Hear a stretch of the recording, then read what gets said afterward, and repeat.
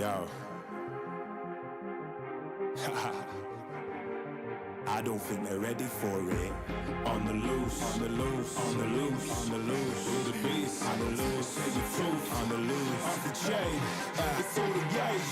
Yeah, getting wild, yeah, we out the cage. It's getting wild out here. One by one, we watch them all falling. It's getting wild out here, but I'ma be the last one standing. You can't stop what's begun. You can't stop a revolution. Come in, come in. It's getting wild out here.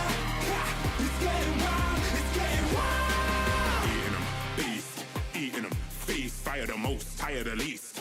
See them admitting defeat, and they so useless. I'm so ruthless. New phone, who this? Give no reply to excuses. Got no bite, man, a toothless. Living a lie and the truth is, got this power, bringing it. Play my anthem, singing it. Every mountain, ringing it high. I soar, I rise, reborn. Strapped, I'm back like never before. Taking my final form.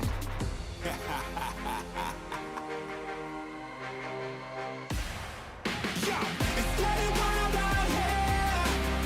One by one, we watch them all falling. It's getting wild out here, but I'ma be the last one standing. You can't stop what's begun. You can't stop a revolution. It's coming, coming. It's getting wild out here.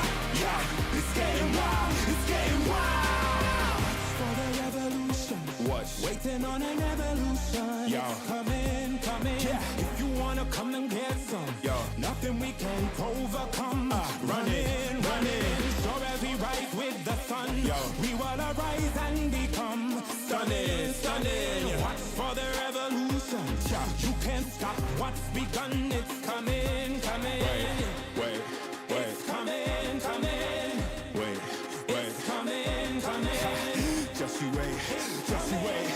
Yo, yo, yo, yo, yo. It's getting wild out here. Getting wild. One by one, we watch them all falling. It's getting wild out here. Yo. But I'ma be the last one standing. You can't stop what's begun. You can't stop a revolution. Come in, come in. It's getting wild out here. Yeah, it's getting wild. It's getting wild.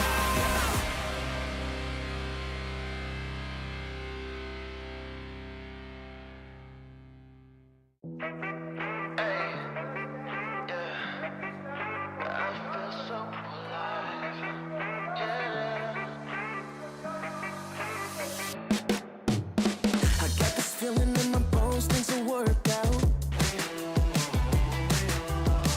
Nothing's gonna keep me back or turn me around. Hey.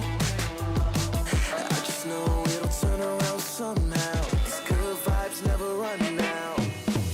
'Cause I'm feeling alive. 'Cause I'm feeling alive.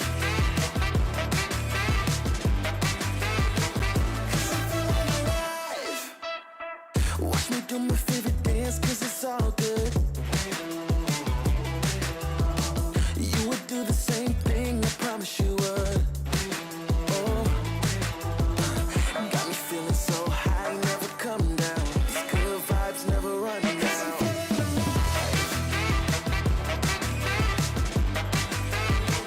'Cause I'm feeling alive. 'Cause I'm feeling alive. And they can't take my shine. This feeling is one of a kind. It's the best day of my life. 'Cause I'm feeling alive. And there's nothing you can do. I'm feeling brand new. And even when I'm down, I'm still cool. There's no way I can lose. I feel invincible. That's just what I choose. Yeah, feeling good's the choice. Now scream it out with your voice. Yeah, my time has arrived, 'cause I'm feeling so alive.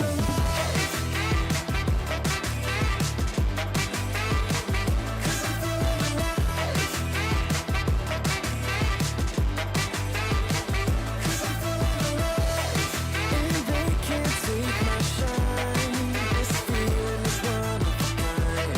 It's the best day of my life. 'Cause I'm feeling alive.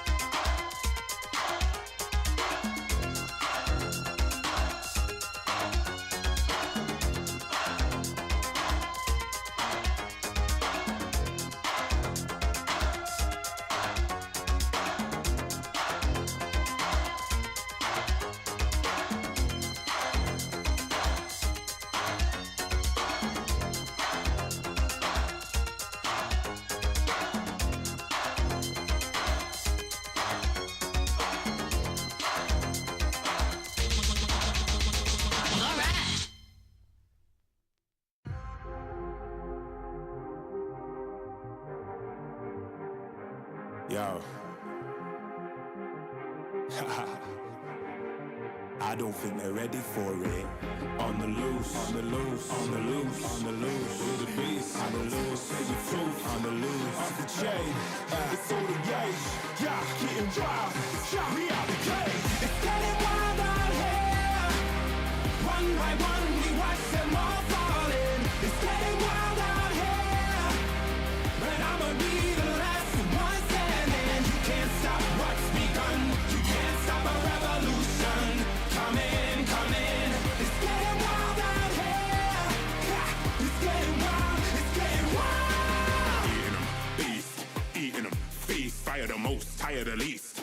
See them admitting defeat, and they so useless. I'm so ruthless. New phone, who this? Give no reply to excuses.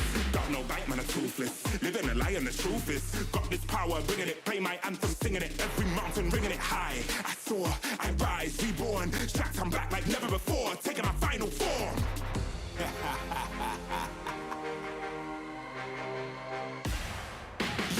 It's getting wild out here.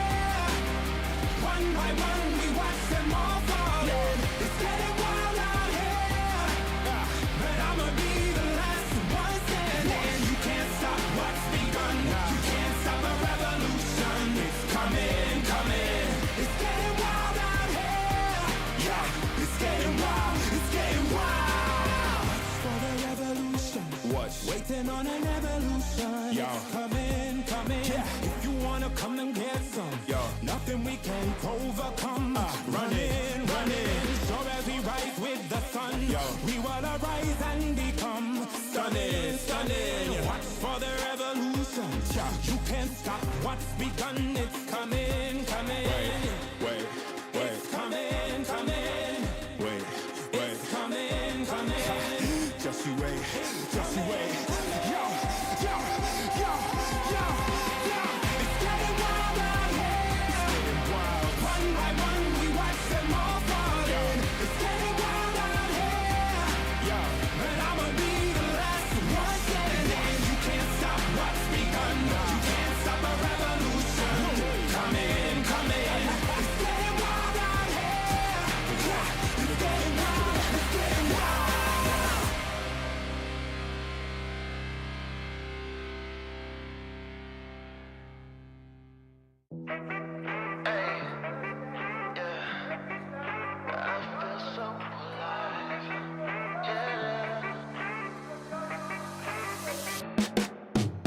I got this feeling in my bones, things will work out. Nothing's gonna keep me back or turn me around. Hey. I just know it'll turn around somehow. These good vibes never run out. 'Cause I'm feeling alive. 'Cause I'm feeling alive. 'Cause I'm feeling alive. Watch me do my favorite dance, 'cause it's all good. You would do the same thing, I promise you would. Oh, got me feeling so high, never come down. These good vibes never run out. 'Cause I'm feeling alive. 'Cause I'm feeling alive. 'Cause I'm feeling alive. And they can't take my shine. This feeling is one of a kind. It's the best day of my life. 'Cause I'm feeling alive. And there's nothing you can do. I'm feeling brand new. And even when I'm down, I'm still cool. There's no way I can lose. I feel invincible. That's just what I choose. Yeah, feeling good's the choice. Now scream it out with your voice. Yeah, my time has arrived, 'cause I'm feeling so alive.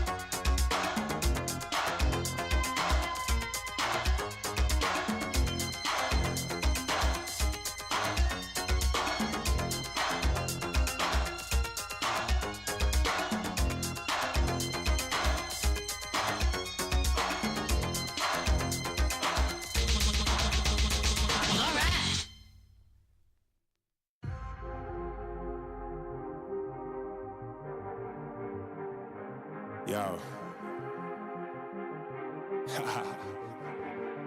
I don't think they're ready for it. On the loose, on the loose, on the loose, on the loose. With the beast, on the loose, say the truth, on the loose. Off the chain, it's all the gauge. Yeah, getting wild, shout me out the cage. It's getting wild out here. One by one, we watch them all falling. It's getting wild out here. But I'ma be the last one standing. You can't stop what's begun. You can't stop a revolution. Come in, come in. It's getting wild out here. Yeah, it's getting wild, it's getting wild. Eating them, feast, fire the most, tire the least. See them admitting defeat, and they so useless. I'm so ruthless. New phone, who this? Give no reply to excuses.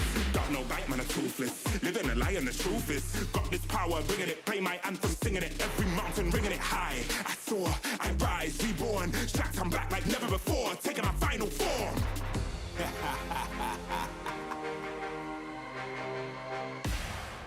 Yo, it's getting wild out here. One by one, we watch them all falling. It's getting wild out here. But I'ma be the last one standing. You can't stop what's begun. You can't stop a revolution. It's coming, coming. It's getting wild out here. Yeah, it's getting wild. It's getting wild. For the revolution. Watch. Waiting on an evolution. Yo. It's coming, coming. Yeah. If you wanna come and get some, Yo. nothing we can't overcome. Running, running, sure as we rise with the sun. Yo. We will arise and become stunning, stunning. Watch for the revolution. Like one. Can't stop what's begun. It's coming, coming. Wait, wait, Coming, coming. Oh. wait. 6, 5, finish him.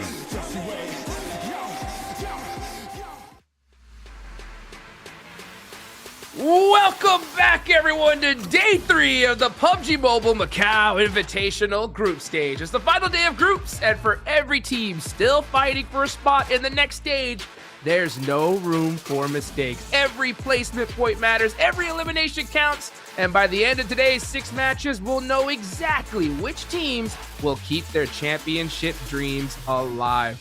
I'm Hot Jukes, joined by Maxman. Let's get the action underway. Oh, I can't wait to see who's going to be securing some good old chicken dinner today, Hot Jukes, in PMMI Group Stage Day number 3.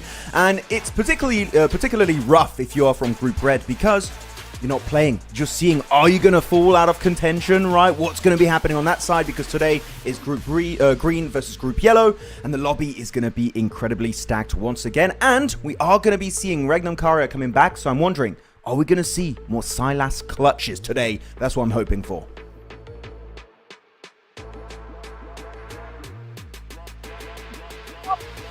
Thing they possibly can to get to that grand finals coming around the corner here. And you guys can take a look.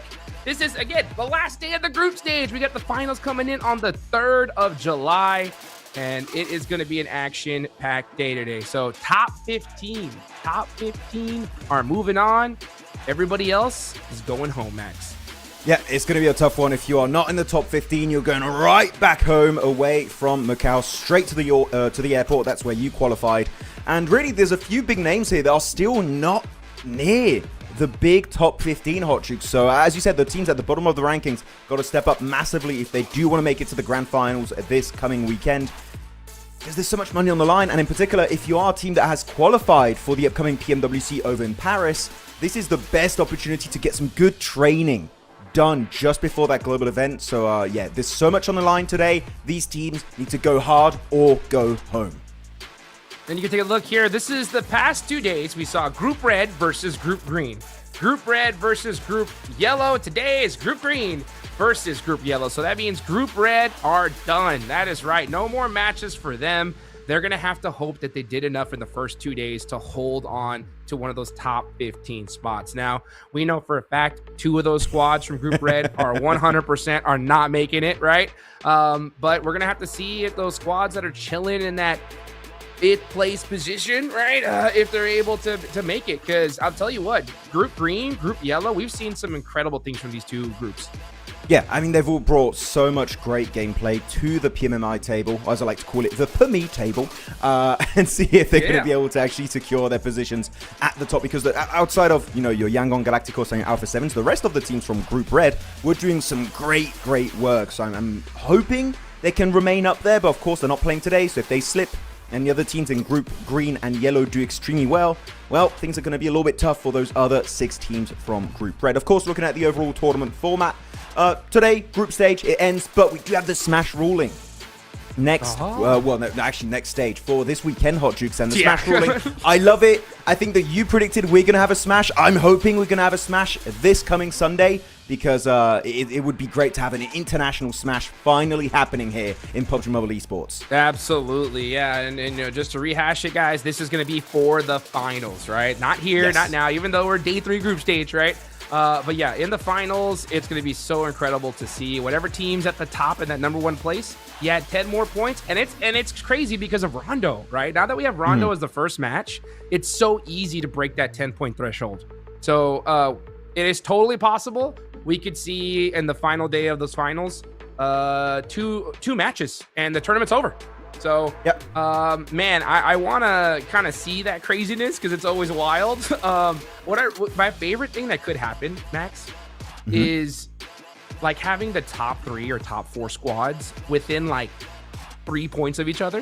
You know what I'm saying? And then go into that Rondo, all of them break the Smash rule, and then you can have like 3 or 4 squads that could win it. That would be wild.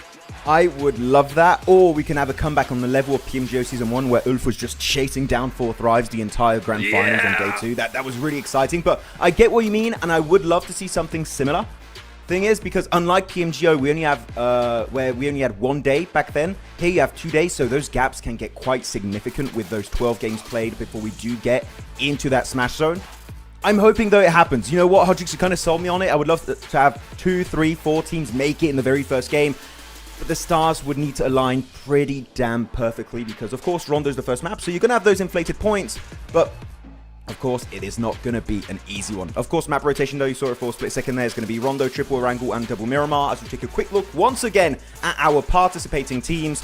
All gamers watching this mayhem unfold right in front of them. They are loving it so far. But yeah, Group Red, they're done for today. We're going to have to look at the leaderboards, and I have a little bit of a game I want to play with you, Hot Jukes, before when we are on the leaderboards. I'm not going to go there yet. But man, Group Green, FURIA did so good. Al Ula were #1 ranked team after day 1 of the group stage. I want to see Al Ula bring that similar heat on this 3rd day. Yeah, I mean, they're going to be hunting down that #1 spot, and they're going to have to take it away from S2G, which is not going to be an easy case, because they absolutely popped off. We're going to see them in the finals 100%. We talked about it a little bit yesterday, Max, about All Gamers, right? They're heading straight to the finals here, so they have been just watching, studying all these teams. That's going to be a little bit of an advantage for them, the fact that they are going to have so much data on these squads going into those finals. But the downside is they're not practicing against these teams like these teams are, right? Yeah, especially for a Chinese team, you want to have a bit more global exposure before playing. I'm sure they wish they could play and still have the grand final slot, right? But you can't have both. You got to have one. And in this case, they're going straight to the grand finals, which of course has some inflated prize pool, so you want to try and make it there. But I think I would take that though out of the two. Yeah, I would agree. Personally. You know what? The money is quite decent here at PMMI, so I'm sure they're going to be happy about their winnings at the end of the day. But any teams here from Group Green that you're particularly excited to see play here, Hot Jukes, out of these 8 I mean, teams? almost all of them, to be honest with you. But I want you to got to pick one. Give me one. Do one? Dude, there's no way. Yeah, I can't. I mean, Bigatron, I want to see go crazy. Aurora, obviously, is another one. Alula showed us something incredible on their first day. I want to see what the Saudi team can really do here. FURIA as well, looking so great.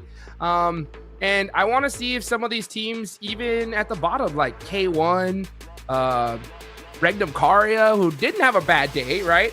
I want to see them just bring something back here. But, you know, we can only have the top 15 teams, Max. I know I'm talking a little bit. I almost mentioned every single squad, but it is true, man. I mean, I think this whole lineup of teams is just incredible. So, Hodrix, pick one team. Wolves, Alpha 7, LGD, TIANBA, RQ, Yangon Galactic. It just says every single one. But no, I'm particularly excited for Regnum, as I said, Silas. Give this man a P90, please. He will do so much good for his team, for Regnum Kara, that currently are standing in 19th position, just behind the likes of Weibo, Ulf, Thunder Talk, that are going to be playing today. So, he needs to get some good points on board. Not just him, of course. I want to see the entire bloody roster bring some points on the line today. Of course, looking at the map rotation, as I said earlier, Rondo, Triple Wrangle, and Double Miramar. But I really want to get into the leaderboards right now because it's going to get really close. And if you guys did watch the first 2 days here of PMMI, we might be missing out on 2 global champions of 2025 in Yangon Galacticos and Alpha 7. Well, it's not even might. It's like 99.99999% chance to happen. 9999999, yeah. But what an upset that you would have told me that would happen before this tournament started. I would not believe you, and yet it's happening, especially for Alpha 7 once again, back to back. Yeah, you were kind of talking about that we were going to see some memes on social media, and I don't know if you've been checking it, Max, but I have. there already been some posts, you know, and it's just so crazy to see. All right, such a ridiculously good squad not making it into those finals once again. But let's take a look at the overall rankings. This is what we really have to break down here, folks. So you could take a look. 12 matches played, and that is going to be from the top 6 teams, which is very obvious, right? Because, I mean, they played 6 more matches than everybody else. But you look at the Wolves in 6th place, Max. They have 60 points. That is 2 points behind Influence Rage, who have only played 6 matches, okay? So this leaderboards are going to shake up immediately here. You got Alula looking great there in 8th place as well. And we're just going to have to see, right? All those teams in Group Red that are here in the top 6 are just going to be biting their nails, hoping that they can hang on. And I am wondering, are we going to see Influence Rage or maybe Alula or other teams from Group Green and Group Yellow being able to overtake S2G, right? 103 points. If you double the points of Influence Rage, they would be number 1, right? Sure. 116 points. So I want to see Influence Rage just throw everything in the bloody kitchen sink here in these games to hopefully become your group stage champions. Alula too. I'm hoping what we saw on the opening day was not just a flash in the pan, just a one-time good performance, a one-hit wonder. I want to see Al-Ula put MENA back on the map once again today because, man, oh man, that was so impressive on their opening day, especially looking at Claws, right? I feel like that was a player that you mentioned, Hodrix, that stood out to you a little bit. And if he brings out a similar caliber of play here, I would be insanely excited. But where we really need to start paying attention to here, Hodrix, is going to be our second page. And this is going to be the game I want to play when it does transition. I thought I was going to start talking and manifest it. There we go. Bow. I want to ask you a question here. And chat, feel free to jump in if you want to play this too. How many games are Alpha 7 and Yangon Galacticos going to survive in the top 15? For Alpha 7, I'm predicting is going to be 1 game, and UF is going to take them down. Yangon, I think they're going to survive 2 games. What do you think? I think 0 games. I think they were done yesterday. Literally, 100%. There's 0% chance, folks. It would be a Christmas miracle if one of these teams makes it in, all right? And I'm talking, we're in July, okay? It ain't happening. It's hot outside, all right? So it's super unfortunate that we ain't gonna see him here, but I mean, it would take almost the entire lobby, half the lobby, doing 0 today. 0. Mm-hmm. Well, you said it's unfortunate. I think it's quite fortunate because that means that our finals lobby is going to be way better. Because I'm sorry to be harsh here, they did not play good. Especially A7, the way they were going for these pushes, they were going for these weird player rotations too. Right, Nuth going in, replacing at one point I think is Guizao. On day one, it was the side of Carrillo. Really odd stuff happening here, but the second page is done. Third page is now on our screens. And really, so many big names. Thundertalk, Weibo, Regnum, KRX, Nigma Galaxy. And all these teams we would expect, even Ulf, right, they're not yet in top 15. We need to see Hotjukes, them jump up in top 15. But I'm going to say, there's not enough points here for all these massive squads to make it. So it's going to be tooth and nail here on day 3 of the PMMI group stage. All right. Yeah, I mean, you're totally, I mean, yeah, all right. Let's get it. I mean, you're right. It's tough to see for if you're a fan of those two squads, obviously, right? And and also, you know, not seeing two previously championship squads make it.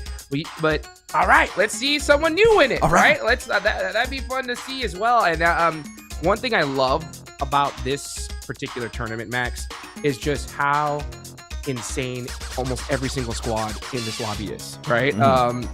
Even if those two squads don't make it, it's correct. Like, we're gonna see an incredible finals, right? And I want to see an incredible rondo here. This first match is gonna really set the tone. One team that I'm gonna have a question mark for this one, Max, it's gonna be Alula, right? Because they won the first rondo yesterday in tremendous fashion. Well, if you guys day one. didn't watch day one. Yeah. Day one, yeah. So when it comes to Alula, when they won that rondo, that just propelled them for the entire rest of the day, okay? My question mark for them is going to be, if they have a rough rondo, can they still continue that dominance or bring it back afterwards, right? We'll see. We'll see. I think this rondo is going to really set the pace for so many of these squads. Yeah, always, right? With the inflated points because of the recall towers, they're definitely going to be doing really well. By the way, I do want to bring up a topic before we do get in the first rondo. I looked at the chat for like the corner of my eye for a split second. Everyone's talking about check out Doc's story. And I checked out Doc's story, and it's a screenshot of the game where Doc got 26 eliminations and Top got also 26. What? Okay, that feels more like a TDM to me. Everyone is like, guys, Doc is ready. They're not going to drop a 26 elimination bomb in these games, okay? So we need to bring it down, Hotjukes, to a more realistic fashion, because there's no way we're seeing that happening in these games. No way, homie. Oh my gosh. We saw that Silas crazy, squad wipe on day one. I'm sorry, BTR. Yeah. And I screamed so loud that I heard the video back, and my voice was clipping, right? If they get that many eliminations, we're going to see a repeat of that. I'm going to have to stand so far back away from my mic because it's going to be absolutely wild. I mean, let's be real. If it could happen, I would not be shocked if it's those two guys, Max, right? But it's always hype to see these guys just locked in, ready to go on the last day. And it's also really good to see AURORA not waiting to the last day to put some points on the board. They're set up pretty good here, and have a big favorite going into the finals. Yeah, I mean, they're in 9th position, right? Tied up with the likes of Bigatron, so I feel like they're going to make it very easily. Actually, no, they even tied with the likes of E-Arena. It's 49 points for BTR, AURORA, and E-Arena. Come on, man. I mean, they should be, unless we see, again, a 0-point day, which I don't expect from a team like this, even when Doc is trolling and can still get like 2-3 eliminations a game. I'm still hopeful they're going to be making it here because I'm not going to lie, I've been somewhat disappointed by AURORA so far this year, except for PMGO EECA, but the caliber of the lobby is way lower compared to an international lobby. I need to see them just dominate. Maybe not today. No, today they can take it chill, but in the grand finals, I need to see a massive pop-off, Hotjukes, if I want to have hope for this roster to win a PMWC, win a PMGC, because as of right now, I'm on the fence, and I think the best player actually on the team is Reefus, that's just been so consistent. Doc, Ziol had a good time actually on their opening day, but I need to see the rest of the team step up alongside Reefus, that's just having an amazing year so far. Yeah, I want to see what happens in Rondo too. Are we going to see a crazy drop on the top like we saw in PMGO? But they swapped it, right? I believe it was Doc that was the recall That's player. True. That's true. They did that. And Doc should usually handle himself when he's on his lonesome, right? So we'll see how it works out for them when it comes to Rondo. But, you know, these points, there's majority of these squads did so well on their first day that they're, as long as they have a half decent day, they should be able to lock it in. The one team out of Group Red I'm worried for, I mean, I think Wolves are probably not going to make it. Okay. This is just my guess, right, guys? I mean, I don't know. We'll see how today goes. But I think Wolves, their chance is low. I think D+ are going to be that team that's right on the line. I think it's going to be so close for them. But the best thing that could happen for both these squads today, Max, at least in my opinion, is if we have a crazy points crunch here, right? Yeah. One team that just soaks up all the points that it really gives those two squads a chance. Yeah, like Influence Rage, Al Ula, BTR, Aurora, E-Arena, if those teams do a bit of a point sponge effect, which is what you're talking about, then maybe the point threshold is going to be way lower to be in the top 15, and that makes it really feasible for Wolves, D+, to just remain in those top slots. I agree. I feel like that would be an extreme case scenario that could really favor some of these teams from Group Red that are not playing today. But it still sucks when you're Group Red because your fate is not in your own hands anymore. It's just you're hoping some teams are good and you're hoping other teams that just completely suck on today's 6 games. So it's not great when your fate is in the hands of your competition. But really, out of the bottom teams, though, not in the top 15 here, Hot Jukes. Okay. Big question for me. Which is the one team that you're like, these guys, they're going to be in the top 15, they're going to dominate. No way, Jose, do they not reach the grand finals. Not in the top 15? Yeah, there's not in the top 15 currently, like Thunder Talk, Ulf, and everyone down below. I think we're going to see Weibo make it. I think I liked their play style, believe it or not. They have 36 points, right? Okay. But I love the fact that they were full committing pushes as a team. So a lot of them didn't work out yesterday. That's why I think they had 36 points. But it's a 50-50, right? If they full send that crash, they get an initial knock, they win that fight, they're dominating, right? I see a lot of teams when it comes to hectic decisions, they're so indecisive. They kind of just push out to the worst spot and play things slower, and that almost never works, right? Sometimes you have to take that gamble and just make that full push. Weibo was taking those gambles, I think, a little earlier than I would like, right? But I still think that they have a big chance of making it. I think Regnum Karya does. K1, big question mark for me, Max. I didn't see enough for sure from them. But who knows? What do you think? So wait, your pick is Weibo, yeah? Because then you started going on other teams. Weibo's your choice. Yeah. Okay, cool. Yeah. I'm going to go for the side of Ulf. I feel like Ulf, they had a slower opening day. They're going to come out. They're going to pop off. They're like, what, literally 1 point away alongside Thunder Talk from Alpha 7. They're just at the door of the PMMI Grand Finals. For me, there's no doubt we're going to see that team make it to the finals. So yeah, Ulf for me, especially with how they played and did one of the biggest comebacks ever during the PMGO Season 1 Grand Finals on day 2, catching up to the likes of Fourth Rise. I feel like this team just can win a global trophy, right? They got second place twice in a row. Hot Tricks, unfortunately, they got second place in PMGC last year in Thailand, and now they got itself a second place in Jakarta for PMGO Season 1. You know they're hungry. They want not that silver medal, they want the gold, and they might try and make it happen here in PMMI. Yeah, I would love to see them do it. I love how we picked basically the 16th and 17th place teams, you know? and it makes sense because, I mean, they're two great rosters, great squads that just had a okay, you know, first day. Not a bad one at all. But you know what? We're getting ready for day number 3, the final day. The second day all these teams get a chance to play here. 6 matches to go. And these players are on the plane getting locked and loaded for some Rondo action. Oh, never mind. They're not on the plane. They're out it. They are flying. We can see this plane path here. And one thing I could just notice right off the rip, Max, is GOAT again avoiding a hot drop when they've only had 10 points on day 1. I don't know if I like that. I would like them to get involved. Just go for your typical 3-1 split, right? Setting on the hot drop, going into test track, Neox, or even going to Yulin if you really want to get into the mad hot drop, because that's the main big one. But no, they're not going to get involved in that conversation. And I can always imagine Moxie just shedding a tear at the start of Rondo because there's no hovercrafts on Rondo. And he just loves that vehicle. He just doesn't have it on this map. Maybe that's why he's just trying to recover mentally from the lack of hovercrafts. Here we go, though, with the plane path. Look, oh my goodness, so many teams going on to Yulin. This is a new record for this event. I don't know, it feels like it. You're going to have KSG, Nongshim Red Force. You're going to have the side of Aurora. And actually, as I'm talking about Aurora, I don't see a 3-1 split. Are they going to go for the recall strat? I don't think so. Oh my gosh, look how many squads are over here. You got Regnum Karya, Ezel. First blood there from Coops, getting shot in the back. Too many angles to cover here. And he's like, why?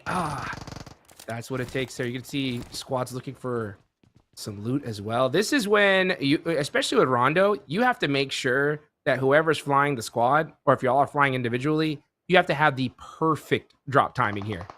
Yeah, you got to be very cautious here of how you're going to be pulling it out. Especially, they're all going to test track itself. They're not going for Neox area. Most of the players are going to be on the western side, so trying to maybe avoid that area. They didn't want to go for too big of a stretch in the parachute. Oh, Silas camping the angle into Narvalo with a JS9. That's an instant punish play. Still, it might not be the end of the line. They could still go for the recall later on. But Silas, we saw his clutches the other day with a P90. He's going to try and repeat it here with another weapon. He's going to be the JS9 specific weapon on Rondo. And Silas is just too damn good. Takes him down once again. That's the end for Satan. Enigma Galaxy getting swept under the rug. Silas is just built different here in PMMI. 1v2 there. Oh, Coops out in the open!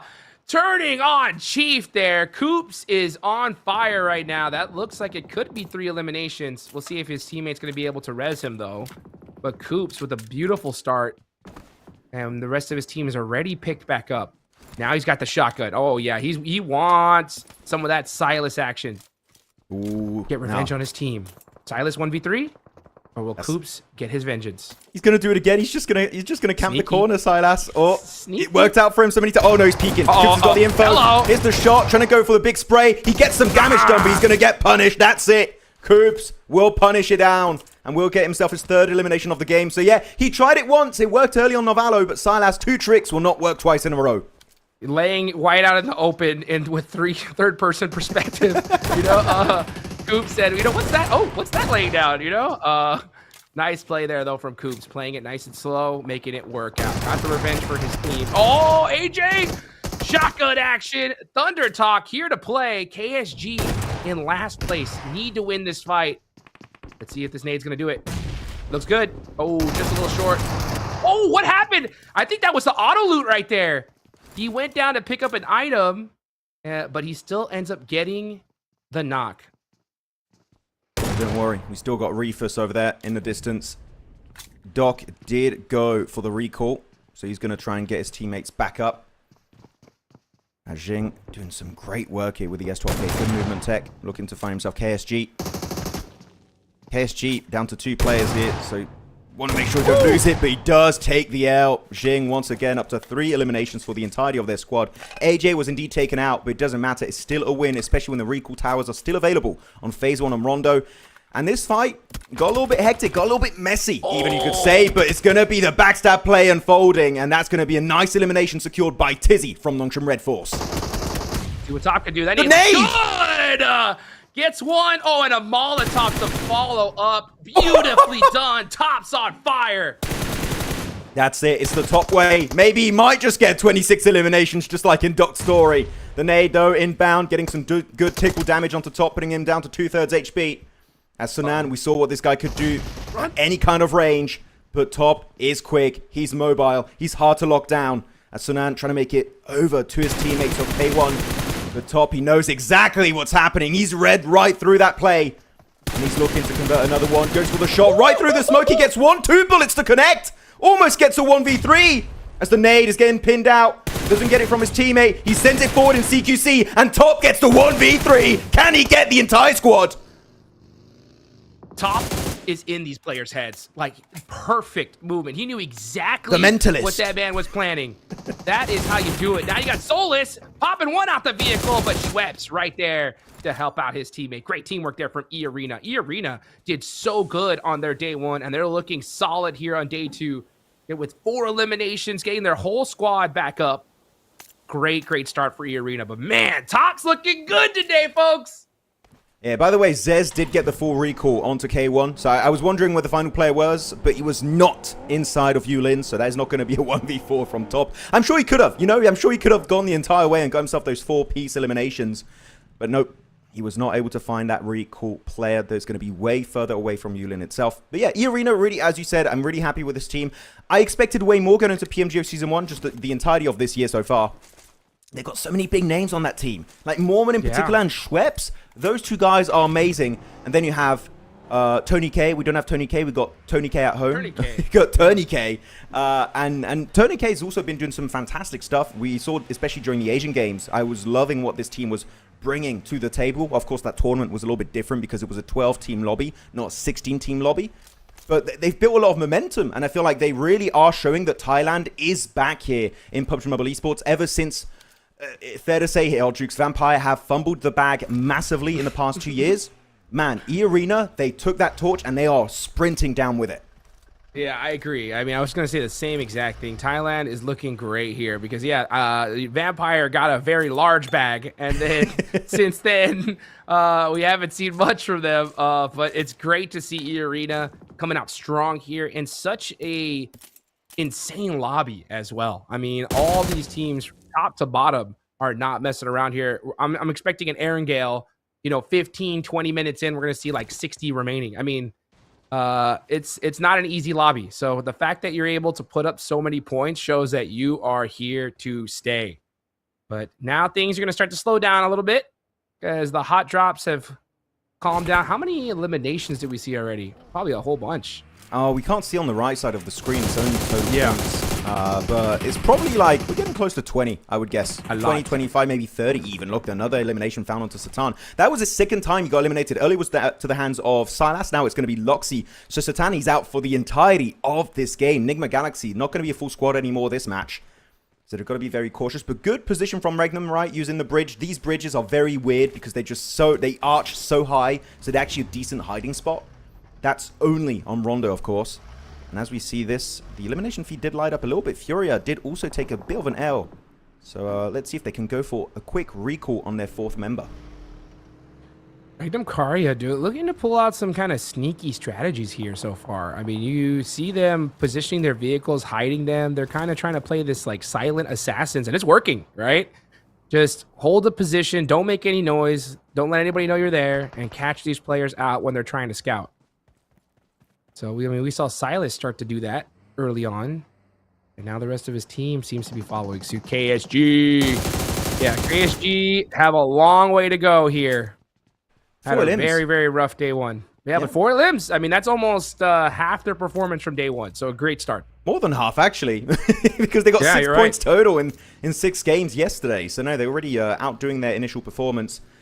It would need so much more, though, for them to qualify, right? You would need to hit pretty consistently 10 points per game, if not more. I'd love to see like a 12 if you want to comfortably make in top 15. With the Kalibov gameplay we saw on their opening day, I'm really not expecting it. This is the team that would need to completely upset all expectations today if they do want to reach the PMMI finals. I just don't see it happening, though. What I do see happening is Rauf exploding his vehicle in his own face. Not sure how that went down, but fair to say, that's not what you want to do. That's not how you play the game. No, I mean, that was sometimes towards the end game you want to blow up that vehicle, but knocking yourself while doing it is usually not a good idea, especially early game. But who knows, right? We've seen crazier strategies yesterday, Max. We did see some. Yesterday was such a weird day, Jukes. Yesterday the circles were like, you know what? Screw you guys. I hate everyone. Bomb on the bridge. Okay, thank you. He's like, all right, all right. That's what all the players were saying once they saw this zone. Like, I guess we're just gonna have to figure it out. Razy with the. What's going on? What is happening? I don't know, man. Alula looking to repeat their first day's rondo. Catching Schweppes out of the open, gets the thirst as well. But I believe that's Schweppes' first time eliminated. Should be able to get a res on him. I believe so, yeah. Yeah, meanwhile, every team is just right now just trying to find a good central position in this next circle and waiting for it to pop. It's still so early. I love Rondo. I love starting with Rondo because it's just so hectic off the rip. Yeah, it's like insane hot drops, then it calms down, fizzles out a little bit, and then it picks back up later on when you get to around circle 4 or 5. But, be careful here. Weibo going to get really close to the influence rate Brazilian compound. Yeah, loses 1 tire. It's a buggy, though. Can still maintain some control if it's the back tire. When it's the front tire, then it gets a little bit more dicey to maintain control of that beast. But no, Influence Rage will be good to go. Not a big fan of this compound, actually, because if teams are positioned all around you, it's really hard to go for a quick exit. It reminds me of the compound next to Alamo on Erangel. It's also hard to hide your cars properly. So Influence Rage, I hope that if they have to rotate, they can do it very quickly as to not get punished. As Weibo, though, going into another compound, but this time it's going to be Enigma Galaxy, which we know as a fact here, Hot Jukes, do not have a full squad. Here, it's Koops and Novalo. Novalo holding the angle. Oh, he got caught. They found him. Yeah, now he's going to back off. That sneaky play not working out. I love, like, when any team crashes a spot like this, the paranoia is like at an all-time high. Every single angle, you just got to kind of wait. You can't just run into a building blindly. So I like the fact that, you know, Enigma Galaxy are just backing off here. Just, yeah, they know where you're at. The element of surprise is gone. Just share this compound. That's it. I mean, Narvalo, good response, right? Smoke road over the side, making sure you avoid that confrontation with the likes of Weibo is the way to do it when you don't have the numbers to back a play like this. So this time, yeah, even going for the vehicle here on the Roadster. And just trying to get the hell out of dodge. For Navalo, got to be careful. Oh yeah, if he goes on the left there, that could have been a really good angle for Sook. With the AUG and JS9 Wombo combo. But things, as you said right now, slowed down quite a bit.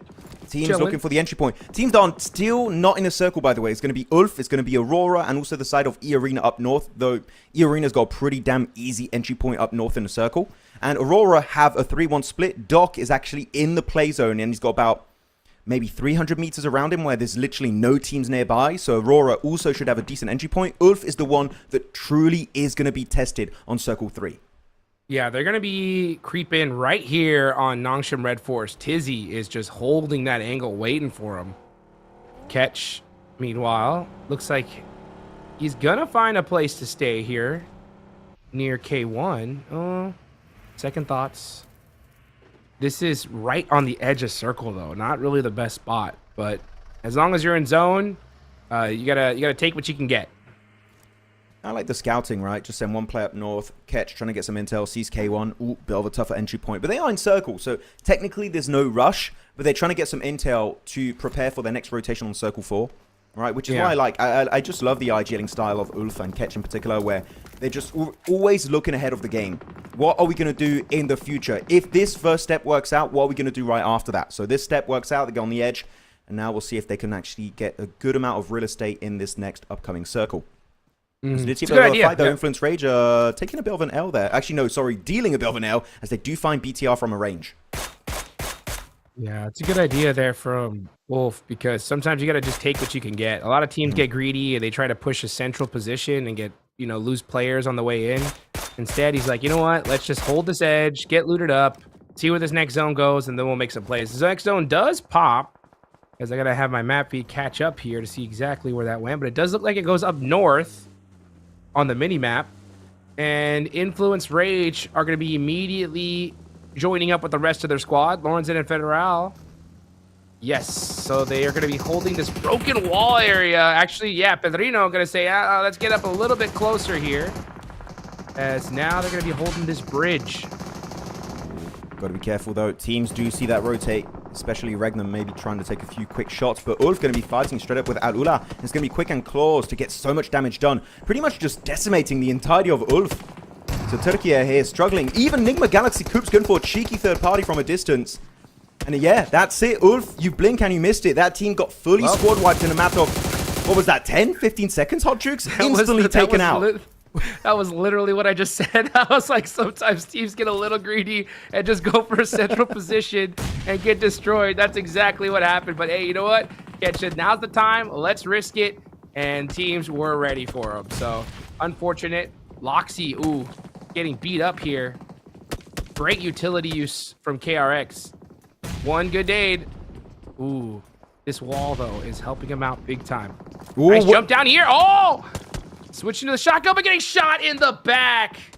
Not able to put in the work that he wanted to. Yeah, I mean, I like the idea of trying to go on the roof, but the thing is, in that position, you've got so many teams looking in your direction. Enigma Galaxy, you got Regnum, you got Weibo, you got Alula. Any position you think is safe when you're surrounded by so many squads, it's just not going to work out, and KRX can take it home for free, pretty much. Hoxie does get one elimination. But Nongshun now going to have to go for their own breach. This circle is just terrible for the side of the Red Force squad. And chances are they're going to have to go for a breach of some kind here, Hot Chooks. And I would say going on to KRX's building would not be a bad option. Because all the options they have to fight regardless. So the better one might just be to go for the one that's closest to you. But they are going to go for a little bit of a wider northern western rotate. As E-Arena now clashing with Thundertalk from China. And Awake just not ready to take that heat. He's trying to get the hell out of there. And he's literally left on a slither of HP trying to make his way back to Jing. That was way too close for comfort. Way too close for comfort is right, man. 1 HP just sneaking away there. E-Arena setting up as a squad. Turney K putting that pressure. 6 eliminations for the team. They're on the north side here in a very dominant position. Meanwhile, Bigatron have been eliminated. That's going to be the team in 15th place out of here. 47 players remain, making that 46. Mormon, look at that. I mean, E-Arena having their way with this north side. FURIA just trying to get away unscathed, but it's not an easy one. Oh, and now Mormon smoking it out, just saying, hey, don't even look in this direction. It's a bit of a banger game for Thailand. Loving the game so far for them. KSG, though, going to have a little bit of a push-up on their location. It's going to be Nongshim Red Force, though they don't commit fully to the building. Meaning they have the perfect angle to just deny that push, that entry point, and get a bunch of eliminations in the process. XZY going to be the sole survivor here for the South Korean team.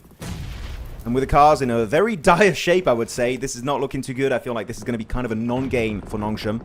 A circle about to shift. Come on, go towards Enigma Galaxy and Weibo. That would be such a great circle. The terrain is so tough and weird to work around, and it does go over there. And keep in mind, over to the eastern side, we still have the presence of Aurora Gaming. Everyone is alive. Doc, Top, Reefus, and Zyol.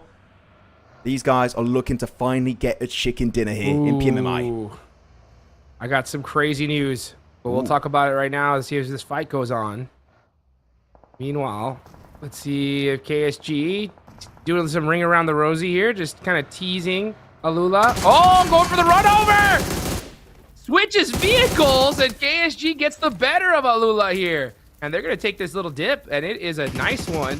Not in the next zone, though. The rest of the team of Alula are going to be moving away from this one.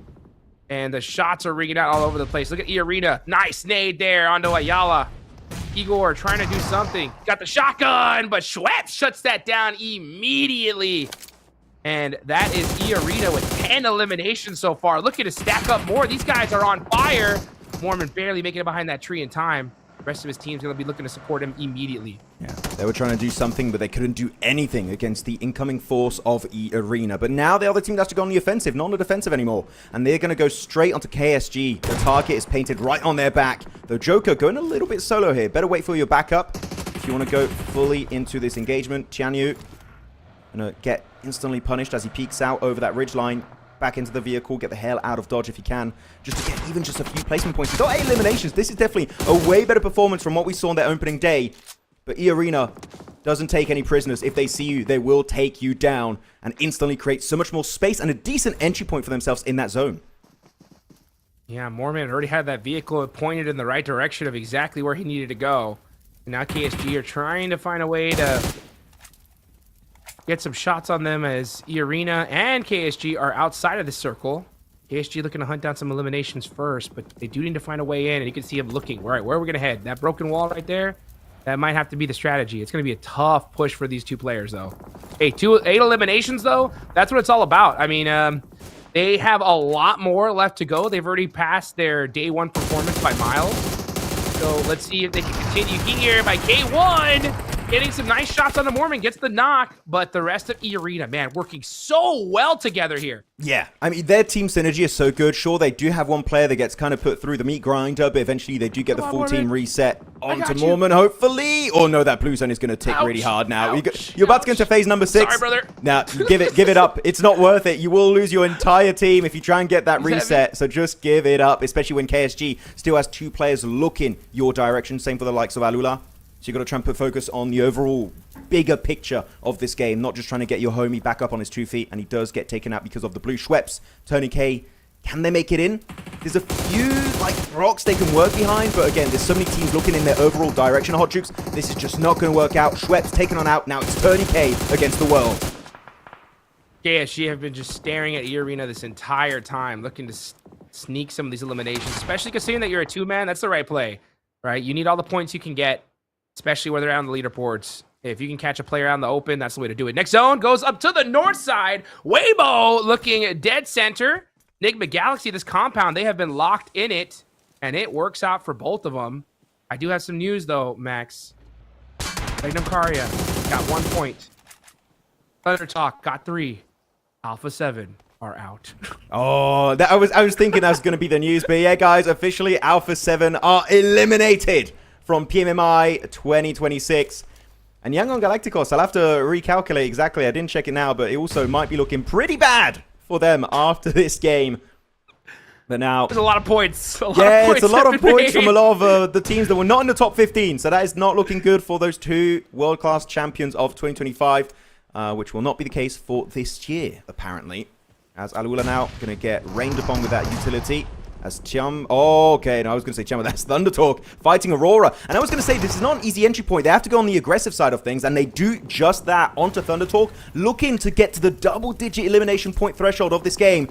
This is the Aurora you just love to see, Hot Jukes, and here, with that kind of momentum, I would not be shocked if they get a 20 elimination bomb here with a chicken dinner on the opening game of today. Oh my gosh, we saw it on social media. These guys were locked in, ready to go, and it is proven true. Quick, absolutely on fire here, and that is it for him. Meanwhile, Lula, nice little peeks there. Yes, sir. Oh, now he's on fire. The Molotovs, the use utility. Yeah, you know what? If you're on fire, jump in the river. He's on fire in the water. Doesn't make any sense.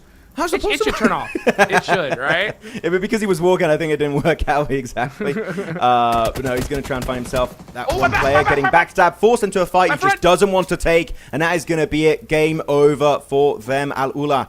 Still going to get a few points this game, making it over to the top 7. So that's still going to be an extra placement point on board. But now it's top 6. This is where the real points can be secured for all of these squads. But Aurora, in particular, they were in 9th position at the start of today. And now they're up in 10th. They're 2 points behind Al-Ula, 3 points behind the likes of Influence Rage and E-Arena. Chances are Aurora could be in the top 5 if they do secure a massive game here on Rondo. They already have. I mean, and now they could just make it a monster game, right? With just a few more teams eliminated. Aurora, I believe in just this game alone, have punched their ticket to the finals officially. So let's see how they're going to be able to continue here. They're looking so strong. They have the entire back against them. Nobody's behind them. So they are set up for this match. The big difficulty is going to see where this next zone is going to go. Oh, nice shot there on the Doc from Bay. And Doc is all by his lonesome. I think they were doing a crazy split. The dockening. Yeah. The dockening. Nah, I get it, right? They're trying to keep their options open with the next circle because they don't know if they're going to stay on the northern side of that roadside or if they have to go back down south of the road.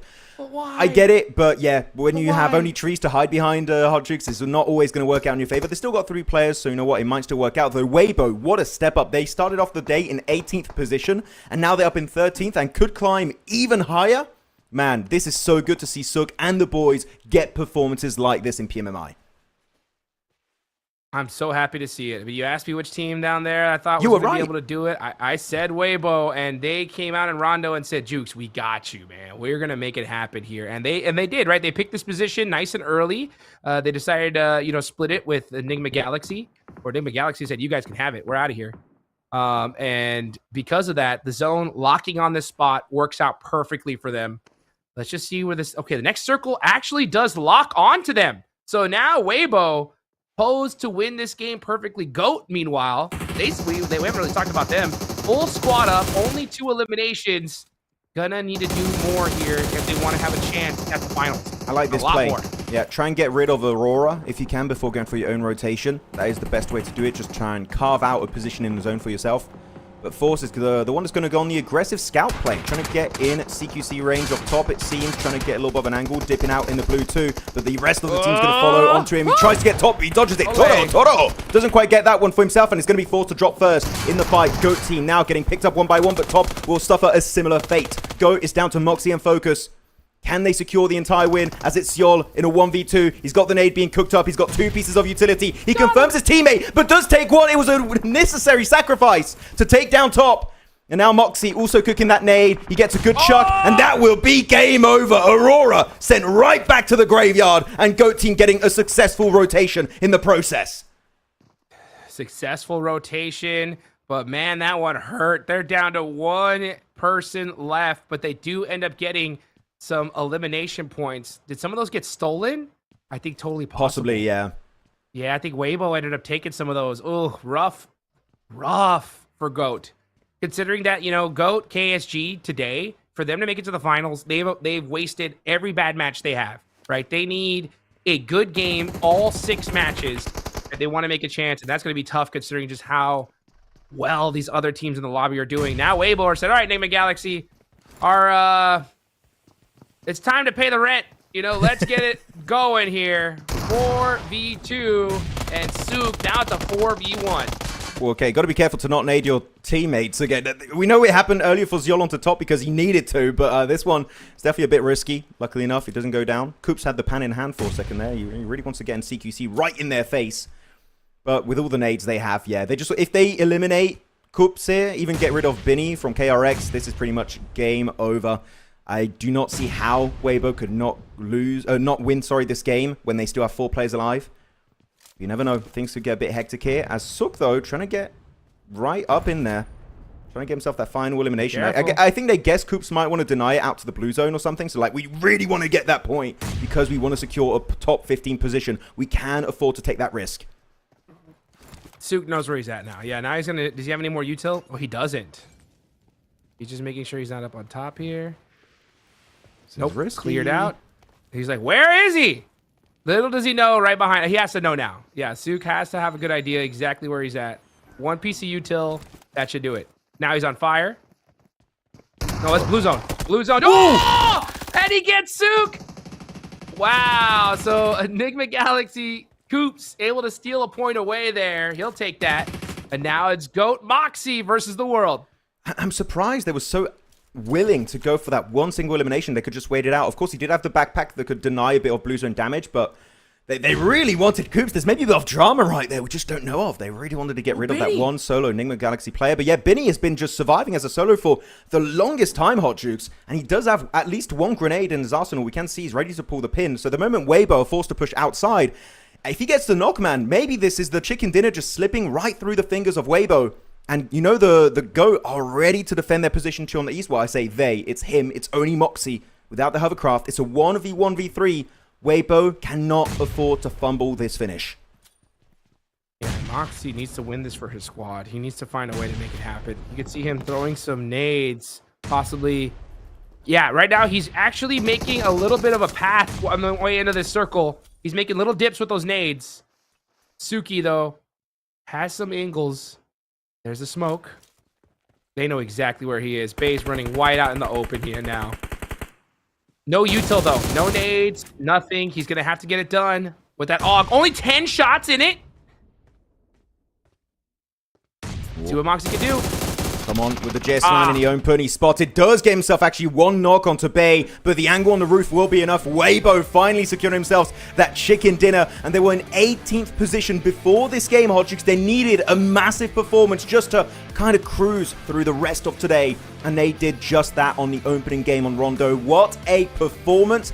And one thing that I would say really secured this game for them, Hot Jukes, is being willing to coexist with the 2 players of Enigma Galaxy, defend that position as basically a 6-man team, and then you're just cruising it out for that chicken dinner. What a game from Weibo. Again, you're reigning champions from last year in PMHI, and they're looking to do it again here in PMMI.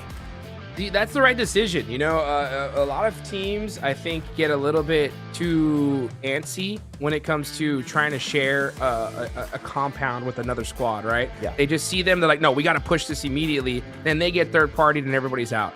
But if you do exactly that, just, hey, you guys take that side, we take this side, we look at this direction, y'all look that way, we'll defend this compound, and then once the final circle happens, we'll fight it out and see who wins, right? That's the right strategy, and Weibo executed that to perfection here. As we look at Bay being the MVP for this match, 5 eliminations, 41% team contribution. This guy popped off. Almost 1,000 damage too. Damn, really impressive start from Weibo. And I really like what Bay was doing. This game, he was not really fully aggro. Like, sure, he got 5 eliminations, so he was definitely being aggressive, but he was finding some very interesting original angles that I just like, oh wow, he's actually can see them from that position, and he just subverts a lot of expectations by doing so. So I'm really happy with the way Bay was playing out these games as we go through the highlights of this game. And Silas really just, it worked out once onto Novalo, and Coops was like, I know your tricks, magician, and he did take him down eventually. So GG's well played there. Oh man, this Darko from top looking so good, man. Showing off the skills. And a great game from Aurora as well, elimination-wise, right? They weren't able to hold off against GOAT there towards the end.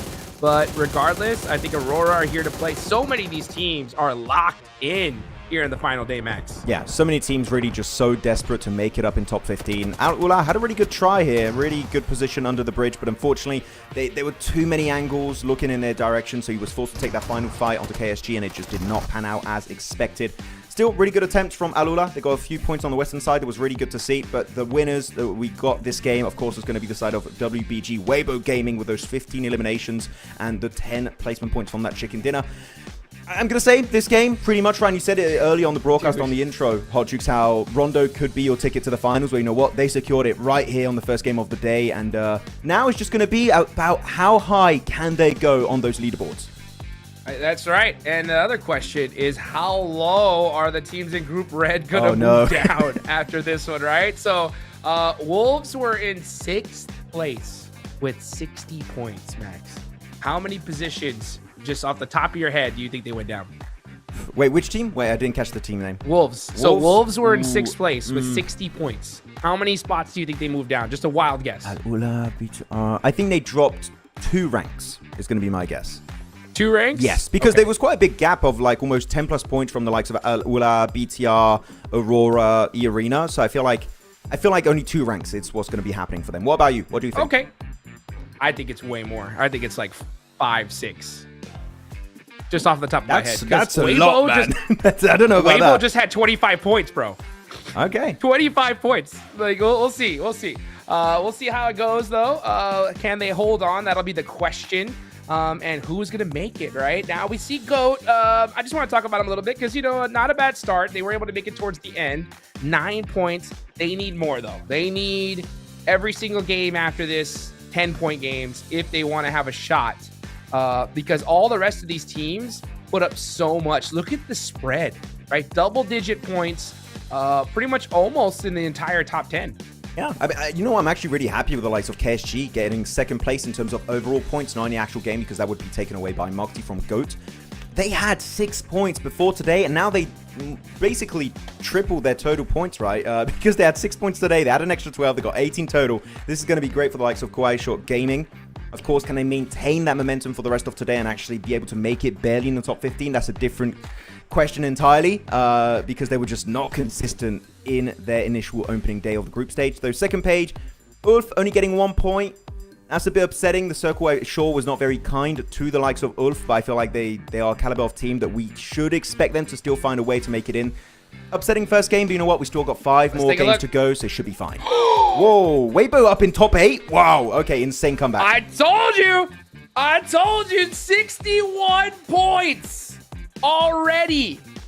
What a jump from Weibo. You got E-Arena now with 60 run. Aurora there with 62.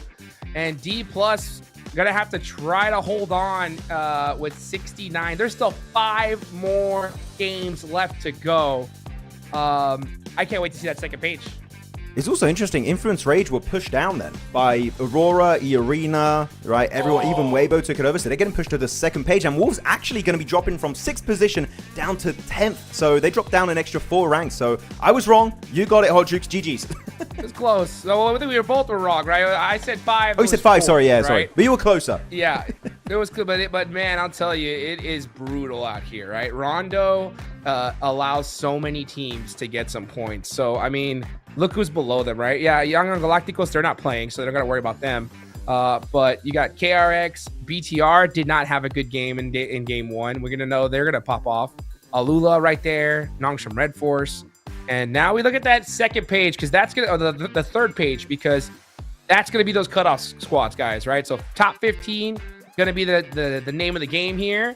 And yeah, we saw some good movement from the rest of these teams.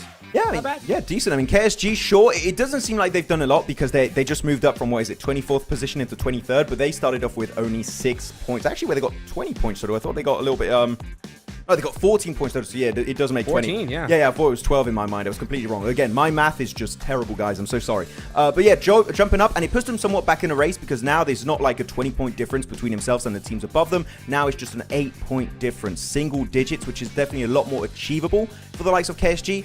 But we know they got to go just so much higher. So KSG, there's a little bit of hope, right? Just a glimmer of hope in the distance. We'll see if they can take it home. Same for K1.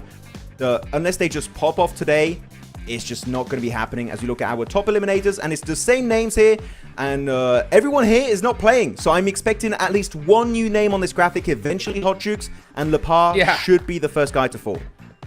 Yeah, it'll take a couple games for that to happen for sure. You know, I'll give KSG their props though, right? I'll give KSG their flowers for sure. I mean, 14 points game one. If you're going to have a strategy, right, to try to make it towards those finals, I mean, perfect execution so far, right? Game one, they've nailed it, but I get where you're going with it, right? They still need to do something similar 5 matches in a row, right? And that is going to be a tall task considering just how insane this lobby is. It's going to take them playing perfectly and a lot of luck as well. Of course. No, it's a game of skill and luck at the same time. That's PUBG Mobile Esports for you. QZZ still going to be up there for TIANBA. Of course, also not playing today as he was part of Group Red.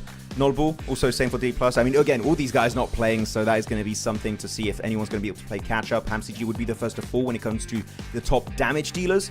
But they've got so much damage in their 12 games, Hodrix. I would not be surprised if the top 4 on those 2 graphics, right, top damage and also top eliminations, just doesn't budge because these guys had just such an insane 2 days of play in this group stage. And if that happens, what an absolute flex, showing that this group stage is their terrain to play on. Well, that's a fact. Hey, you know what? QZZ, he ain't going nowhere. Oh, for sure. That is a fact. Yeah, he's number 1. But you know what, guys? We're going into match number 2. Eric Gale just around the corner. Don't go anywhere. We're going to be right back.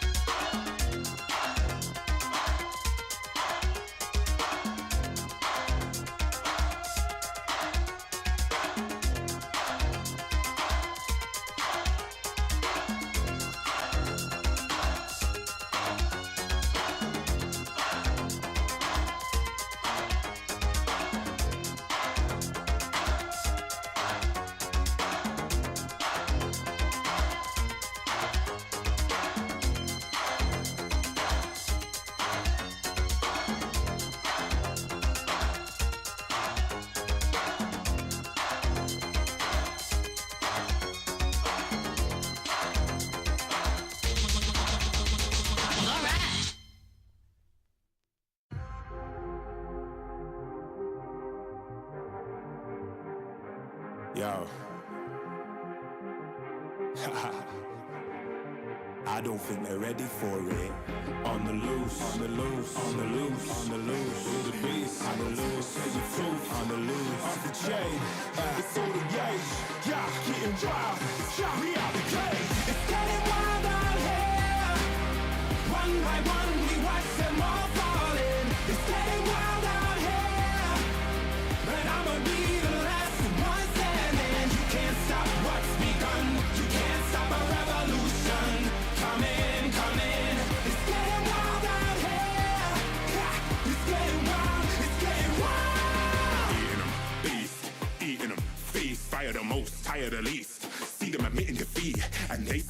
useless. I'm so ruthless. New phone, who this? Give no reply to excuses.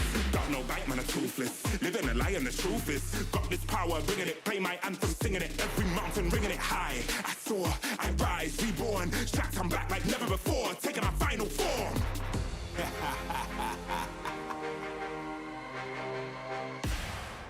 Yo, it's getting wild out here. One by one, we watch them all falling. It's getting wild out here. But I'ma be the last one standing. You can't stop what's begun. You can't stop a revolution. It's coming, coming. It's getting wild out here. Yeah, it's getting wild. It's getting wild. For the revolution. What? Waiting on an evolution. Yo. It's coming, coming. Yeah. If you wanna come and get some, Yo. nothing we can't overcome. Running, running. Sure as we rise with the sun, Yo. we will arise and become stunning, stunning. Watch for the revolution. You can't stop what's begun. It's coming, coming. Wait. It's coming, coming. Wait. It's coming, coming. Just you wait. Just you wait.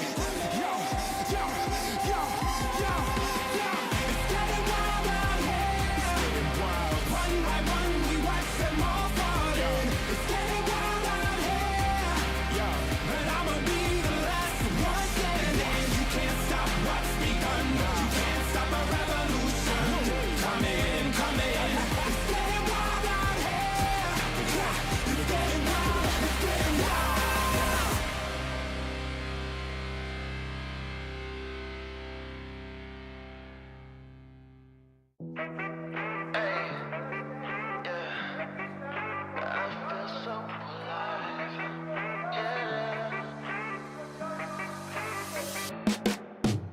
I got this feeling in my bones, things will work out. Nothing's gonna keep me back or turn me around. Hey. I just know it'll turn around somehow. These good vibes never run out. 'Cause I'm feeling alive. 'Cause I'm feeling alive. 'Cause I'm feeling alive. Watch me do my favorite dance, 'cause it's all good. You would do the same thing, I promise you would. Oh, got me feeling so high, never come down. These good vibes never run out.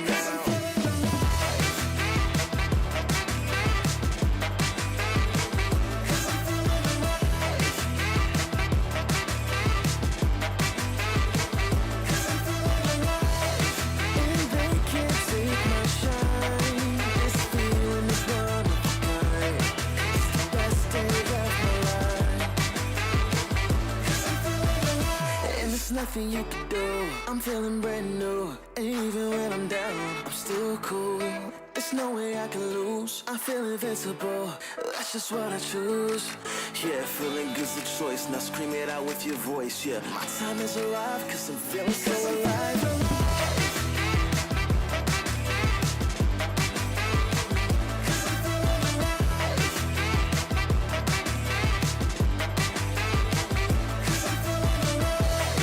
And they can't take my shine. This feeling is one of a kind.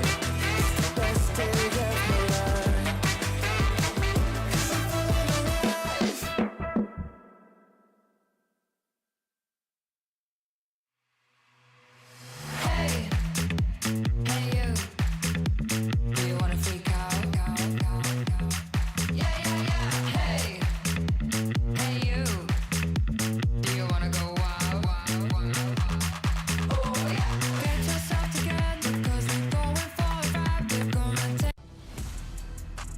Welcome back, everybody, to the PUBG Mobile Macau Invitational. Final day of group stage. I'm Hot Jukes. Next to me is Max Man. Not right next to me, but across the pond on the mic. Man, let's get into some Aaron Gale action. So now things are going to slow down a little bit at the start.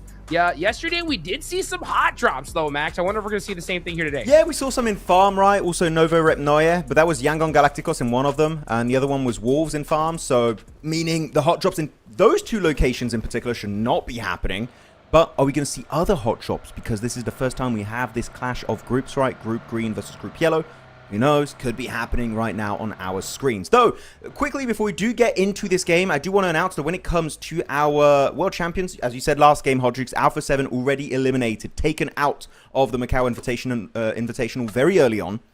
But now Yangon Galacticos will be the next on the chopping block. All we need for Yangon Galacticos to get eliminated is for Thunder Talk Gaming to get 1 point, Nigma Galaxy to get 2 points, and Furia to get 3 points. Any of those teams get just even one decent fight, Hot Jukes, and that is your PMWC champions out of PMMI 2026, which, again, what an insane upset at the start of this year, and it will be happening again right this game. Wild. It's just, you knew it going into today that the odds of it happening were so low, and especially with Rondo, and now it's looking even more dooming for this squad. Doom and gloom. But yeah, doom and gloom. Yeah, trying to think of the safe word to say. It's bad, you know. It's not PG friendly. It's not PG friendly, but it's like, what the heck is going on, you know? But it is what it is, you know. It gives all these other teams an opportunity, right, to become champions and try to hold the title as well, right? Getting there is so difficult. Holding on to it is even more as of late. One thing that I did notice as well before we got into this match, Max, we did have a substitution from Alula. So Yasser is out. Katab is in. So Alula saying, you know what? We didn't have the perfect Rondo we had yesterday. Let's change things up. Interesting. Interesting, yeah. I mean, if they maintain that change, if they don't do an Alpha 7 where they change a player literally for one game, then I'm fine with it. If this is like more of a long-term change. Because as long as they don't get rid of Claw and Quick, I'm cool with it, right? Because those were the two main guys. They were the main reason why they had such a good opening day on day one of the group stage. And I'm glad that they're going to be trying to maintain that lineup. At least that duo. I'm just happy about it. Aurora, though, this is still one of my best changes of this year when it comes to this roster. They're dropping Severny. I am loving it. It was a very northern plane. They don't have to go for the stretch over into military base, which is their typical drop location. And also, there's a bloody loot truck up there. You give it to Ziol. We saw what that man can do with the P90 on Miramar in their opening day. If you give this man another P90, oh boy, we will get a win from these guys eventually today. Come on. Yeah, I mean, absolutely. I mean, that P90 has just been going crazy so far in this tournament, right? We've seen some little shakiness with the shotguns after the nerf, but that P90 is just online. That's for sure. Let's take a look. It is. Yeah, it's just been crazy to watch. Actually, I kind of want to, before we get into any kind of like early rotations, what do you think in this current meta of update 4.4? I haven't checked patch 4.5 beta patch notes or whatever, but what do you think is the best weapon in the game currently? Like all weapons combined, which one is number one? I mean, it's P90, right? Without a doubt. I think so. I mean, it's got enough ammunition, enough fire rate, enough damage to get if you're going to try, the way I just try to just describe what is the best weapon is which is the weapon that you could 1v3, you know, most likely with. And right now it's the P90. It's the most versatile one. It works so good in CQC. It works great from long range. Yeah. What do you think? I do agree that P90 is very good. I'm actually going to go and say it's the MG3.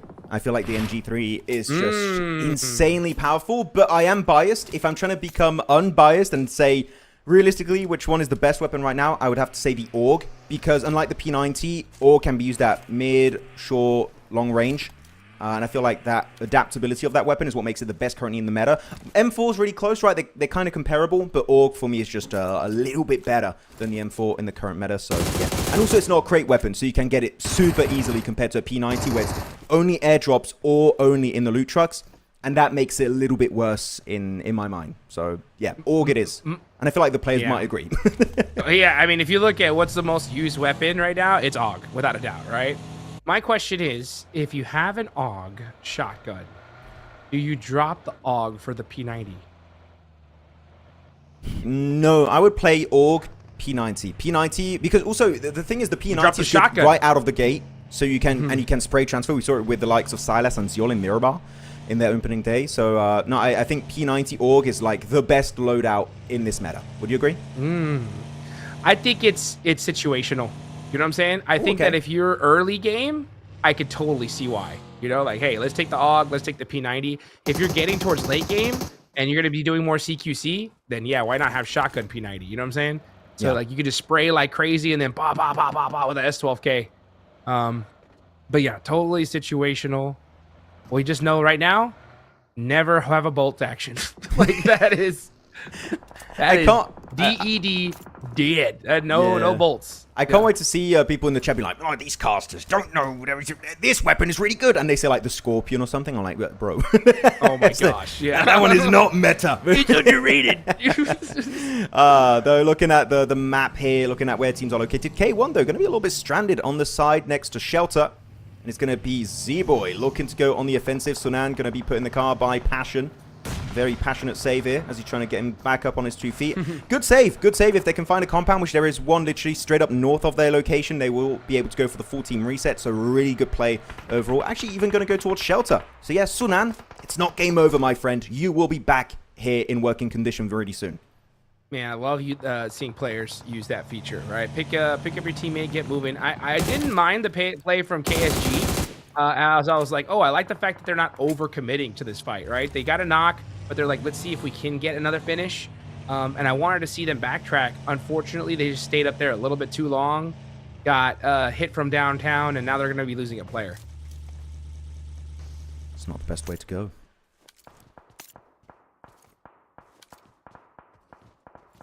Take a look here too, man. I mean, right now it's still super early. The zone, we're not getting a military circle, so that's a good change of pace, that's for sure. But there's some of the zone in Millie, still possible.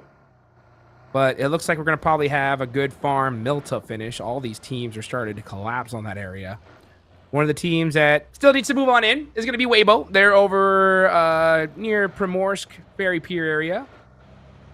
They're going to be pushing in from the blue zone, but they should have a decent path on the way in.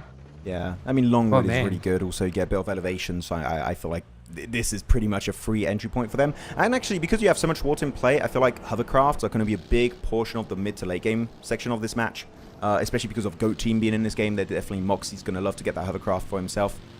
But yeah, hovercraft looking insanely strong also in the competitive meta. And I'm still waiting for one finish, Hot Jukes. We had it happen in, I think it was BGIS earlier this year in India, where there was a tournament and a solo player won because he was hiding inside of a loot truck, got himself an MG3 and took a 1v2 clutch at the end and got the chicken dinner.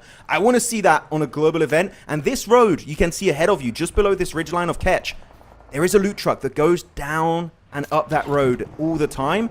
If we could have a circle end up on that road, I would love to see a loot truck finish. So it might be happening here. This is literally the perfect setup for it to happen. Gotta get those loot trucks, man. I mean, I love how much that has just changed the meta. They are so good. Get level 3 armor, possibly get a crate weapon. You gotta take those. And meanwhile, Ulf, okay, just putting some pop shots.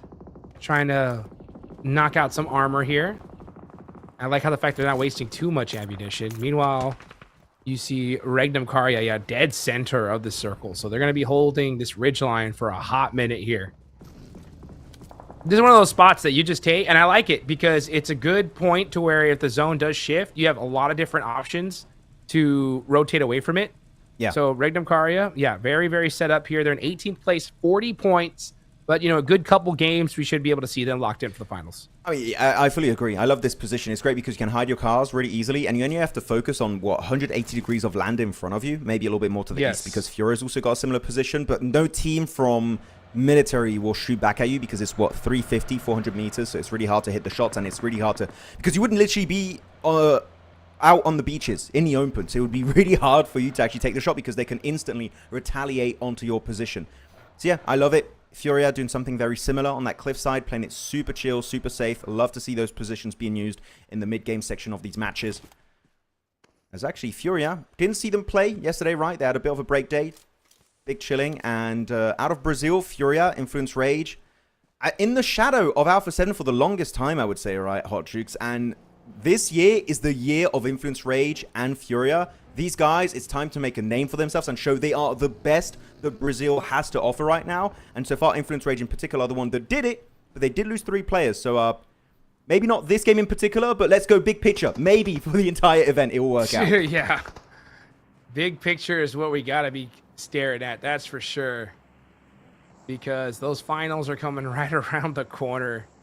Look at Furia Silence. He's going to be going and trying to pick up this crate. What is he going to get? What is he going to get? Show us. Show us. Show us something good. It's been looted already. Aww, yeah. Dang it. Nothing. Yeah, we did see, by the way, Enigma Galaxy have I think it was a FAMAS in the hands of Coops, if I'm not mistaken. So they did get the loot truck because they drop going into Pachinki. And there's always going to be a very early loot truck in the first minute or 2 of the game. And oh my goodness. Okay, this is going to be a cliff ending finish possibly. And again, that road straight next to KSG has that loot truck that keeps rotating every single time. So we'll see if it's going to explode in the playable area. But so far, teams in great positions. Again, I have to highlight what we said earlier. Regnum Kari got an amazing position to play from. They still got 4 players. Regnum Kari, if they play their cards right, top 5 is definitely doable in this game. Top 5 is what they're going to be hunting down as well. They're just outside of qualifying position. Furia, you're going to see them kind of interchanging spots here on the leaderboards. You can see Igor, yeah, just right now keeping a good eye on everybody.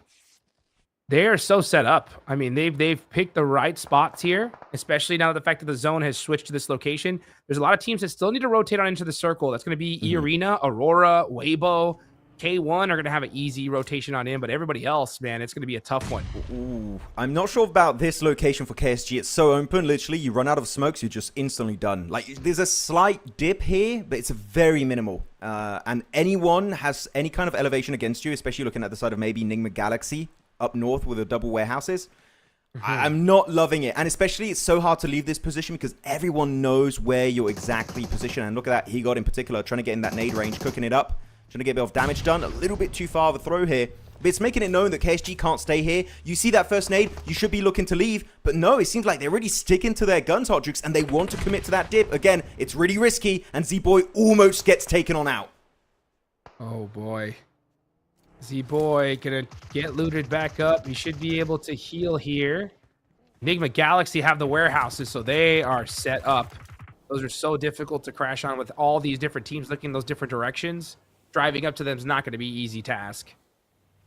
So right now, I mean, all these teams have picked pretty much every good spot in this area.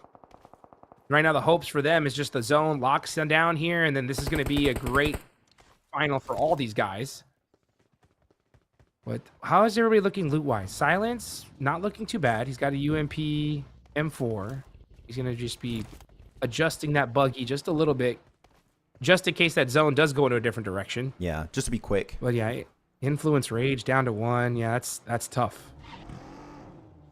I just realized the other day we had so many purple teams. Now we've got so many red teams. We've got Bigatron, Regnum, Weibo, Nongstrom, Red Force. E-Arena's like kind of a bright pink, but kind of comparable to their red. Oh, okay, yeah, this map is a bit confusing. Just a lot of teams that have the same color. But Ulf now pushing up. They had a really tough last game, right? I believe it was only a 1-pointer, trying to make a big exit onto the western side of the Rondo. But here, now it's going to be E-Arena. And Morm's got a great angle with the AUG, instantly shutting down that player. That is not working out for Scarface whatsoever. And Errand also gets dropped. It's really bad, and Ulf going back to their old tendencies of PMGO Season 1 on the early stages where they would just lose players super early on and just don't have that manpower to clutch up those wins and get the chicken dinner. So E-Arena, again, just looking so strong, building so much momentum, and looking insanely confident. This team, with the way they're playing, Hot Jukes, genuinely could be going the entire way. They could become the champions with the way they're playing, and I would not be surprised. I agree. I agree. I mean, we could easily see them become champions. We could see so many of these squads make it happen here, and they're trying their heart out. You can see Catch all by himself, trying to survive. Whoa! Gets the shotgun shots, but Regnum Kari said, we want that one. They took it. Going to be throwing out some smokes here as Enigma Galaxy are putting some shots down their way. Oh, and both their vehicles are beat up. They're going to have to hope their team comes and gets them. How is KSG still alive? How is this possible? They should be taken out way earlier. There you go. Oh, he makes it out, tries to leave. This is exactly my issue. If you try and exit that dip, you're just going to get completely demolished. And in that case, Z-Boy, things did not pan out as expected. Furia, Igor, though, also got to try and go for a little bit of a pivot away from that position. Sure, he wanted to try and get rid of all of KSG. It's going to be Bay 1 remaining as a solo. as they are just going to fully send it, go for the squish play, and that is it. Game over. The comeback of KSG is cut short, and they're going to be remaining down in 23rd position and maybe 24th if GOAT get a single point this game. GOAT need all the points they can get at this point. Not a bad start. I love to see teams like rock bottom just come in day 2 and just come out swinging, right? Oh, Silas, though, getting a nice knock and finish on the Zeol from AURORA. So AURORA's central position now compromised big time as it's just down to one single player. Regnum Karya taking full advantage of this Silas. Now one nade. It's all up the top. Can he get the shack? Just short. This shed is terrible. It's a playable position if it's on the edge of the circle. When it's center, you got so many teams FURIA looking your way. AURORA, Enigma Galaxy. Now you got Regnum Karya. They're not only looking your direction, but they're also nade range. Instant disaster. I wish we saw AURORA go for a little bit of a more playable position and even go for a fight instead of just going here, because it's just a salvage play and hoping that no team really eliminates you, which is just not going to be happening. Weibo, though, meeting their maker very early on as... Oh, wait a minute. Federal not taking a shot to Razy. He has no idea. It's so juicy. He's right there. Yeah, gotta take it. Gotta take it. And Razy's like, what are you doing there? Are you kidding me? And now Axel with the shotgun. Oh, man, lost the angle there on the Federal. A lot of movement there. Parkour. Let's see if this nade will hit. Oh, good nade. Oh, no way. Federal, the 1v2. He did it with a pistol yesterday. And now he picks up one. It's a little bit hard to climb it. He doesn't want to get up. He doesn't want to fall down. Still got one more grenade. Like, come on. One more grenade. He's falling down. There's no way, Federalis. The mess up is huge. Swapping on over to the DBS, but he does find him eventually. That's Influence Rage taken on out of this game. Oh my goodness, Federal. What an incredibly risky play, but eventually it does work out. Now we're going to see KRX get the better of E-Arena. So, I mean, fights happening all over the place. K1 coming out from the edge, looking at third party that. Meanwhile, Federalis gonna have to run away as FURIA. They heard all this action, say, you know what, let's get this third party going and let's dominate this position. And that Federal's out of there. So, FURIA are holding on to that ridge line. I just realized. And that's perfect timing, too, because they got to move into circle. I just realized it's Federalis taking out Federal. Yes. No, that's right. Yeah, that's what happened. Wow. Federal action. Yeah, it's federal action all over the place. But yeah, they do eventually avenge their Brazilian brother. So that's going to be FURIA getting himself the win. And actually, the circle shifting completely away, we just saw here a few seconds ago, away from the cliffside. So K1 instantly being quick on the pivot, getting back in their vehicles, going for mad northern rotation wide on the pivot. And getting very close to the likes of Nongshim Red Force. Not going to lie, Nongshim Red Force, I was expecting to see a little bit more presence from this team. Sure, they are still looking comfortable in their 12th position. That will be enough to make it in the top 15 of the finals. But I can't stop but just want more from this lineup when you have So Easy, Hyunbin, Tizzy, and XEY. There's still a lot more these guys can bring to the table. Like Regnum Karya, that so far have been defending that position this entire game and got a bunch of eliminations in the process. Now Hoxie goes down. That's Alula. Yeah, looking to bounce back strong. Did a little bit of a roster swap here, but now they're in trouble as FURIA is on the move and are wiping the floor with them. It's just quick Thunder Talk looking to third party this. But FURIA doing a great job of finishing things out so quickly here. I love they kept Ayala up here. This is such a good angle. Finds claws. Wow. The MVP of Alula taken on out. That's FURIA, another win, making it maybe 10 eliminations if they can just get 2 more up in their arsenal. But Enigma Galaxy still got one. It's quick. But yeah, Enigma Galaxy and Thunder Talk won a third. Thunder Talk also won a third party this fight. FURIA are looking good right now, Hot Jukes, but as the fight evolves further and further, there's going to be that sandwich situation. Can FURIA weather this storm? Yeah, I mean, Enigma Galaxy have a safe spot still in those warehouses, but they're hurting it out and say, hey, you know what? Can we get out of zone and actually get some eliminations? Instead, they say, you know what? The fight has calmed down. Let's get back to safety. Ayala all by his lonesome in this shack. It's a great off angle, right? You're able to get so much support for your team and information. Quick, forced to run out and gone. So FURIA on fire here. 10 eliminations. Now Ayala gets knocked. So yeah, that's that angle done and dusted. As GOAT now going to have the job of gatekeeping these squads. Well, they're not really going to gatekeep it here, Hodrix. Look at their position. They've got a 3-1 split. 3 players in Nongshim Red Force's compound and 4 solo in this shed. I would say it would be good if he can stay hidden, but there's literally a car right next to the shed. They know someone is here, and they just don't care. They're just going to try and leapfrog that position, sending it right onto Jing, which is actually going to be a neighbor off top from Aurora Gaming. They do crash the car. The Dacia straight into the tree, trying to tank it up. But yeah, Force, I think, about to meet his maker here with the nade and Molotov. It does spread a little bit. He's still surviving it. Might be able to take down a member of Furia with himself, but yeah, it's not looking too good. Did he get to the back of it? No, yeah, there he goes. Okay, so there's Force gone. Beauty are going to add another elimination to their total. And now Silence just getting healed up, ready to go. Beauty making it happen with just pure aggression here. Yeah, so you know what? Let me get that confirmation. No stealing eliminations here. Well, man, I mean, the leaderboards are shaken up as we go into Stage 6, Enigma Galaxy, Regnum Karia battling it out right now, throwing some utility. Regnum Karia trying to get the nades going. Not an easy one to hit with this hillside. They're so split, though, Enigma Galaxy. They got Narvalo wide on the off angle. Actually, does have a bit of a line of sight onto Regnum Karia, but they got their own smoke, so it's really keeping them hidden. But Narvalo finally going for the spray. It will pay out. What a good angle here. Go. And waiting right for the good opportunity to go for that engage. 2 players down. And now they've got to commit. As you say, go. We need to see the engagement right onto Regnum Karia. But they're taking so long. Satan getting punished. The backstabber's chief is huge. What's going on? And this might allow Regnum Karia to go for a full reset. There's no way they survive this. Enigma Galaxy taking so long after that knock to push this. And Regnum Karia are able to get a reset here. Shockingly. Now Coops is starting to enter the fray. But Narvalo from up top doing absolutely nothing from that position. And yeah, just like that. I mean, Regnum Karia get everybody back up. And oh, nice shots there through the smokes from Enigma Galaxy. But now Coops getting peppered. Ooh. That's good. Raul's able to find himself Silas. But it really is Furia just ruining this entry point for Enigma Galaxy. The backstab of Chief was huge.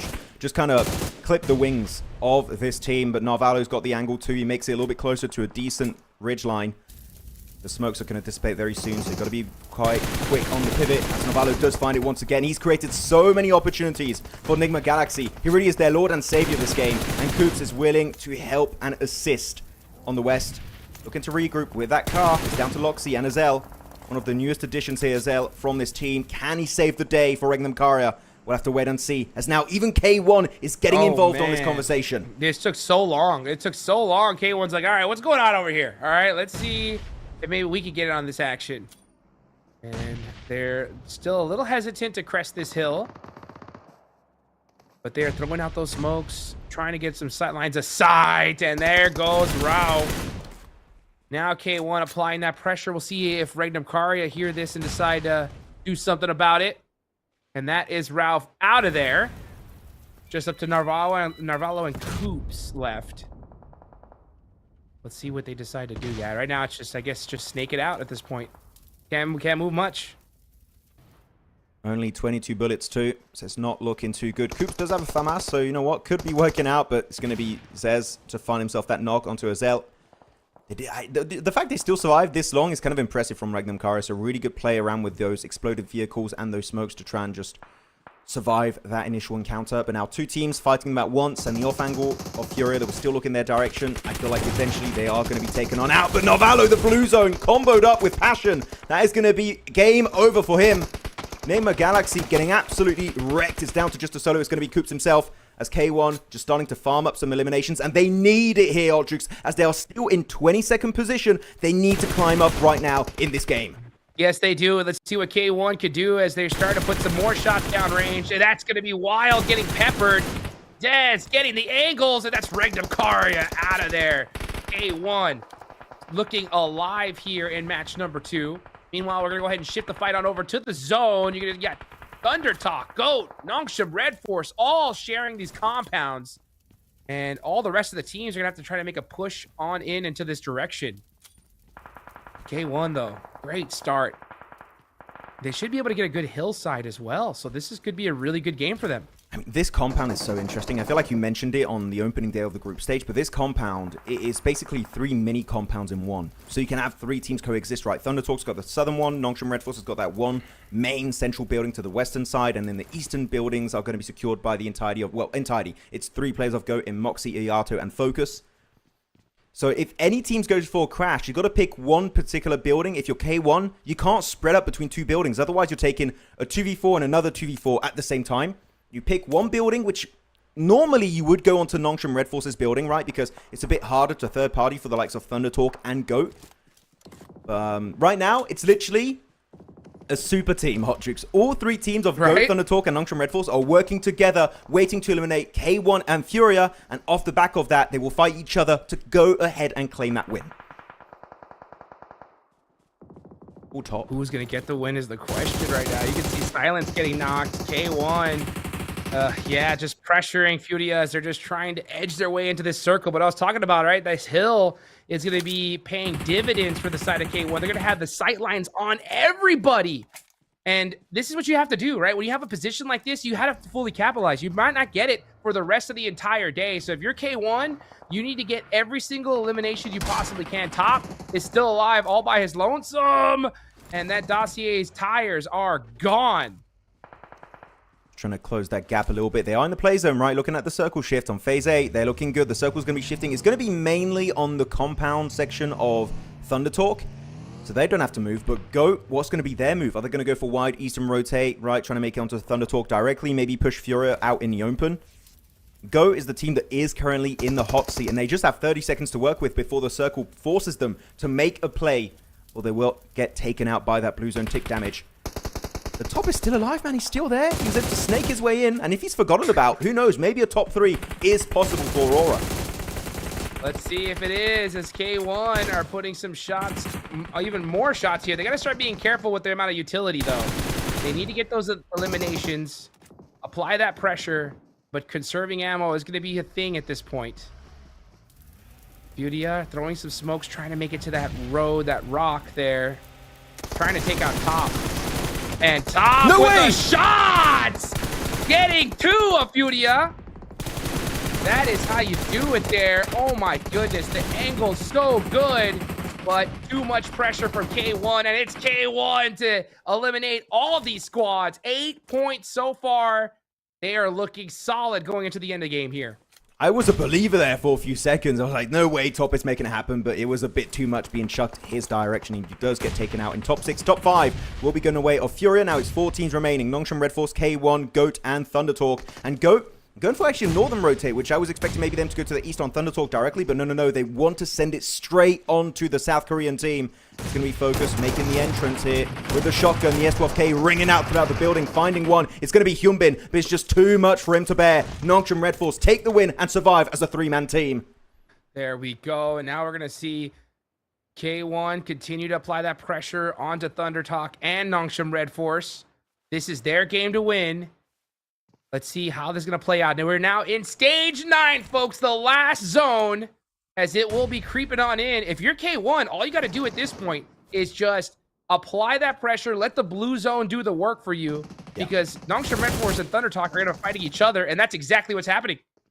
Exactly, you just have to wait it out. If you can get a few lines of sights to get extra point elimination-wise, then just send it. Take it. One actually gets stolen away by AJ. That's huge. He's able to get it done. Actually sitting, if you can get on top of that roof, would be huge. But yeah, look at Passion's angle. He knows they could try and get on top of that roof from the balcony, and he's trying to deny that. Passion literally might be locking down this chicken dinner for K1, and we know they really, really need it. Though there's still a hovercraft in this game, Hot Jukes. That could be throwing a span in the works here.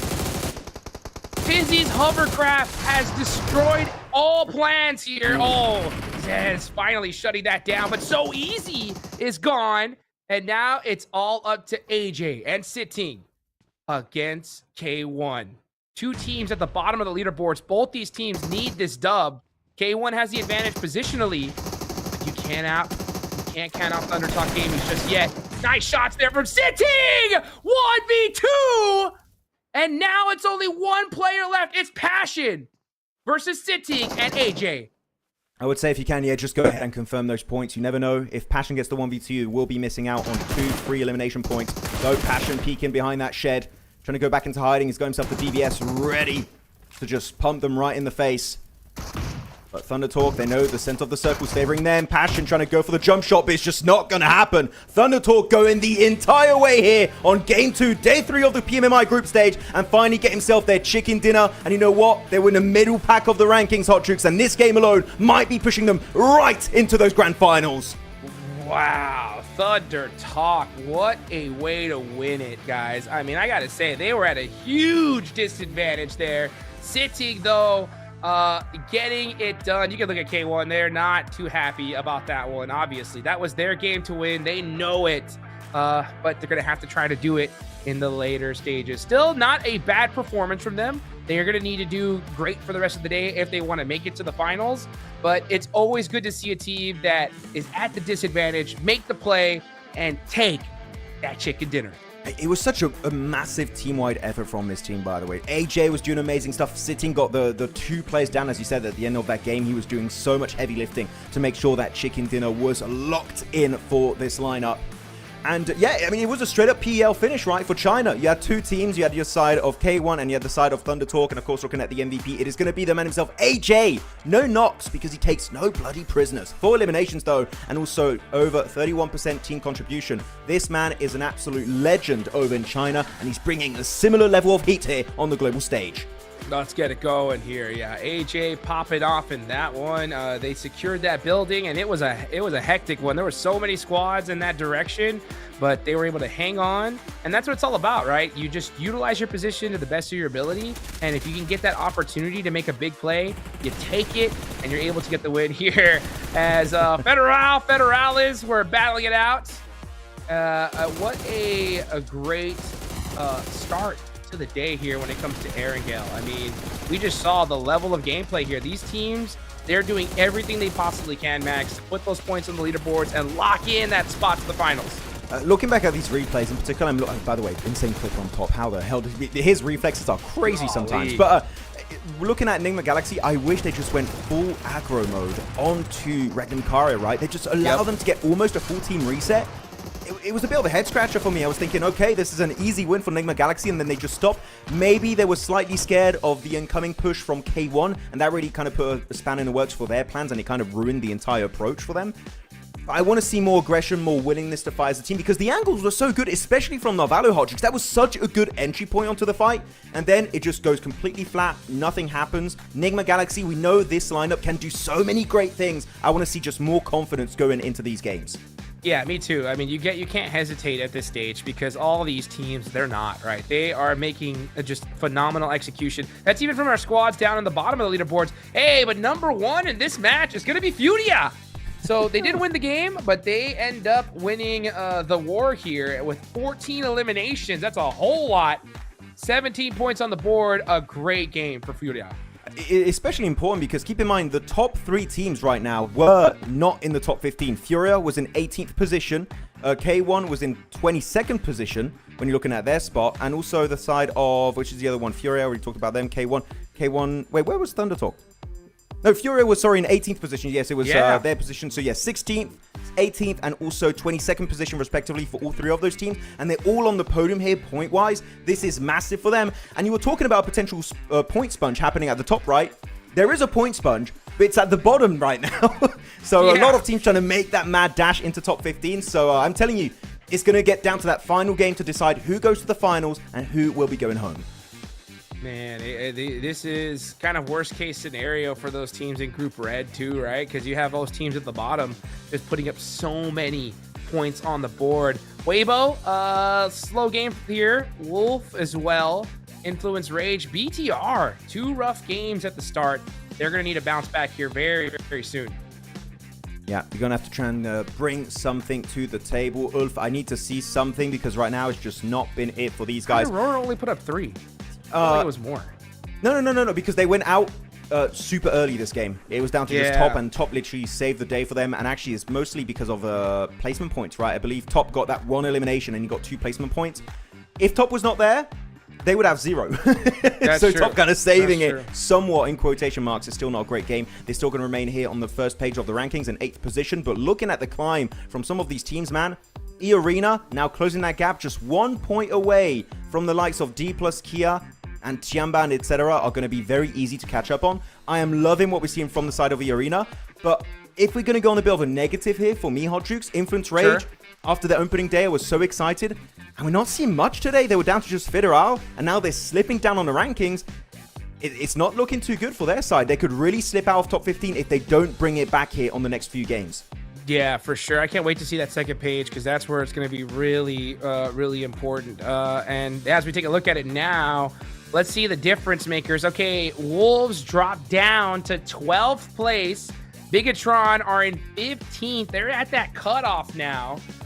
Influence Rage, 62 points, right? So they got a little 12-point lead, but you're right. I mean, we've seen these teams in that mid pack and bottom pop off so well. It's dangerous, right? 62 points is not going to be enough to make it the top 15. So if you're Influence Rage, it's time to wake up. Yeah, I need to see something here. Down to just a solo, it's not going to cut it. We know Federal is really good. He's built different. But this lobby is also incredibly stacked, so you need to get more than just a solo if you want to have a living chance to do something. Same for Alula, right? They have been completely falling from grace recently. And seems like the player change didn't really work out. They got completely surrounded by FURIA, and things did not pan out as expected. Yeah, any of these teams really could all be in the top 15 or slip out of contention for the top 15. I would not be surprised, but Wolves, do you still believe Wolves are going to be falling out of top 15? I believe they are dropping way too quickly, and it's game over pretty much. Yeah, I mean, I had a bad feeling even yesterday, and it's proving to be true here because, I mean, these teams, they're just popping off at this point. Yeah, Young Galacticos, out of here. 20th place. They are donezo. We just all saw that coming, and it happened here in match number 2. So perfect prediction, Max, right? 2 games for YG, 1 for Alpha 7, and that is how it went down. But as you take a look at elimination leaders, yeah, both of these are going to stay the same. Oh, wait, Schweppes! That's you did new. it now. Yeah, that's new. There we go. New player on the top 4 eliminators of the PMMI group stage is still Hamsiji, Tian, and Linges. But now we got a new member, part of the gang. It's going to be Schweppes himself. The man has just been an absolute menace on the battlegrounds, and he's been doing it for like, what, the past 4 years now, winning PMWI back-to-back with the likes of Vampire, and now on this new lineup for Thailand, he is representing nicely his country on the international stage. Really, it's not just Schweppes, unlike maybe the likes of Hamsiji that I feel like got most of the points for the side of S2G. It's not just Schweppes. I'm telling you for sure, Hodgix, the rest of the team is not too far behind this guy. It's a team-wide effort, and I'm loving the way EECA have been playing so far this event. Yeah, me as well. I mean, EECA have been so consistent, doing a great job. Now, this one has not moved a bit, and it makes sense. A lot of damage has been put on the board from these squads, considering that they've played a lot of matches. But, you know, we're getting into match number 3 coming up around the corner here. So I'm interested to see which teams are going to pull it out. We saw some teams at the bottom do really well in this last one. All it takes is some teams in the mid-pack to pop off, Max. And, man, we're going to see those leaderboards shake up big time. Oh, yeah, it's going to be all over the place. The last game, teams are going to get very desperate to make it into the finals directly, because after that, we're going to have one break day, but it is close. It will literally be down to a single point difference, Hodgix, or even a tiebreaker. I would not be surprised, because this lobby is just so damn stacked. Yes, it is. We got some more PUBG Mobile Macau Invitational action coming up really shortly, guys. We'll take a quick break, and we'll be right back.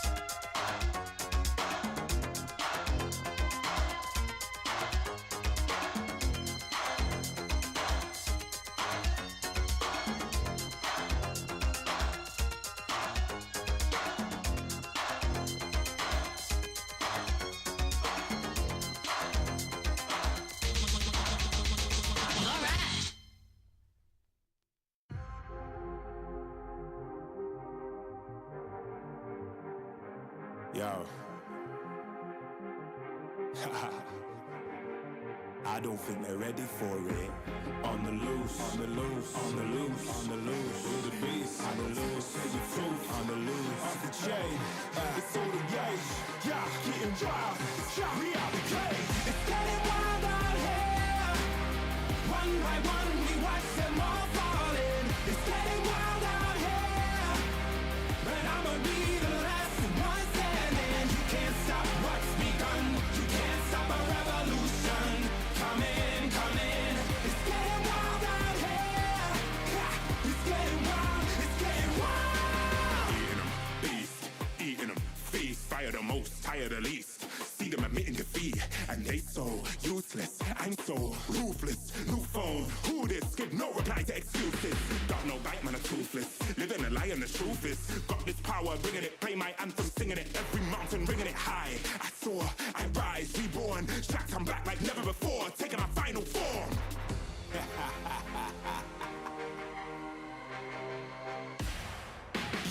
It's getting wild out here.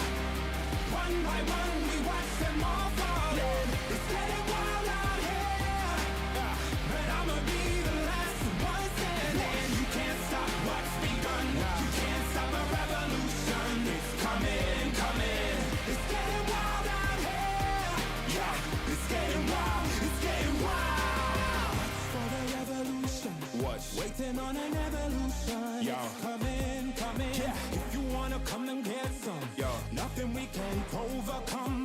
Running, running. Sure as we rise with the sun, Yo. we wanna rise and become stunning, stunning. Watch for the revolution.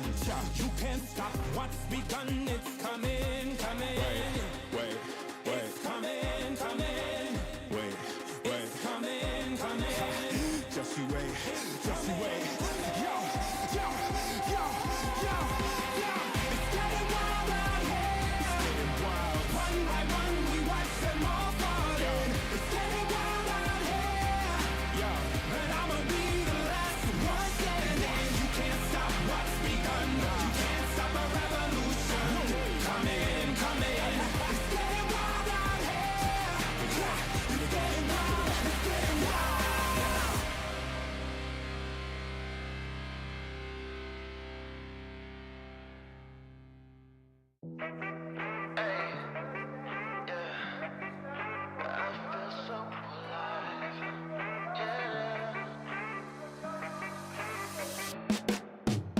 I got this feeling in my bones, things will work out. Nothing's gonna keep me back or turn me around. Hey. I just know it'll turn around somehow. These good vibes never run out. 'Cause I'm feeling alive. 'Cause I'm feeling alive. 'Cause I'm feeling alive. Watch me do my favorite dance, 'cause it's all good. You would do the same thing, I promise you would. Oh, got me feeling so high, never come down. These good vibes never run out. 'Cause I'm feeling alive. 'Cause I'm feeling alive. 'Cause I'm feeling alive. And they can't take my shine. This feeling is one of a kind. It's the best day of my life. 'Cause I'm feeling alive. And there's nothing you can do.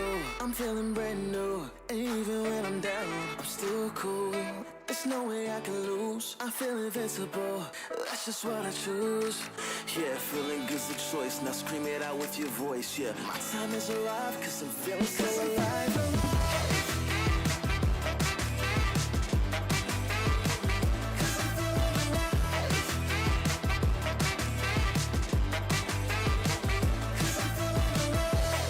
And they can't take my shine. This feeling is one of a kind. It's the best day of my life. 'Cause I'm feeling alive.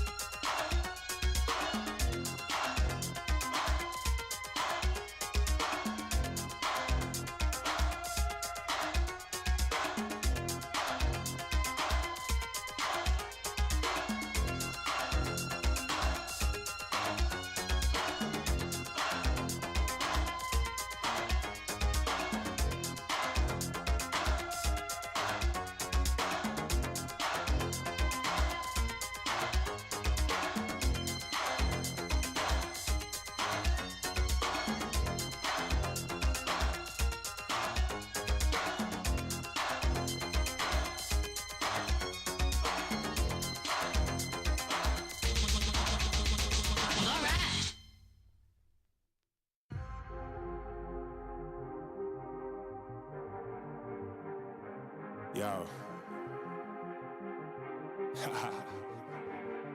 I don't think they're ready for it. On the loose, on the loose, on the loose, on the loose. With the beast, on the loose, say the truth, on the loose. Off the chain, it's all the gauge. Yeah, getting wild, shot me out the cage. It's getting wild out here. One by one, we watch them all falling. It's getting wild out here. But I'ma be the last one standing. You can't stop what's begun. You can't stop a revolution. Come in, come in. It's getting wild out here. Yeah, it's getting wild. It's getting wild. Eating them, feast, fire the most, tire the least.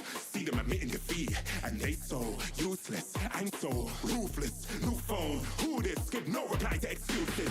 Got no bite, man, I'm toothless. Living a lie, and the truth is, got this power, bringing it. Play my anthem, singing it. Every mountain, ringing it high. I soar, I rise, reborn. Shots, I'm back like never before, taking my final form.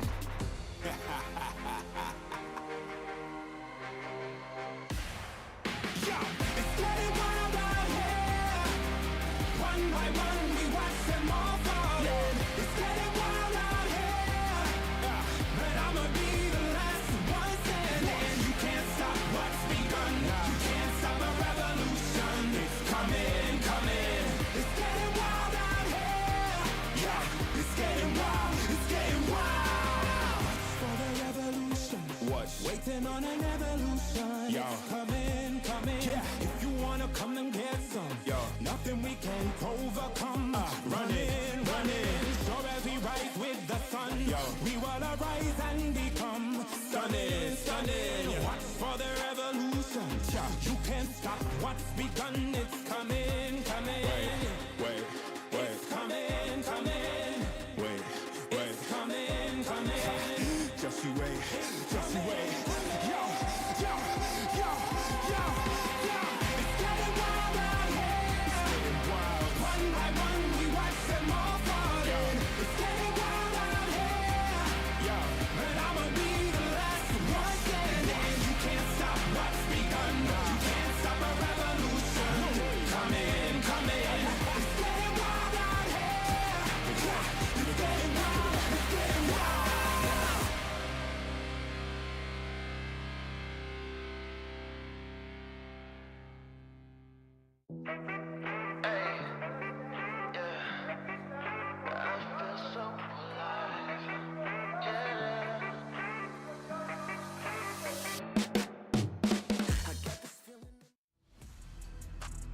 We are back, everybody, at the PUBG Mobile Macau Invitational. We're in the group stage, final day of it, and we don't have very many matches left to go. Players have already dropped out of the plane, and we got a lot of squads that need to fight tooth and nail here, Max, to try and make it into that top 15 and keep their dreams alive here in this tournament. Ooh, the pressure on their shoulders. It's getting real heavy right now. And actually, wait a minute. We've got a hot drop in Saverni. Drop. It's going to be KSG, one of the lowest teams in the rankings, against one of the teams that pretty much locked in their spot already for the finals. It is going to be Aurora Gaming. What a weird hot drop to go for. And KSG, I mean, we said, right, if you're so low on the rankings, hot tricks, you need to go hard or go home. And it seems like right now for KSG, they want to go insanely hard on the side of Aurora. I like it. That's how you do it, man. Let's turn the difficulty up to 10, right? Out of all the teams, let's face Aurora off the rip. Let's see what they do, though. Are they going to go for the fight? Are they going to just loot and scoot, as we say? Or are they going to loot and shoot? I think they want to loot and shoot, but actually, it would be a really bad situation for KSG to engage, because look at the 2-2 split from Aurora. They got two players, Doc and Reefers, to the western side. Two other players, actually, they're going to try and go for the loot truck. But the two off angles, it makes it really hard to be oppressive for KSG. And they actually, by doing so, are going to catch the loot truck. But this will be a little bit risky, because you have to go on the road for the loot truck. And looking at Doc and Reefers, they're crossing in the open. What is this fight, man? What's going on? I'm so confused. They couldn't get the loot truck. They wanted to secure it in that back corner, and they would have been having it, but no, never mind. Now you got Doc looking for some off angles. Ooh, Reefus in a 1v1. It's pump shotgun versus pump shotgun. Ooh, fake pin pull. Crack shot bites at it a little bit, but still not falling for it. Nope, he knows what the game plan is. Oh, Refus gets the better of him. And the instant confirmation, rest of the team is not there to support him. And now, oh man, KSG just feeding the beast that is Aurora. This is what I was scared of for KSG, is they have two different angles to push you from. And KSG dropped quite split between all the different buildings, so they're just giving multiple 1v1s or 1v2s to the side of Aurora. C4 in the hands of Zyol, gonna go for a quick chuck here, swapping on over instantly to the UZ. Where the team does get some decent damage onto Tianyu. But I think that this is game over. Dropping on down from the heavens here, looking to find that fight onto Zyol through the door. And he wasn't even looking, and Zyol still gets the win with the pump. My man's just built different, as Z-Boy now left in a 1v4 scenario. And you know what? If they get it, I think they're just going to chase down that loot truck because they got the win. Like, we want that loot too. As Z-Boy, 1v4, he's blinded up here with a flashbang. With the Uzi, can he get the 1v2 on the staircase? He does get one knock instantly, going back into hiding, but he's got no meds to work with. Oh, he's so hurt. Oh, the flash! Oh, he got the fast! Oh, he got top of all players! That's disgusting. You know, he's so bad. He's like, you gotta be kidding me. Wow, KSG stealing one player out of all that. You know, what do you think about that play, Max? I want to hear your breakdown. He's what like, about KSG. I'm taking you down with me. Got him. in the land down under. No, I think it was a terrible play from KSG. Why would you want to try and take away this location from Aurora that have made it known now, right? That they love dropping Severny. And this is a team that you never know. They could have some great fights or some terrible fights, but you don't want to take that risk. And now they got just 1 point onto top. They locked in 21 points in 24th position. I would say with this bad performance, top 15, impossible. To do that in 3 games, you would have to see one of the most insane step-ups from an individual team that so far have done nothing of really great value outside of the first rondo of today. Yeah. I feel like this is nailing the coffin for KSG. What do you think? It is. You know, I think it was a bad play. I do like the fact that if you're KSG and you're in 21 points, hold on, I'll get back into that in a second as we take a look at this. Okay, just going to be a quick little knock there onto Federal. Meanwhile, actually, never mind. Wild going to be creeping around this corner. And no, I think... Okay, all right. Now, these guys are committing. They're deciding, what are we going to do? Are we going to push this? Are we going to not silence it? We are go, go, go. Full sending it on to the Wizard Tower. Pedrino's all by himself. Yep, it's going to be a battle. Influence Rage versus Regnum Faria. Silas, up close and personal. We're jumping out in the open. Wow. Silas making it happen here with the mini. And now, oh, the little boy got the confirmation onto Loxy, so they are going to lose one player. But let's see what the rest of Regnum Caria could do. Little boy is just stuck in the open. Yeah, no way he makes it out. Yep. So Influence Rage again falling apart here, Max.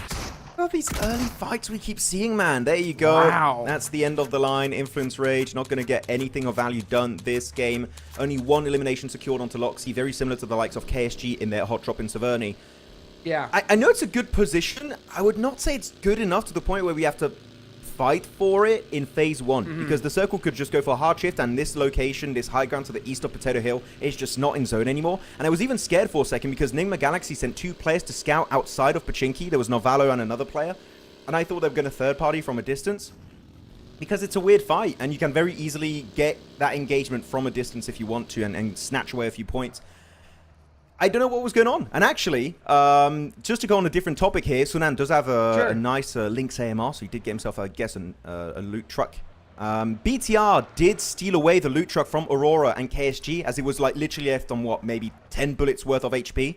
Wow. And BTR got all of that loot truck, so Aurora, they're actually kind of on the minimap, sending it to BTR towards the northern western side of the map. Are we going to see Aurora versus Bigatron up north? It could be happening. Definitely could. So, yeah, I mean, to be able to get a loot truck like that, and it was crazy because they almost had it, but just not enough ammunition to lock it down on the side of KSG. Oh, just to wrap up what my thoughts on KSG was, because that fight happened. Oh, yeah.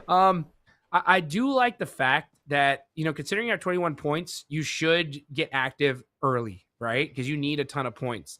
It's just the decision to drop Severny, especially looking at the playing path, knowing that military is not directly on there.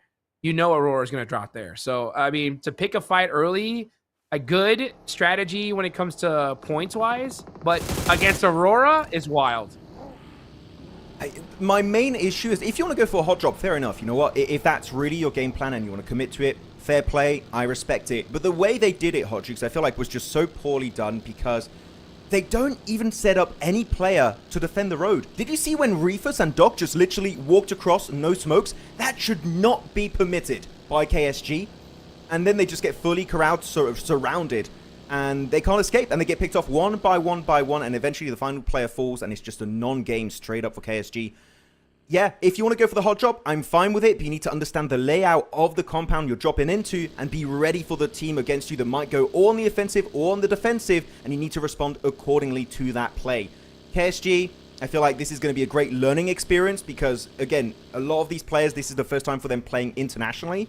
They need to know that these guys, they mean business, and a hot drop is going to be instantly shut down if you don't come out with an insanely good plan from the get-go.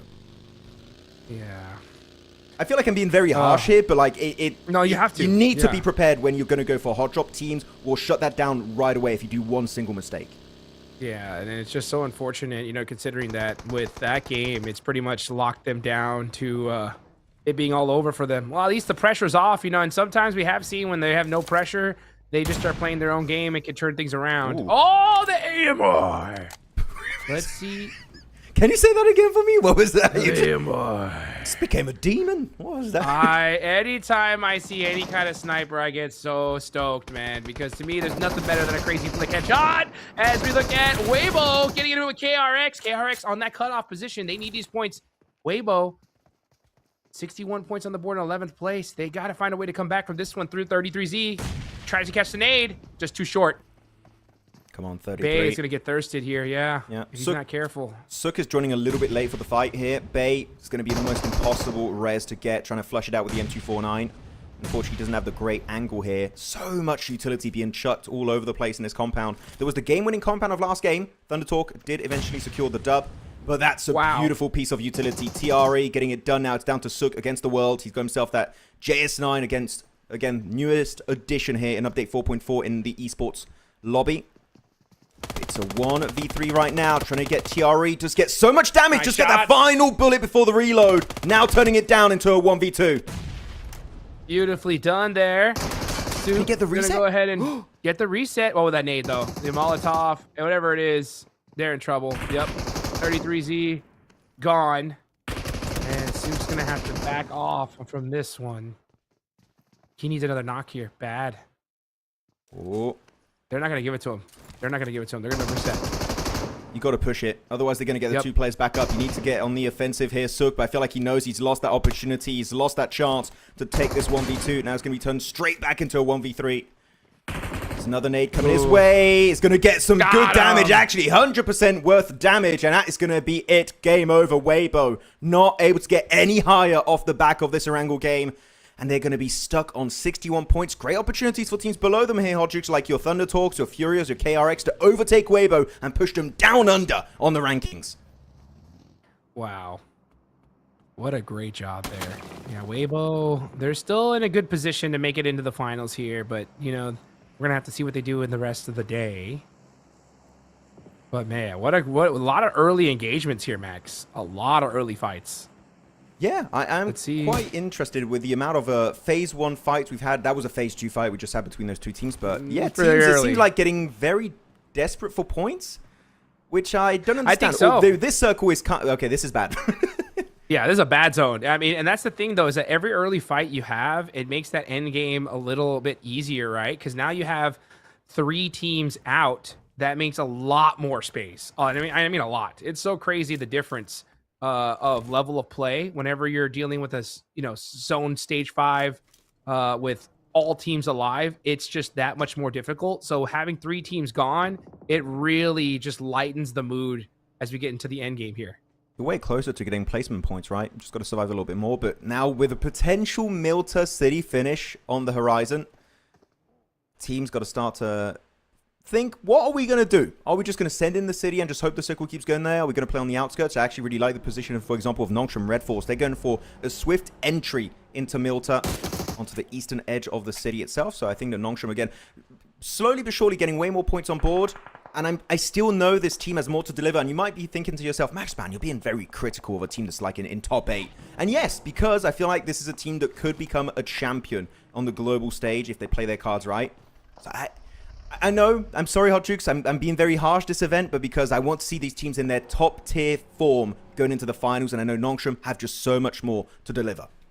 Yeah, you know, I love that you preface that, but I don't say it's being harsh. I say it's being real, baby. And that's what you have to do, right? We got to keep it real with these squads because you got to do everything you can to keep your dreams alive here. As only 15 teams are going to go, and it's going to be hard. I have a feeling that our hearts are going to hurt here towards the end because there's so many phenomenal squads in this tournament, and it's going to hurt to see some of them go. So you really got to make sure that any opportunity you get, you capitalize on it, because those last 2 matches where everything's on the line, it's going to be just so much chaos that it's going to be difficult to predict no matter how good you are. Yeah, I mean, for now, for example, my heart hurts because we saw Ulf get knocked again. We're just not seeing the team-wide finishes that I was hoping to see. It's like group stage of PMGO all over again. Come on, Ulf. Not making it in top 15, that would be... I would say that would be the single biggest upset of the tournament. Even worse than Alpha 7 and Weibo not making it, in my opinion. Because these guys, second place PMGC, second place PMGO S1... Come on. We know they can deliver way more here on these games. They need to get back up, which they do. They do get the reset on that 4th player that got knocked. And hopefully can bring back way more points. Just get more consistency on the line. As Bigatron, though, a team that has been, you know, a little bit topsy-turvy this event so far, Hot Jukes. 50 points, 16th place. They're on the cutoff. They need to get something done here. Yeah, they do. Man, dude, so many teams need to at this point. It's wild to see. I mean, yeah, just looking at the bottom of the leaderboards there, you can see on the bottom right, Regnum Karya, you got in 17th, BTR 16th, KRX 15th, Ulf down there as well, Enigma Galaxy, oof. Now's the time, in all honesty. Like, you need to put a game up here because, again, I've said it once, I'll say it again. The last match of the day is going to be too chaotic to depend on. So, FURIA putting some pop shots downrange on the Enigma Galaxy. Everybody right now just kind of poking at each other, saying, hey, this is where we're at. Don't even think about coming in this direction. And we're going to get towards that end game. There are some squads that are still outside of the zone, Max, right? We got KRX, Nongshim Red Force, Alula. Oh, Alula's going to have a hard time into this zone. And I talked about it at the start, right? I was like, man, what is Alula going to do if they don't have that amazing Rondo to start off? And so far, it just hasn't been a lot. It's been an on-day, realistically, for Alula. And they've been trying to also swap a player right earlier today. Didn't quite work out as they were expecting. So it's still, they've had such a good opening day that top 15, for me, there's no way, Jose, they're not going to be making in top 15 at the end of this. But yeah, we definitely want to see more if we want to have more confidence in the MENA region when it comes to those Macau Invitational finals. But looking at this zone in particular, teams have already... Most of the teams are in the play zone, except for, as you said, Al-Ula. Even the likes of GOAT have to go for a little bit of a push onto Lumberyard on the mountain next to Shelter. So that's going to be the next approach for them. But everyone found a building, a compound, a dip, a rock to call home. So now we kind of... It's the calm before the storm here. The next circle, phase 5, is really going to start to kick things right into gear, Hot Jukes. And Al-Ula in particular, they know GOAT's up there. But you have to find a way in the circle. You might just have to force a fight at this stage. You just don't have too many options available. Yeah, you're going to have to fight your way in. That's just it. I mean, yeah, the free spots where you could just chill and wait till the next circle, they're gone. Yeah. So even with 3 teams out, you know, that's what I'm saying. If we had 3 more squads here, imagine just how much more crazy it would be. But the fact that they're gone gives you a little bit of breathing room. But still, I mean, everything's taken. Pick a spot and make the push. And they can take a rock here and just wait. Yeah, I think that's what they're going to do. Quake's going to probably take that rock right here. Yep. Yeah, good rock. It's good position. Just got to be careful. It's going to be a nade range of GOAT because they're going to be hearing that buggy moving all over the place. So they have a good idea of where you're going to be located. And actually, we did see Enigma Galaxy's position earlier, right? They were fighting next to Furia. They got himself that wizard tower, Harry Potter tower. It's a good spot until you have to leave because you can't hide your cars behind those towers, Hot Jukes. So the moment the circle does not favor Enigma Galaxy, I feel like they're just instantly going to get blown out of the water. Or the tower, should I say. So I'm not super hopeful this is going to be a strong showing from Enigma Galaxy, which they need. 46 points, 18th place. even just an average game could be enough to just secure them a position in top 15 if they can do that until the end of today. But right now, it's been very inconsistent, and it's just not been it for the side of Enigma Galaxy so far. Yeah, it really hasn't.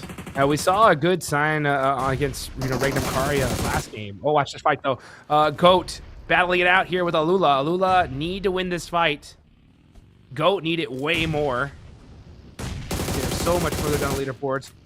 Trying to get some shot on the claws is going to miss, and Alula, I think, are going to back off from this. Come on.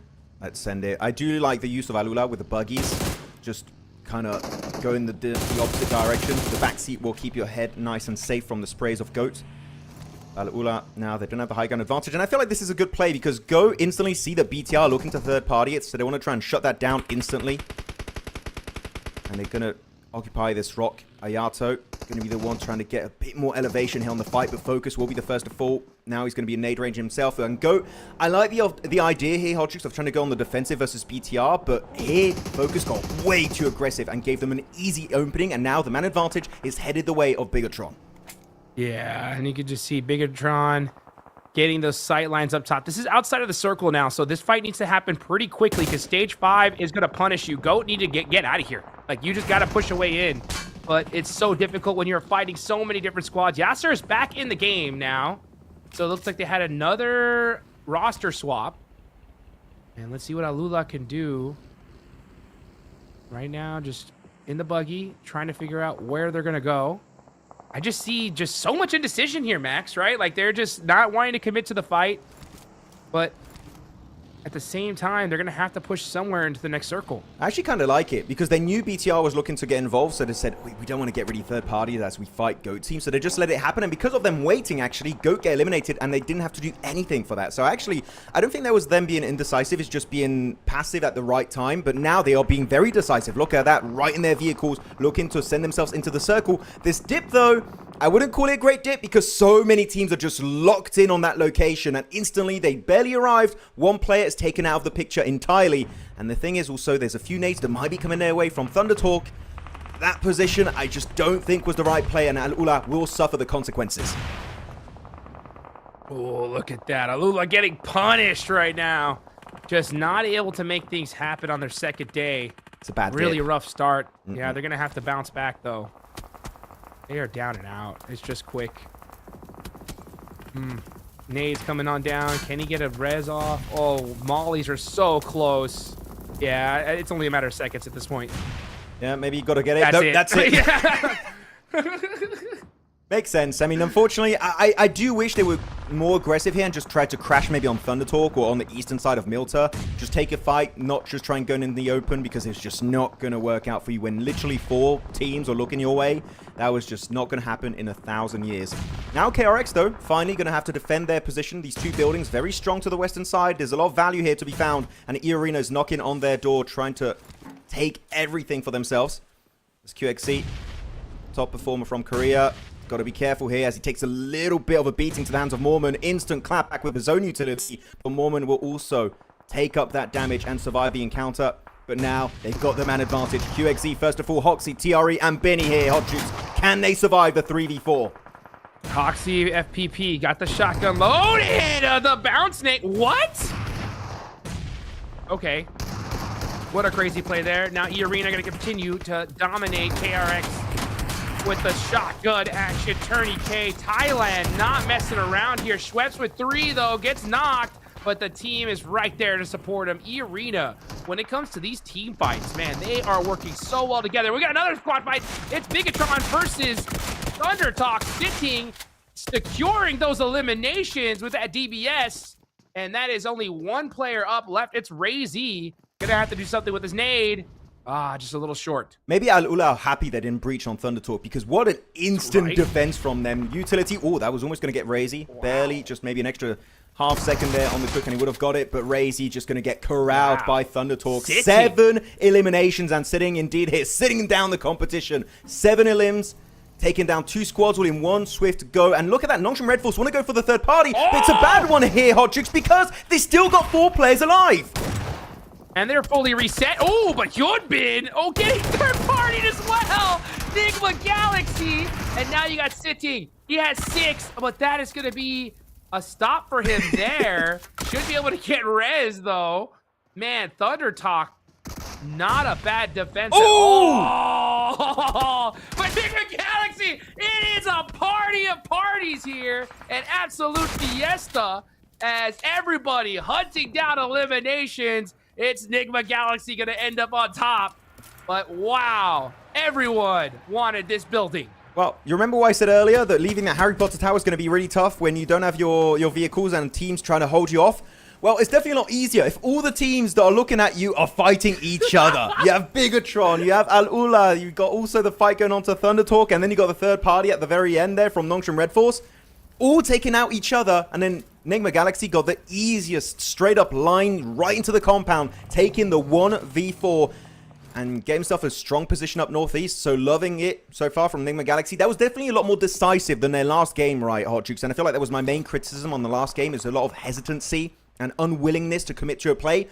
I cannot say that this time around. That was just so quick on the pivot. Amazing timing when everyone was at their weakest. Nigma Galaxy maybe going for the big one. Yeah, there we go. I mean, they didn't get a bunch of eliminations from that, but they ended up on top and they're in a good position, right? So they have a lot of sightlines here. This is where they can make a mistake, though, right? Driving around a little bit too much, losing some players and vehicles. Just do exactly what you did before. Stay as a squad, push each team one at a time. Meanwhile, Regnum Karia are going to be holding. Oh, this spot's terrible. It's such a difficult, it's a last resort kind of position. So Regnum Karia are just trying to hang on as long as they possibly can. One piece of utility, though, and they're out of here. I mean, I feel like for Regnum Karia, it was kind of a first resort play because they've been here since Circle 3, if I'm not mistaken. Like, they've been here for a very, very long period of time. So Regnum, it seems like the idea is just to stay there and hope that the circle favors them, which it did. Maybe it's just them reading the circle incredibly well. And now they got 3 players of the arena. But they stopped chucking utility. I feel like they've just expanded a lot of their util, a lot of their grenades, and now they kind of need to wait and hold on to it because Regnum were just not having any of it and just easily tanked it. Can't say the same for Coops, though, as he's getting it completely peppered behind that tree, and that's going to be Nigma Galaxy down to a trio in the late game. This is what I'm talking about. Nigma Galaxy, all they had to do is just stay together in that building, and then most likely are going to have to push FURIA here, right? Yeah. But instead, they try to go for an off angle, and Coops is lost now. It's going to be difficult for Nigma Galaxy to make something happen. I mean, E-Arena, natural progression of the game would dictate they would push on Wild and Silas because then you don't have any backstab threats, right? KRX were taken out of the picture way earlier this game. So if you just send it there, you can play the dip and easily look at your next step in the game, which might be a crash onto Furia or into Milta based on wherever the circle on phase 8 goes, which will be the last circle shift of this match. But yeah, they're getting ready. They're also using up a few of their stems and resources to heal up, to get ready for the push forward. And same for Nigma Galaxy. They're going to go right into the loving arms of Scarface on Ulf. So yeah, instead, they're going to try to go for this open area. It is super risky, but this is where they're going to hold it down for now. Ulf, meanwhile, having to fight out with Aurora. It's Refus. Up close and personal with the DBS. That looks like a good nade there. Ooh, just a little under. Oh, it's a stun! It's a stun! Everyone's blind! Refus getting peppered with that nade. DBS action. Tries to hit that whip. Not gonna do it. Refus down to 1 HP.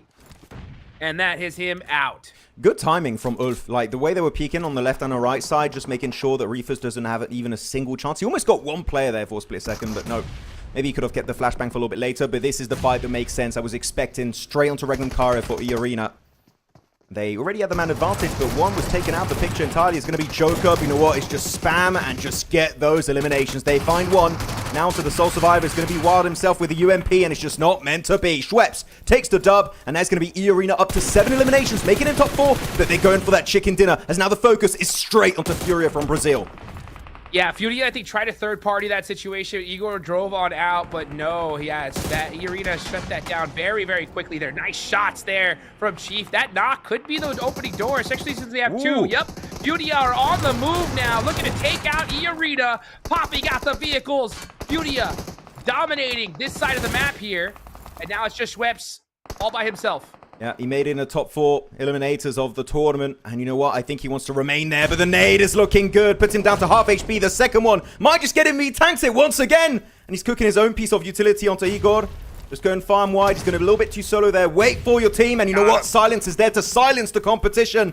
That's Furia up to 4. Good exit from the compound. And they still maintain Chief on the off angle. The 3-1 split is looking good. And it's looking to go for the win against Ulf. Wait, he's down. Yeah, he is down. He is down. Brazil looking to win this game. You got Aaron. And now we're going to see Ketch be able to pick up Solus here. Actually, that might be the other way. No, yes. Ketch does pick him up. So it is going to be a 3 versus 4. Furia should be able to get the full reset here. They have the zone as well. I mean, this is Furia's game to win 100%. They should have this in the bag. Come on. You're in 13th position, 61 points. If you get over 65, it's very unlikely you're not going to be in the top 15. So Furia, this could be their ticket to the finals if they secure it. But Ulf, we know what these guys can do. When all odds are stacked against them, they might just get the win. As Eren on the front line. It's not Bigatron like that 1v4 in PMGO Season 1, but you know what? He might be trying to do something similar onto Furia, but he's got some teammates to back up that play. This is Furia's win 100%. There's no way they lose this. Let's see what they can do. Ulf on the move. Igor is isolated by himself. That's a little bit of a mistake here. They allowed to be able to push up with those smokes. And now let's see what Furia could do. No util left. Oh, never mind. Silence has the nade. That's huge. He's got the angles. Boom! Big knock there. Ayala up close and personal, but it's all over. It's gonna be a Furia win here. Brazil with a big comeback. I love the way they were playing that 3-1 split. Chief eventually getting knocked and they go for the big save, trying to get him back right into the game. Furia, really, the execution, it was not one of the most aggressive game tournaments so far, that's for sure, but just the macro execution was beautiful. The amazing use of that compound in the center of the circle with the squad house. And one, I would say the game-winning play for me was not even that final fight against Ulf, but it was the way they pushed onto E Arena hot jukes. They don't go to the most central location on the eastern side of the road. They go for the wide northern western rotate behind those positions, which actually keeps them safe from a potential third party from Ulf. So they were so methodical on that engagement, Furia. There was so much happening right under the hood. I was loving that game, and Furia, with that performance, with that chicken dinner, I am proud to see this team go ahead and play in the grand finals. Yeah, let's get it going. Yeah, Furia showing that, you know what, even though our Brazilian brothers Alpha 7 aren't here, we came to play, and yes, they did. You know, Coach Knight is really excited for this squad. As you see, Silence gonna be the MVP. 5 eliminations, 383 damage, 41% contribution. You're right, not the most insane aggressive, but very calculated, right? Furia held some great positions. They did the third parties at the right time and won the game. And that's what you got to do, right? When you get those opportunities, you got to take them, and Furia definitely did.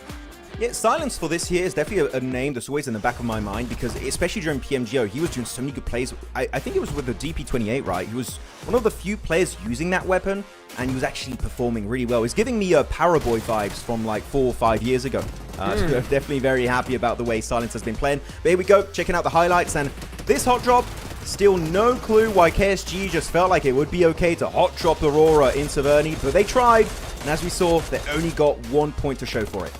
Yeah, only 1 point is going to be rough. And you can see, man, this game was crazy, because we definitely saw a lot of aggression in that mid-late game, especially on that one compound. Oh, my goodness.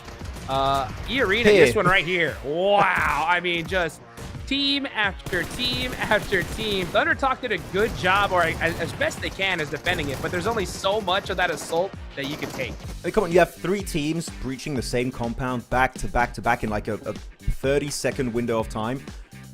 You can't survive that. You could be the best team in the bloody world, and I still believe that you could go down at that moment. I'll be like, you know what?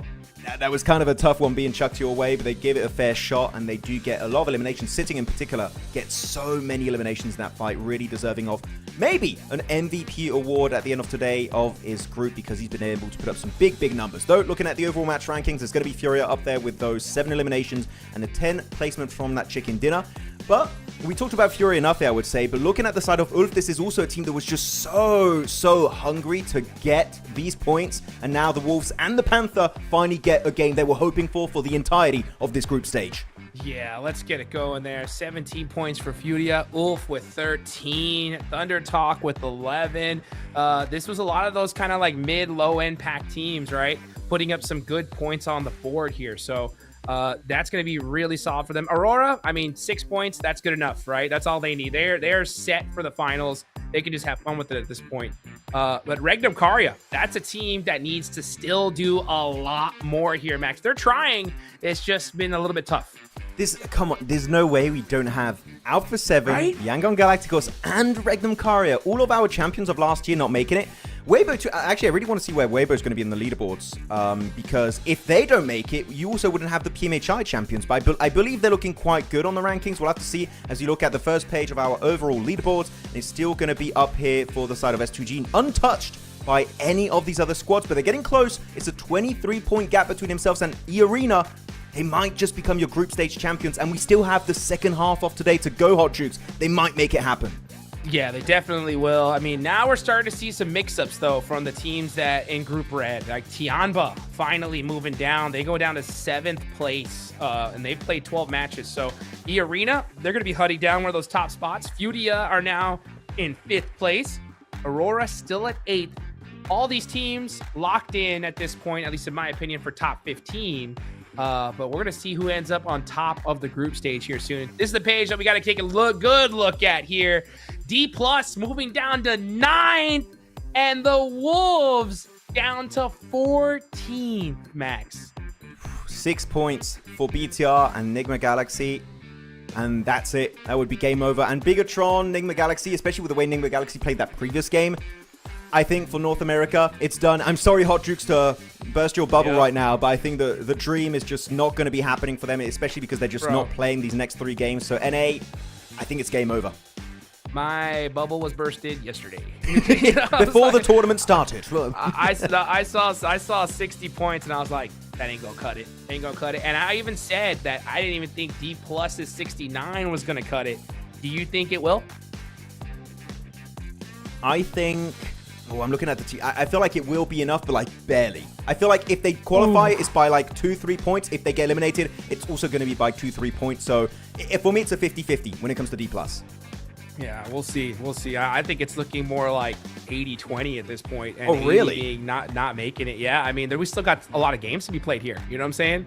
A lot of points to be had, and we're seeing a lot of these mid-pack teams soak up points. Regnum Karya are going to be hungry. Ulf are going to be hungry as well. So all it takes is one game from them, right? I mean, if they get a chicken dinner in this next one, either of those squads, that's going to shake the leaderboards up like crazy. As we take a look here, Schweppes moving on up, looking to dethrone Hamsuji, and that's enough eliminations. Looks like he's going to do it. Yeah, I was not even looking at Schweppes, to be honest. I'm looking, we got a new name here on the top 4 again. It's Silence of Furia that's going to be putting his name and putting Brazil on the top 4 eliminators of the PMMI group stage. Love to see these new names finally stepping up and showing that they have what it takes to be some of the best players out there in the world of PUBG Mobile Esports. But yeah, Hamsuji, Schweppes, Tian, and Silence, good stacked lineup with different regions, right? You got Turkey, Thailand, China, and Brazil.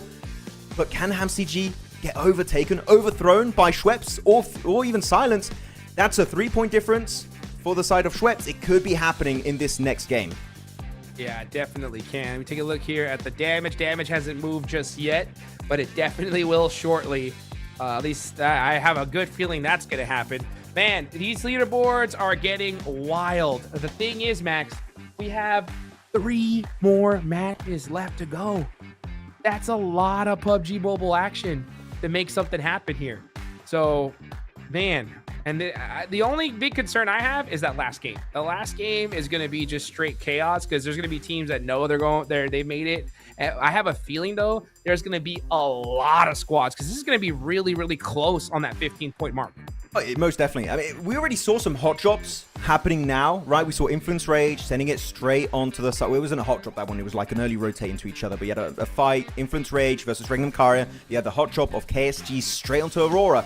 And really, it's not necessary at this point. So if teams are willing to hot drop now, just wait until we get into the last 2 games. Miramar is going to get real crazy, and it's going to heat up here in these lobbies. All right, let's get it going, guys. We got the second half of the tournament coming up this day coming up very, very soon, guys. Get everything ready. Get ready because it's gonna be a fun one. We'll be back soon.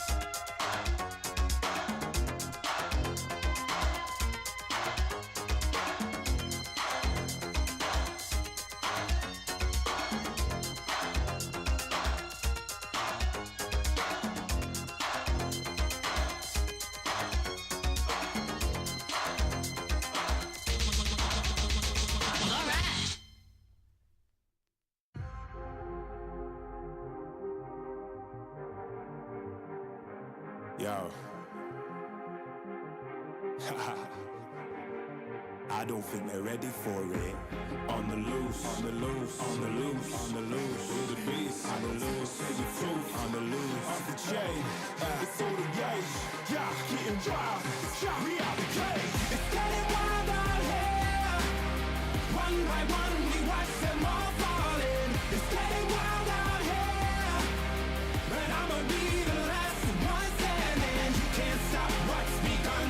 You can't stop a revolution. Come in, come in. It's getting wild out here. Yeah, it's getting wild, it's getting wild. Eating them, feast, fire the most, tire the least. See them admitting defeat, and they so useless. I'm so ruthless. New phone, who this? Give no reply to excuses. Got no bite, man, I'm toothless. Living a lie and the truth is, got this power, bringing it. Play my anthem, singing it. Every mountain, ringing it high. I soar, I rise, reborn. Strapped, I'm back like never before. Taking my final form.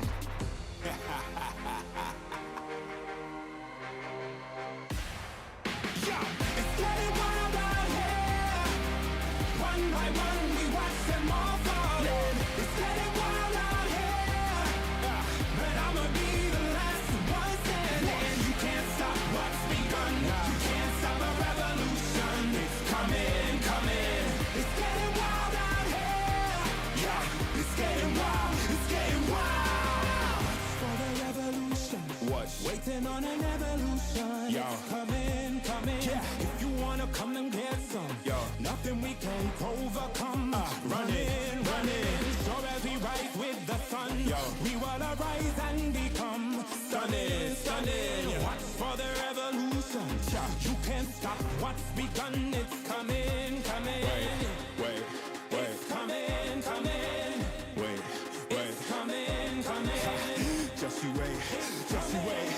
Yo. It's getting wild out here. One by one, we watch them all falling. It's getting wild out here. But I'ma be the last one standing. You can't stop what's begun. You can't stop a revolution. Come in, come in. It's getting wild out here. It's getting wild, it's getting wild.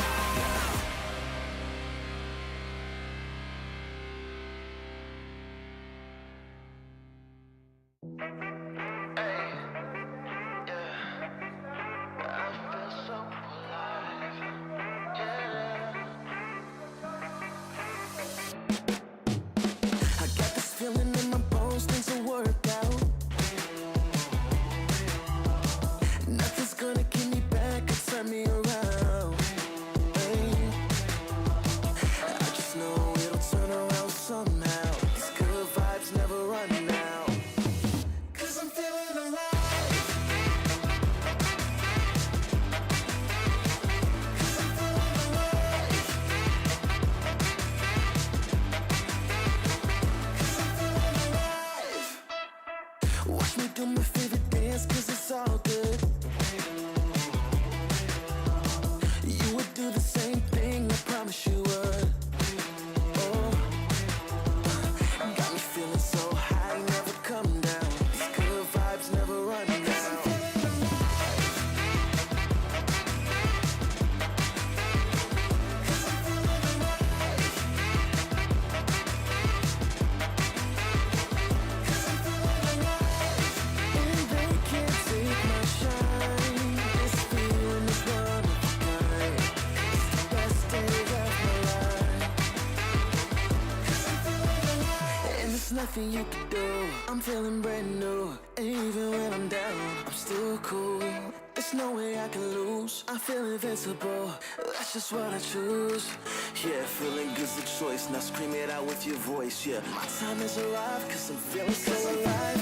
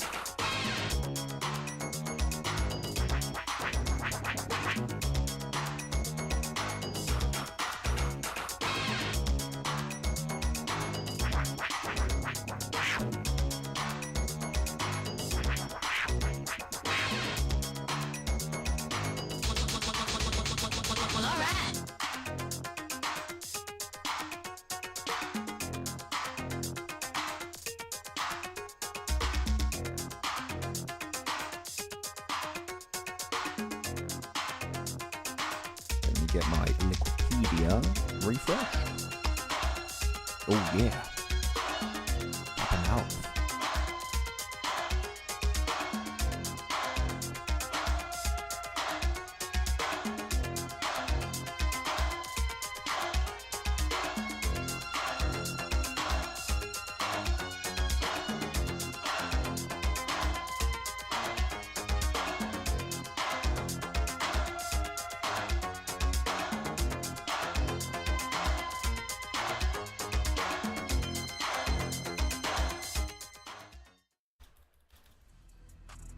And here we go.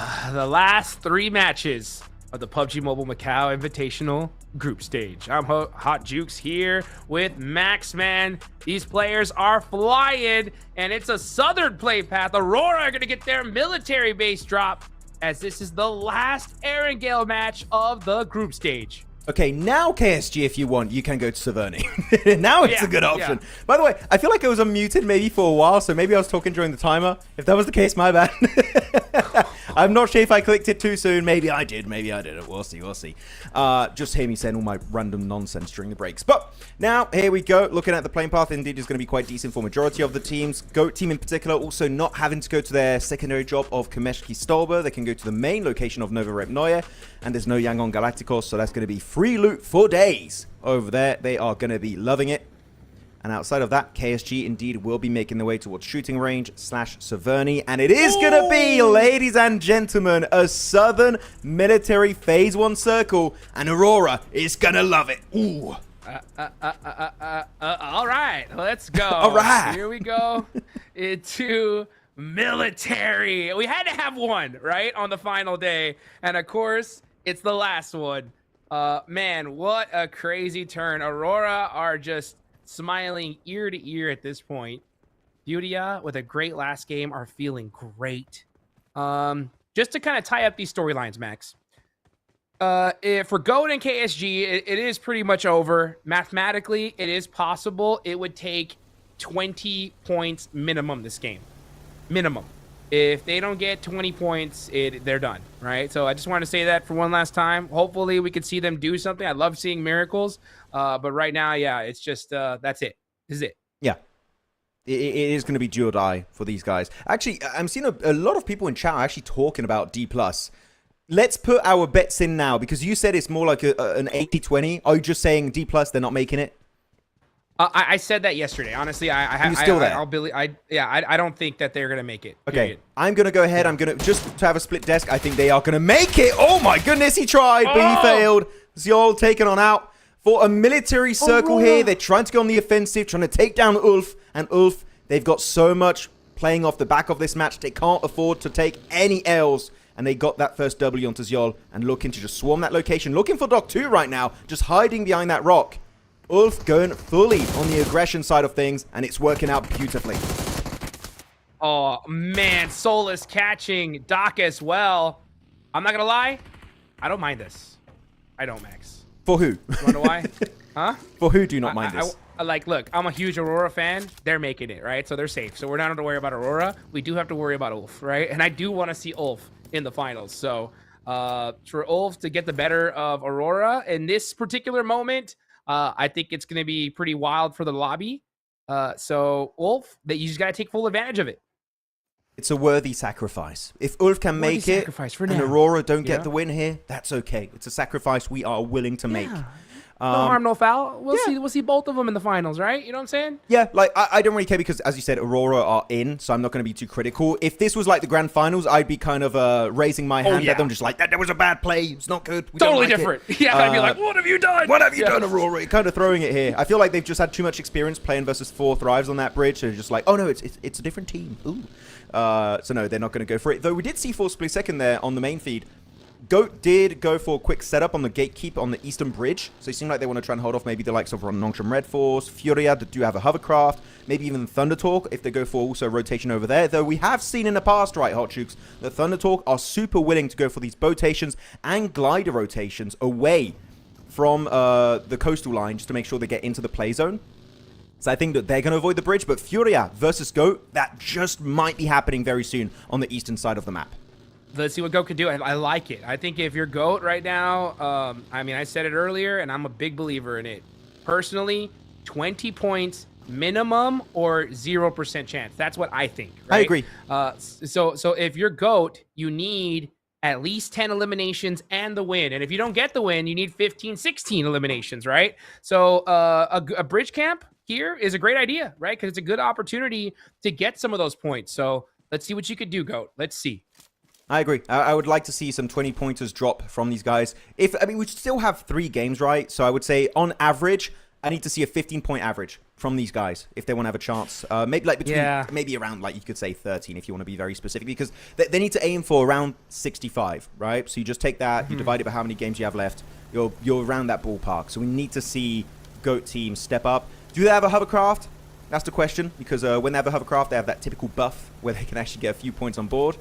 One team that has no hovercraft but has a boat to make their transition is going to be KRX, going straight for that western coastline into that one open compound, which is free because it's a very quick early rotation. So they should easily secure that position without having to take a single fight. Love to see it. Yeah. Just to kind of wrap up my thoughts on that, you know, the reason why I say right here, right now, is because in my experience, every group stage that I've ever been a part of, the last match is so unpredictable, so crazy, you just cannot depend to get points. I've seen too many times, and you have as well, Max, right?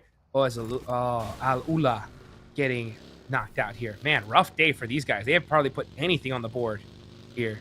But, you know, we've seen that final match where a team only needs to get 3 points to make it in, and they don't get it, right? So I'm worried for all these squads that are going to be like, oh, you know, I don't like the mentality of like, hey, all we got to do is put up 10 each and we're good, you know? Because it's so difficult to get that on the last game because it's just chaos. It's not at all typical PUBG Mobile esports. Yeah. So I think you need to really soak up the points now to hedge your bets for that. And that's why, in my eyes, you know, it's 20-point game, do or die here now. Yeah, no, it's really a time of desperation for these squads. So this ain't Ultimate Royale. You know, you can't be like, yeah, we're just going to crash all the teams and get, like, you know, 50 points in that game. All right, like, no, it's not going to work out for you. As Weibo, hey, nice rotation here with the hovercraft making it in. But actually, we're talking about this. It actually kind of brings up a question in my mind. We just had PMGO Season 1 that was like, what was it, 2 weeks and a half, 3 weeks ago, right? That ended in Jakarta. Yeah. 1 by 4 thrives.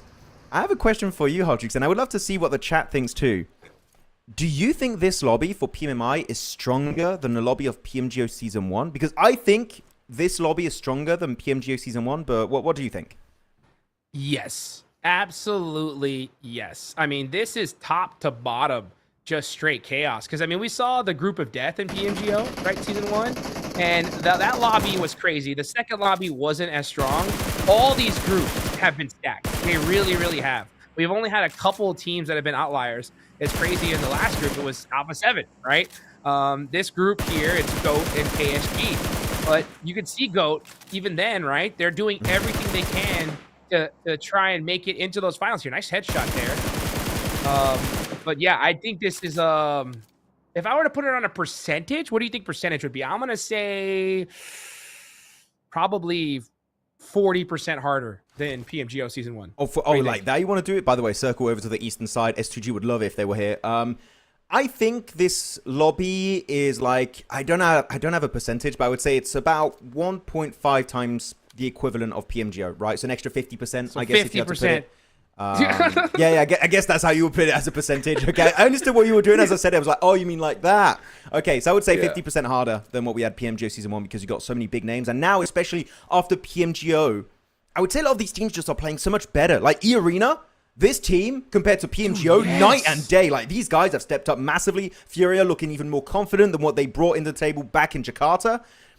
I'm genuinely loving how these teams have leveled up their game plans so significantly in, like, literally 2 months total since their group stages in their home region to now the global stage in PMGO and now here in PMMI. Bro, and this is just the start of this year. I cannot wait for what's going to be happening over in PMWC, PMGO Season 2, Esports Nations Cups, and then PMGC. There's actually so many global events this year. Man, it is crazy to imagine what is still up and available for the rest of 2026.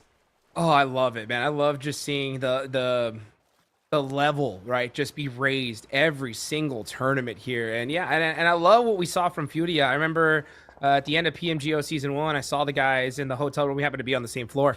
And I talked to them, and oh, wait, KSG, you need to run for your lives. You need everybody up. You need 20 points. Try to get to safety. Looks like that's what they're going to do. But yeah, I ended up talking to the boys, and I was like, hey, what do you have plans to do today? You guys going to go out, have some fun and stuff like that? They're like, nope, we don't party. We don't do nothing. We're just going to go shopping and just get to practicing ready for the next tournament. And I was like, man, these guys are locked in. And it shows. It shows, right? The proof's in the pudding. You put in the homework, you put in the work, it's going to pay off. And it is right now for FURIA. Yeah, I mean, really, it's good to see all the dedication from these players, just committing hours and hours on end every single day to try and just better their gameplay and become one of the best teams or best players out there in the world of PUBG Mobile Esports. Though, right now, we can't say that's the case for KSG, as they are getting taken down one by one, down to just a duo. One is going to be in that compound. It's been a really great compound so far today on Orangle, but you know what? It's not going to be enough. The solo drive-by of Federalis is just a thing of absolute beauty, and that's going to be 3 easy points, but you've got to be careful. There's an off-angle look in your direction, and it's going to be Pedrino from Influence Rage taking him down. Unreal, though. Federalis getting in the back of the buggy, hitting those shots. That was gross. Now, let's see if BTR is able to pick up their teammates here. KSG, Z-Boy just running away. But it's over at this point for KSG, unfortunately. Let's see. Right now, my eyes are going to be... Oh, no, Influence Rage is coming up, and they're going to get those confirmations. Good play. I mean, they have to, right? We need to see them step up a little bit more here if they want to be super comfortable, because that's 65 points.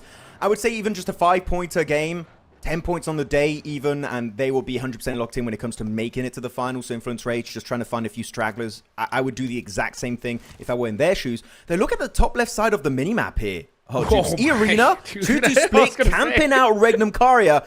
I feel like we all know that this team, if the stars align, can get so many good performances, and they're just trying to nip it right in the bud. Just eliminate Regnum Caria, because E-Arena, top 4, they're so safe when it comes to making it to the finals. If you could just camp out these guys and eliminate one of the world champions of last year of PMGO in Uzbekistan, I would do that exact same play. I love what E-Arena are doing. They're the true mind game players in PMMI so far.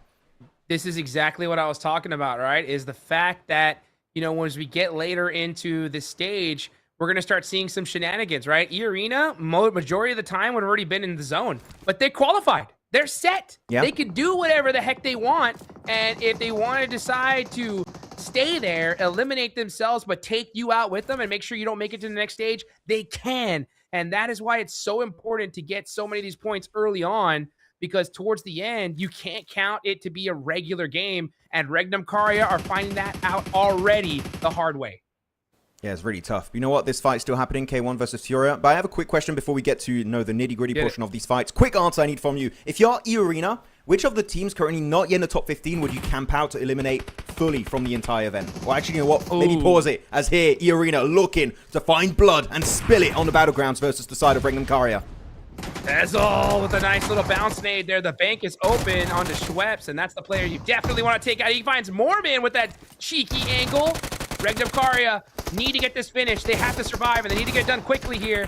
Got to win this 2v1 situation.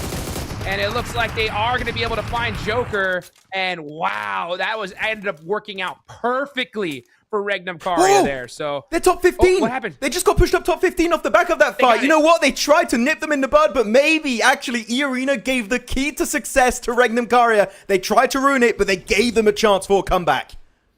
It could happen either way, right? It's just so fortunate for them that they were able to get those crazy plays off the start. That 1v2 opened up the door for Regnum Caria to win. You got to be able to make those plays if you want to make it. And Regnum Caria did. Now, it's time to find a way into this next circle. I'm telling you, Max, look at the point difference on the bottom right side. 15th down to 19th place. 3-point difference. This last game is going to be straight chaos. Now that I'm looking at these rankings, and with what you just pointed out, I feel like it's done for D+. I feel like they're just going to keep slipping a rank or two every single game, eventually pushing them out of top 15. It's going to be dicey. They must be biting their nails back at home. Well, they're not back home. They're probably still at the hotel right now, but just looking at this game, they are feeling the pressure. That's for sure. Circle going to be great for Al-Ula, which, by the way, Mao, an Arabic caster, helped me pronounce it properly. So thank you very much, Mao. Yes. But yeah, Al-Ula, central position, playing on the eastern side of C block. they could be looking to redeem themselves a little bit, because since their opening day, right, and they've been changing a few players here and there, they've been somewhat silent. I would love to see a bit of a MENA resurgence here, maybe on this game. With that circle in particular, this is the perfect setup for Al Ula. Yeah, see what Al Ula can do. Like the correction of the pronunciation, but I can't lie, Al Ula just flows off the tongue so well. Al Ula. Al Ula, right? But I love to see, you know, the fact that, you know, we're seeing the teams at the bottom perform so well. Al Ula did so great on their first day, but man, they have done practically nothing here in their second, right? I mean, they have 62 points. They are literally just being carried by their first day's performance. This is their opportunity, right? They got 3 players up. Where are they at in this circle? I'm looking down. They're dead center, right? So this is their chance to really just lock it down. Dez catching one of the players out. Passion's going to get that confirmation. That's K1. 44 points on the board. Down to 2 players. And Ayala is going to take down Federal. So Furia all by himself. But Furia is locked in on this one. K1 is not. It's up to Passion. All by himself. He's got to do something. Well, Passion. Yeah. Come on. Passion doing Passion. it. He's getting it done right now. Might be able to actually get himself a reset on his teammate Zez, as Ayala just go for the salvage play. Even jump in and doing a little bit of parkour here on the bridge, trying to make it over the fence, and he does make it actually onto the roadside. But does he have a functional vehicle available? I believe, yeah, he does have one, as Zez does get taken out by the Blue Zone himself. It's going to be him down as a solo. Let's see if Passion can maybe redeem this game slightly with a few eliminations or placement points as a solo. That would be a great achievement, especially when they need it, right? 46 points. As you said, between 19th position and I believe you said 15th is just such a small point gap right now. But K1 is one of the teams that could get in that conversation. They would need about almost a 10-point a game, and they could be in that discussion. But right now, as a solo, it's definitely not going to be happening on a Wrangle. Yeah, it's not. And then it's going to be left up to Miramar. Miramar is going to be wild. We're already seeing E Arena, right, out in the blue zone, camping a squad. I can only imagine what's going to happen in the last 2 matches. Regnum Karya, so fortunate that they ended up winning that fight. They have 3 players up. They're in that 15th place position. They should be able to have an angle into this next circle, right? There's a couple little spots they can find safely. They're just going to have to do it very, very quietly and kind of hope they get a hard shift in their direction. By the way, Mr. Bolt Action Hot Jukes. Yes. Did you see that Top is playing with a DSR? Oh, let's go, Top. Yeah, he's playing with That's a DSR. what I'm talking about. Unless it was like a temporary it. secondary weapon, but he definitely had a DSR in his arsenal. And I feel like he's just... I'm pretty sure he has 3 weapons. One on the ground, that's a CQC weapon, maybe an SMG or a shotgun. And right now, while no one is around him, he's just playing from that radio tower, just going to hit snipe after snipe. And if a team crashes, he might just swap to a new secondary. But he is definitely playing with a DSR. And in that position, if the circle favors Top, man, we could see some insane bolt action headshots happening very soon. Let's get it going. North circle here. Okay, Nigma Galaxy are chilling right now at the top. You got Alula going to be holding that C block position. And down south, Regnum Karya are creeping on in. But they're going to have to face a lot of squads. Coops. Oh, they got that vehicle out. Ayala getting eliminated. That's tough. That's a really tough one there. Taken out of the picture entirely. And Furia eliminated by NGX. 77 points, still top 5, so still great achievement from them. It would be interesting. We have the other Brazilian teams make it, but not A7. Really, the new generation. It's Boruto vibes right now in Brazil. The new gen is definitely stepping up. Well, it's not really new gen. It's still OG players, but it's just not the team you expect to be up there, which I always love a storyline like that. But Nongshan Red Force, you know what? Again, I've been very harsh on this team, but lovingly harsh. Because I love this squad, Human in particular, and I feel like they could be a first-place team. I am biased, yes, guys. If you guys are going to say in chat, yes, I am. I'm very biased for Human. I love this guy. But 73 points. Top 5 is definitely in the cards here. 4 points away from the likes of Furia that got taken out. E-Arena also eliminated, so this could be an opportunity for them to finally be at the very tippy top of the leaderboards. But the entry point, they're already in the circle on the eastern side on the compound, just outside of military base. So it's a decent chance here. We see South Korea make it very deep in this game. Oh, for sure. I mean, a win here, and they're in the top 3 easily, right? So let's see what Nongshan Red Force can do as Irina and Furia are already out of this one. Influence Rage being out, it's going to I still think they're going to need a few more points to feel comfortable, but they should be able to get those easily in the next 2 matches. But we've seen crazier things happen. Because I'm telling you, Miramar is going to be so fun to watch. As looking at GOAT, Focus getting taken down again. GOAT need 20 points, nothing shy of that if they want a shot into the finals. Weibo, though, where are Weibo at? Weibo, Down 13th south, place, 61 points. Yeah, down south. They could use some eliminations, definitely. I really like this ridge. It's a very... Oh, okay, I don't like this ridge. Yeah. Just tumbling down the mountainside for Passion. And I feel like the Blue Zone's going to get him. Oh, one more tick, and he was done. Woo! He's going to be able to pull off the bandages. A few bullets being chucked his direction, going right back into the Blue Zone. He can't stay there for too long. Goes right into the bat cave. Oh, he loses a bit of momentum there. Come on, you need to park it. And he gets taken out. It's top with the M4 to put the nail in the coffin. See you later, Alligator. That is game over for the squad. K1, the redemption arc has not yet begun. Man, it's going to be tough. I mean, they're going to need to win one of these Miramars coming up if they want to make it. They're down in 20th place. Aurora, big chillin'. Now it's GOAT. Let's see what GOAT can do. This team is going to be the squad down at the bottom of the leaderboards. And also the team that ended up replacing 4 Thrives here. Oh, not able to get the initial knock on Enigma Galaxy, and now they are pushing. C block going to be shared between the 2 Turkish teams. It's Ulf and Regnum Karya.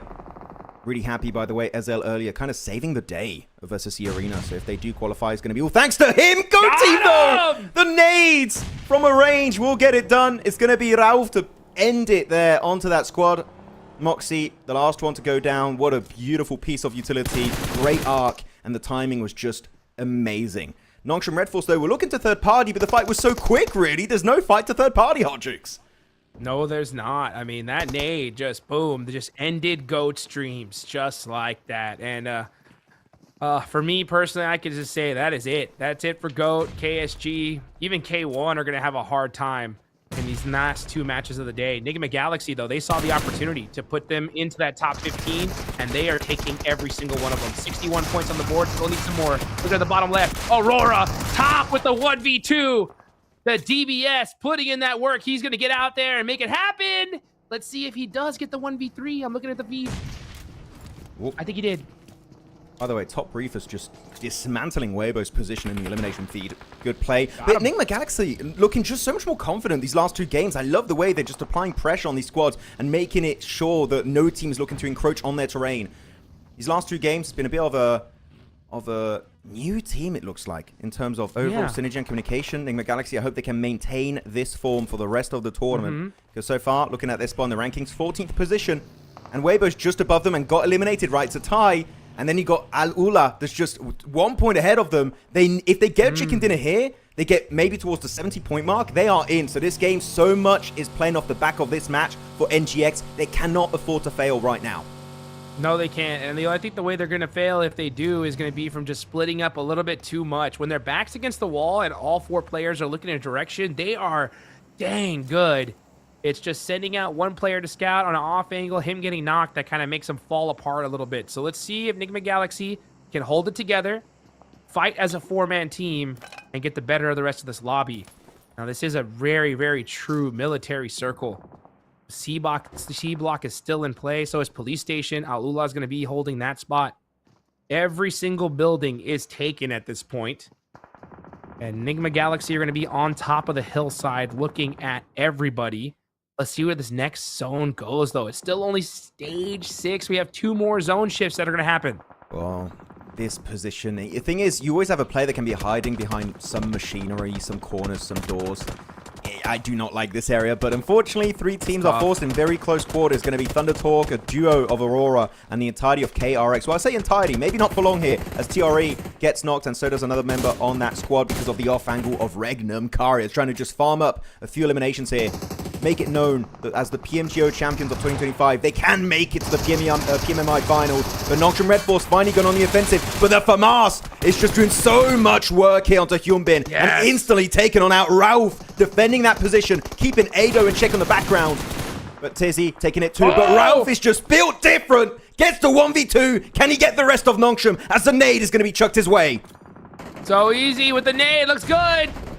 Bit short. Oh, just short. He's going to throw another one, though. Meanwhile, Ado getting eliminated, and that's Nigma Galaxy out of there. Nongshim Red Force getting the better of them. Well, it was looking good for Rauf, and unfortunately, it just doesn't work out in the end. I mean, you had literally one tree as cover in a 1v4. Chances are it's not going to work out. It's still a really good attempt, right? Gets one player down, flushes out, get an extra knock, but Ado, etc., were not able to actually get himself that win in the end, so still a good achievement. As Ulf, though, the circle not being too kind. C block is being taken out of the picture, this circle shift, and instead of just trying to force the fight onto Regnum or even the side of Al Ula, actually going for this wide northern flex out onto the previous position of Nigma Galaxy. I don't know if I like it just yet. It depends if they're just going for scouting for information and then going back into C block to fight with Eren. But if they want to fight Nongshim Red Force, I feel like this could be a little bit of a risky fight they're taking here. But they do have the high ground, and if they get one big nade knock onto Nongshim, maybe this turns it instantly in their favor. What do you think? Yeah, I think Ulf have 3 players up. They're looking to get every point they can get, especially considering that they're in 18th place. So they're a little hungry for eliminations. They have the high ground. They have so many different angles here. They want to have these entire side of the map to themselves. That's a huge initial knock. But pushing down this hill is going to be so difficult. They need to be able to do it with util. Solus. Yeah, they don't want to push down, because if they do, they're most likely going to get knocked. They're going to try to do it with those shots through the smokes. Not able to get the confirmation. This is what scares me. You're being forced by the blue zone to go downhill into the side of Nongshim Red Force.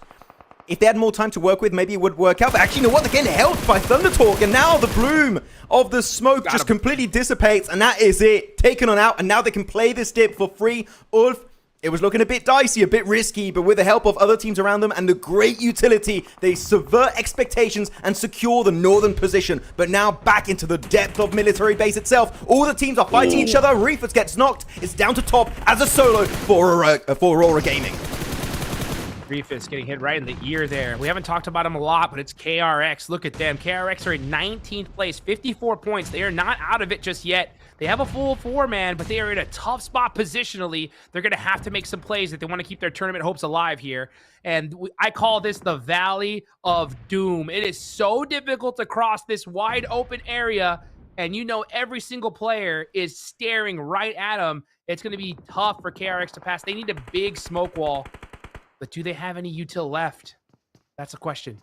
They still got a few, right? But 5 seconds until those smokes are going to start to bloom out and dissipate. So that's going to give their location away a little bit easily to the enemy teams around them. Eren got his own piece of util, 30 seconds to work with on that smoke. So he's going to be big chilling in that fight. But Regnum, they're trying to make the entrance here onto Al Ula. And so far, it's been a pretty decent defense, because Eren is also keeping Regnum in check. Despite being Turkish brothers here, they are kind of negating each other's entry point. As Silas dropped down by Eren, he gets so much damage, getting Loxy too. That's an extra 2 points on the cards. Eren doing so much heavy lifting, but he's still not in the play zone, so he has to move slightly more over to the east. This wall is so strong. It's so difficult to hit any nades towards them, so he's going to have a great angle here, especially to be able to steal some eliminations. Al Ula with the duo inside a police station. That's going to be their spot. Did KRX cross the road? It looks like they did find a spot. So KRX do make it there. Ezreal's just going to try to heal out at this point. Deny the point, yeah. Oh, the blue zone sticking too hard. Yeah, might as well deny SL, because we know it could be down to a tie break as to who makes it and who goes home. So I do like that idea, because there was no way that rotation was going to work out in 1,000 years. But now Ulfir, they've been having a good time, right? They got second place last game. Able to get himself a strong finish at the end, but getting overwhelmed by FURIA. But now there's no FURIA standing between them and this chicken dinner.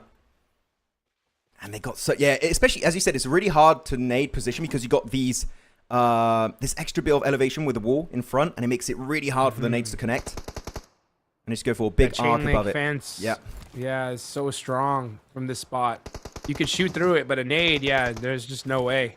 Oh, they're pushing though. Now, okay, here they go. In the wide open, too. Ula, yeah, just going to go ahead and deny some points. And it makes sense considering that you got so many teams right below you. Look at this, 17th, 18th, and 19th place. One of them is going to win this game. Every single one of them needs it. Federalis a legend in his own right, Ooh. all by himself. Aaron, hello. Come on, he's right there. Oh, Ooh. got him. Okay, that was a bit of a horror story. Gonna go put it right into the head of Soulless. Federales, how do you survive that? He gets up and instantly gets shut down by South Korea. It's KRX going hard for the win. It's only Ketch remaining here, surrounded by foes. And it's just not meant to be. KRX here, finally going for the chicken dinner and maybe redeeming PMMI here for South Korea. Oh, right at the buzzer, too. They had a tough time winning this one, but lo and behold, everything just lined up so perfectly for them. They were able to keep majority of their team, actually the whole squad up, all four towards the end there. And man, with that game, that could have just done it. Could have done it, man. I mean, just before this game, I feel like I was looking at their ranks. They were, what, in 19th position for a period of time. With the actual chicken dinner, how many ranks? Because it was so close. They could have jumped up 6, 7 ranks. And I said 6, 7. God damn it. They could have jumped maybe 7, 8 ranks. And they could, that's how big of a difference they could have made with that chicken dinner. And it was not a super aggressive game, in my opinion, from KRX. It was just holding down their position, zoning teams away efficiently. And by doing so, a really strong podium finish is definitely going to come your way, and they could convert it into an actual chicken dinner. I would say Federales definitely helped KRX there at the end to get that final fight onto Ketch. But regardless, it is going to be a KRX win, and the Hoxie MVP moment is finally here with those 2 eliminations. Hey, they'll take that all day long, but more importantly, those 10 placement points, they needed them desperately. You know, I will say one thing as well, though, Max. The fact that we had all those players in that position towards the end, those specific teams, that is like worst case scenario for a team like D+. Exactly. Because we have all those teams in that area getting points, and that is just making D+. I just put it this way. If you're a D+ fan, I'd be shocked if you had any fingernails left, because it's going to be a straight nail biter here towards the end. Look, if I were D+ fan right now, I would just turn off the stream and just kind of live in my own world and hope that they make it. I'm just like, please, I'm going to go on a walk. I'm going to relax. I don't know if they're going to make it. And then you just check out Liquipedia later. It's like, and they didn't make it. Because I feel like now, with this setup in particular, I was hopeful they were going to make it. But so many of the teams just below them got an insane amount of points, making it to top 5. I feel like the D+ Kia dream is over now. I feel like it's been shattered to a million pieces. We'll see where off ends up being. You know, I think I said at the start, I was guessing 75. Yeah, look at this. Federales. Hello. Goodbye. Because he turns a bit more to the left. I feel like he spots Federales, and actually then Scarface instantly trying to peek over, and he gets punished. Easy 1v2 for the man himself from the side of the Philippines. But all the players here, KRX able to give himself not a big elimination-based game, right? Which I said is just about zoning teams away. Very macro-based gameplay. And 15 points still. They needed it, right? And this is definitely going to put them in a way comfortable position to hopefully jump in the top 15 and stay there until the very bitter end of the group stage. Yeah. Oh, man. Look at this match rankings. Ulf getting 12 points. BTR getting 10. That is huge for all 3 of these teams who are right there on that cutoff of making it or going home. Looking down the leaderboards, you got Regnum Karia putting up 7 as well. Man, if Regnum Karia want to make it, they're going to have to do it in Miramar, Max, because that is it for Erangel. It's going to be a tough one.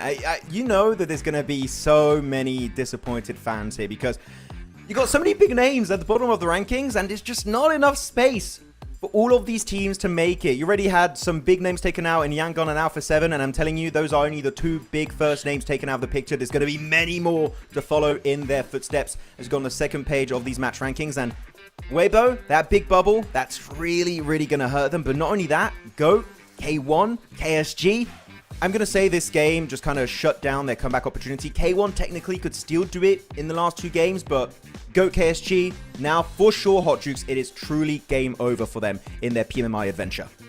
Yeah, they're going home. There's the chance is too crazy. You got to win the lottery twice, I think, at this point if you want to make it. But when he looks at the leaderboards, this is where we got to stare at. Undertalk down in 8th place, 71 points. All right, FURIA are in 7th. Now we're starting to see these teams really push up on the leaderboards. As a matter of fact, E-Arena with 2 matches left could be trying to hunt down that top spot. But you can already tell that we're doing something. This is important. All right, let's take a look now. D+, 69 points. in 10th place. The cutoff is now 64 with 2 matches left to go. 5 points difference between 15th slot and D plus Kia with their 69 points. And usually I would say nice, but no, it's not nice. It's not comfortable right now for D plus Kia, and they are going to be normally overtaken by KRX. They just need a single point, and they're going to be tied up. And D plus, actually, one big advantage D plus do have here. We do have to talk about it, Hodgix. They got those 2 chicken dinners. When it comes to tiebreakers, chicken dinners are always the first number to be taken into account. So if they do end up in a tie between teams in 15th, 16th position, those 2 chicken dinners really could be their winning factor to go to the finals. If they didn't have it, that would be even a worse situation for D plus Kia. I would not love to be in their shoes right now.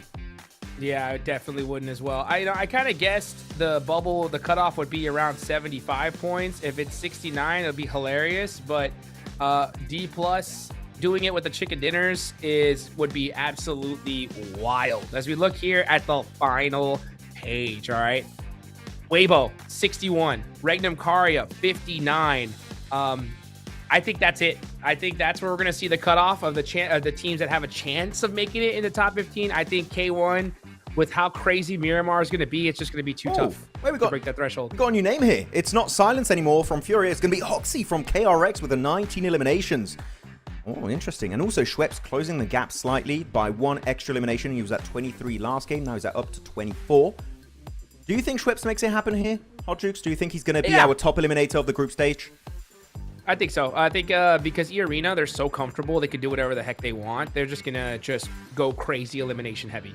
So I think Schweppes 100% is going to be the top eliminator here. QZZ, though, he ain't going nowhere. Yeah. Oh, you know, it's Top, man. Oh, but Top! Yay.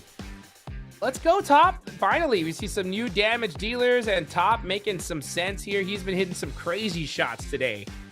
Love to see it. Yeah, absolutely lovely stuff. I didn't see any shots with the DSR. I wish I did from his POV, but no, he's just able to get... And that's the thing with Top. He's always able to get a lot of damage in these lobbies because of his loadout. He usually likes to play long range with especially DMRs. The Mini 14's his best friend. He's played a few times with the M1 Garand, but when you play DMRs, it's always going to inflate your damage quite significantly, and that is the reason why he's got so much damage so far in this group stage. Loving it. Of course, though, catching up to QZZ is still a almost 2,000 damage difference, so Top is going to have to go extra hard on Miramar if he wants to be the top damage dealer of this group stage. Well, we're going to find out in the desert of Miramar. It's coming up really shortly, guys. I hope you guys are ready, because it's going to be one heck of a ride.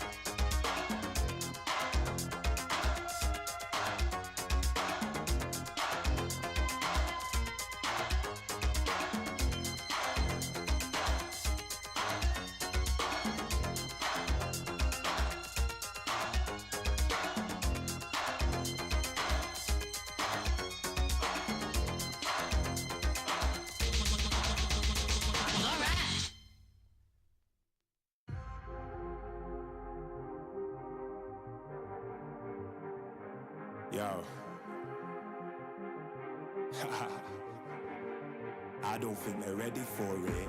On the loose, on the loose, on the loose, on the loose. With the beast, on the loose, say the truth, on the loose. Off the chain, it's all the gauge. Yeah, getting wild, yeah, we out the cage. It's getting wild out here. One by one, we watch them all falling. It's getting wild out here. But I'ma be the last one standing. You can't stop what's begun. You can't stop a revolution. Coming, coming. It's getting wild out here. Yeah, it's getting wild. It's getting wild. Eating them, feast, fire the most, tire the least. See them admitting defeat, and they so useless. I'm so ruthless. New phone, who this? Give no reply to excuses.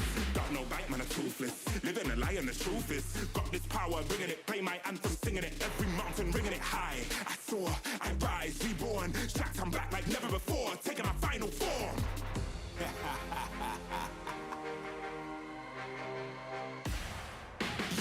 It's getting wild out here. One by one, we watch them all falling. It's getting wild out here. But I'ma be the last one standing. You can't stop what's begun. You can't stop a revolution. It's coming, coming.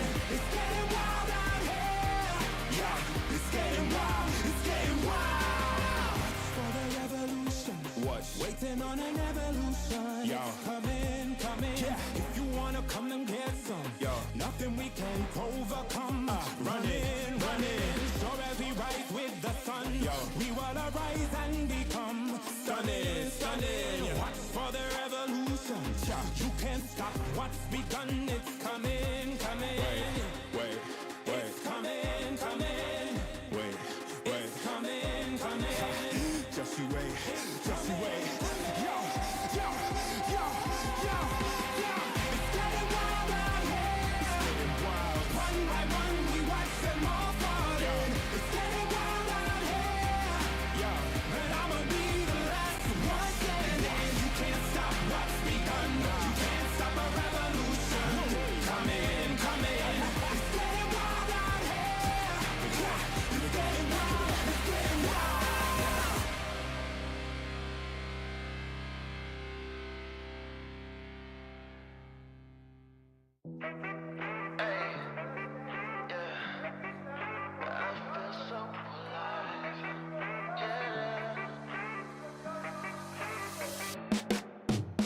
I got this feeling in my bones, things will work out.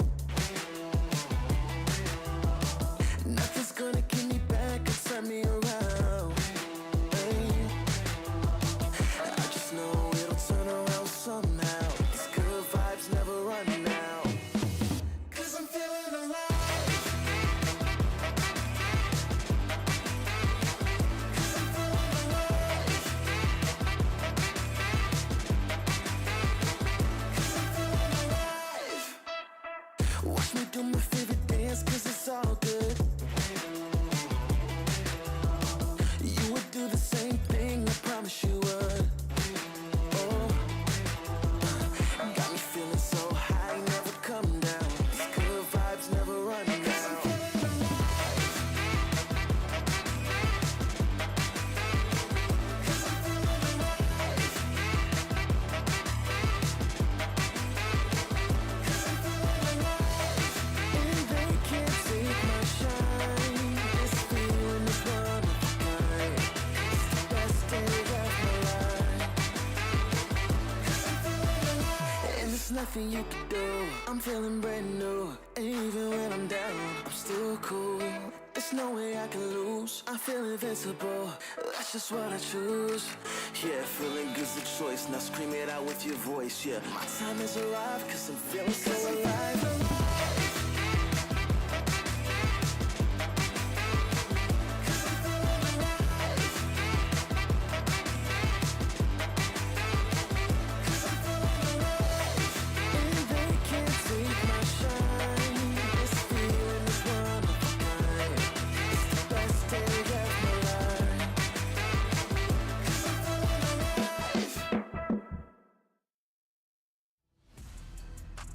And here we go. Last 2 matches of this group stage. We're headed into the deserts of Miramar. Max, I know you are hyped for this one. I cannot wait to see what's going to be happening. This is an amazing plane. It's going from Campo Militar all down to Minas del Sur Island down southwest. This is an amazing one. Everyone should be able to make it to their main drop location. If any hot drop happens right now, Hot Jukes, it is 100% targeted, especially Casual Gaming. Are they going to go onto another hot drop? Are they going to try and take down one of the big names here to try and do a little bit of a comeback? Or are we going to see that coming out from maybe the likes of a GOAT team, maybe even a K1 Esports? At this moment, unless you go big, it's just not happening. That comeback is not going to go down for you whatsoever. So might as well take a risk here and see if things can pan out for you in the long term. Yes. Oh, man. I mean, right now it's just the time. You got to make plays. You got to play it so conservatively. We got a nice eastern circle here, southeastern one. And that's going to make things super interesting here. You cannot afford to make any mistakes because look at this leaderboard, man. I would say from 11th all the way down to 19th, we could see some crazy changes. That's a lot of squads that could go home. Yeah, a lot of them. For sure. And actually, I'm wondering, is D+ going to be kicked out of top 15 this game, or is it going to take the last game for it to happen? I feel like it's going to be in the last game. We might just lose out on D+. Because it would require a lot of teams. You need a KRX. By the way, some people still are confused. KRX is DRX. They just rebranded. Al-Ula, Influence Rage, Bigatron, right? And Ulf and NGX, etc. to all get a few points in these next few games. These next 2 games, really. That's all that's left. And D+ will be kicked out. So I feel like not this game, but the last match, that is when D+ might just get kicked out.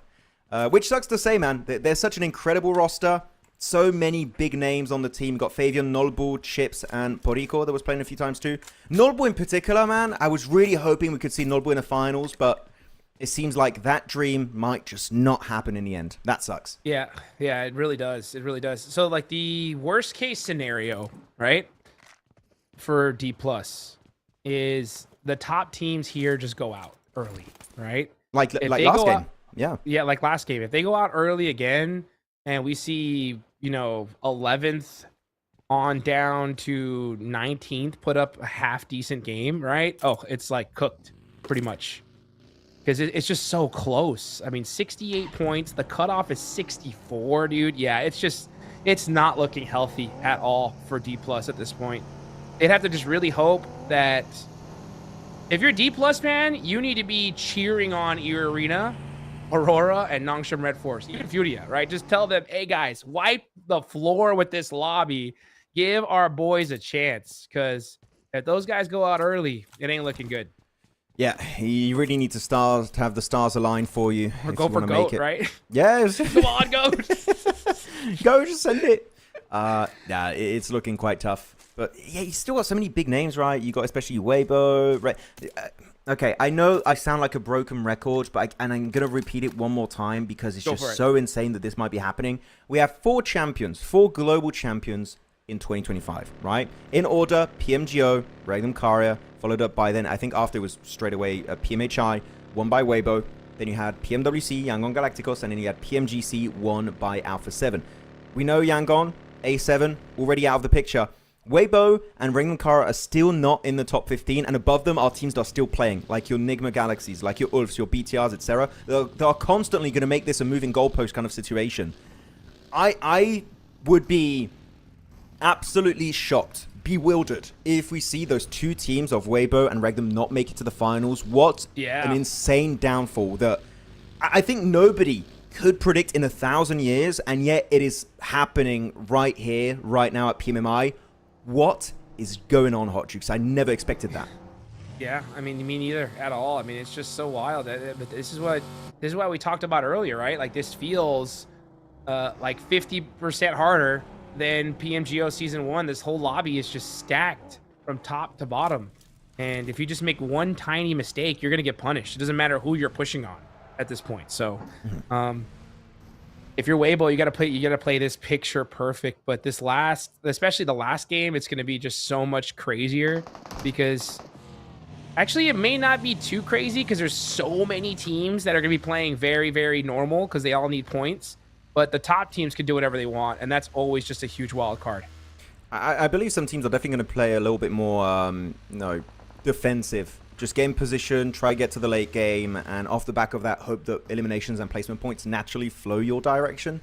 Especially if you're looking at teams like Thunder Talk, for example. I feel like that's a team that is going to do exactly that. Just try and cruise into the games, get into, if possible, top 5 scenarios, and that should be very easily making sure that there's no way in hell they're going to slip out of top 15.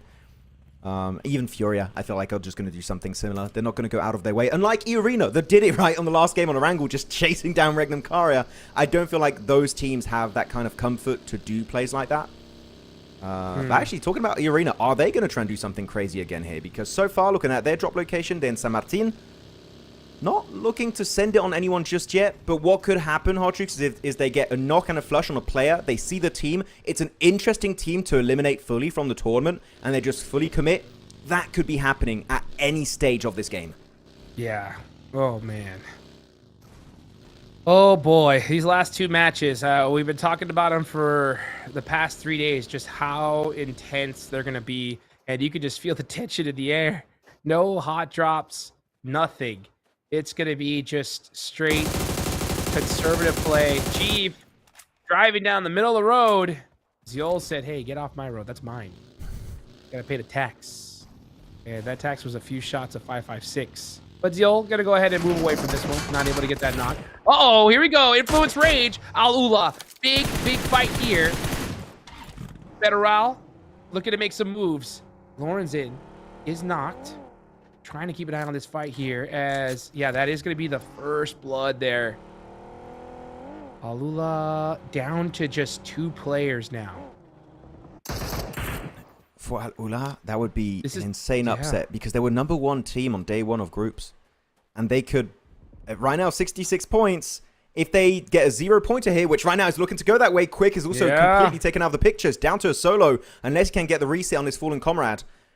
That might be one of the MENA teams completely eliminated here from the tournament, which would suck to see after how good an opening day they've had. But so far, their second day, to be brutally honest, Hottrix, has been a complete non-day for this squad.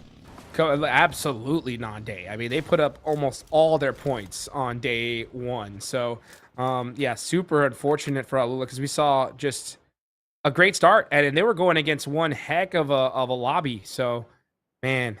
Right now, if you're a D+ fan, you're excited, right? Because you're like, yes, one team in that mid-pack going out early. But for Alula fans everywhere, they are not too happy right now. We start saying their name correctly and everything goes wrong. We need to go back to calling them Alula. Yeah, Alula. Come on. Make it happen because they need it, dude. I mean, 1 player up left. They're going to go into the last game, and that last game is going to be wild. Yeah, and we haven't seen any clutches from Claws or Quick, right? They've been completely missing out on so many good fights. Just to double check, okay? I'm looking at the numbers. Okay. Ula, they had, going into this day... 51 points, I believe it was. 51? Wow. That's crazy. So to only put up 15 points in 5 matches is rough. That's what we would do if we were playing. Yeah, literally. That's a great day for us, right? Bad day for them, unfortunately. They don't need very much, man, but it's just not looking good because you got BTR, Ulf, Enigma Galaxy, Weibo, Regnum Karya all right there. If these guys have a good game, I mean, we could see literally Ula go down to 19 places. Could be the case. Yeah, definitely could be the case. By the way, I do want to say this circle, there is a road to the east of Los Lunas that has a loot truck. I do wonder if anyone has gotten access to that loot truck. And if yes, what did they get? P90s, MG3s, maybe even a Lynx AMR we did see played earlier, right, by one of the Chinese players. So could be a good bit of extra loot if anyone was able to lock that one down. It's Thunder Talk. They were one of the names that are currently looking pretty comfortable. 72 points. I would say it's very unlikely that they do not remain in top 15. So at this point, they're just playing for the fun of it, just to make sure they can actually get maybe a better ranking in the group stage. Because, you know what, actually, looking at the bigger picture here for this tournament, Hot Streaks, I feel like I'm so happy to see so many Chinese teams in PMMI / even PMHI last year, because they don't have a lot of global exposure. There's only a few events they do play against international teams. So now, sure, KSG, getting wrecked, right? Even some other teams having a bad time like K1. They feel like this gives them a better chance the next time they qualify for a global event. They have a bit of a better fighting chance because they already played against these teams once before. Yeah, I mean, that's going to be a big advantage for them for sure, right? Man, it's just so wild to see like the level of competition here and how it's turned out. And I think it's just going to get even higher and higher and higher. The finals are going to be one heck of a thing to watch here because now it's no longer top 15. It's who's going to win the whole thing, right? So I'm excited to see how that ends up going.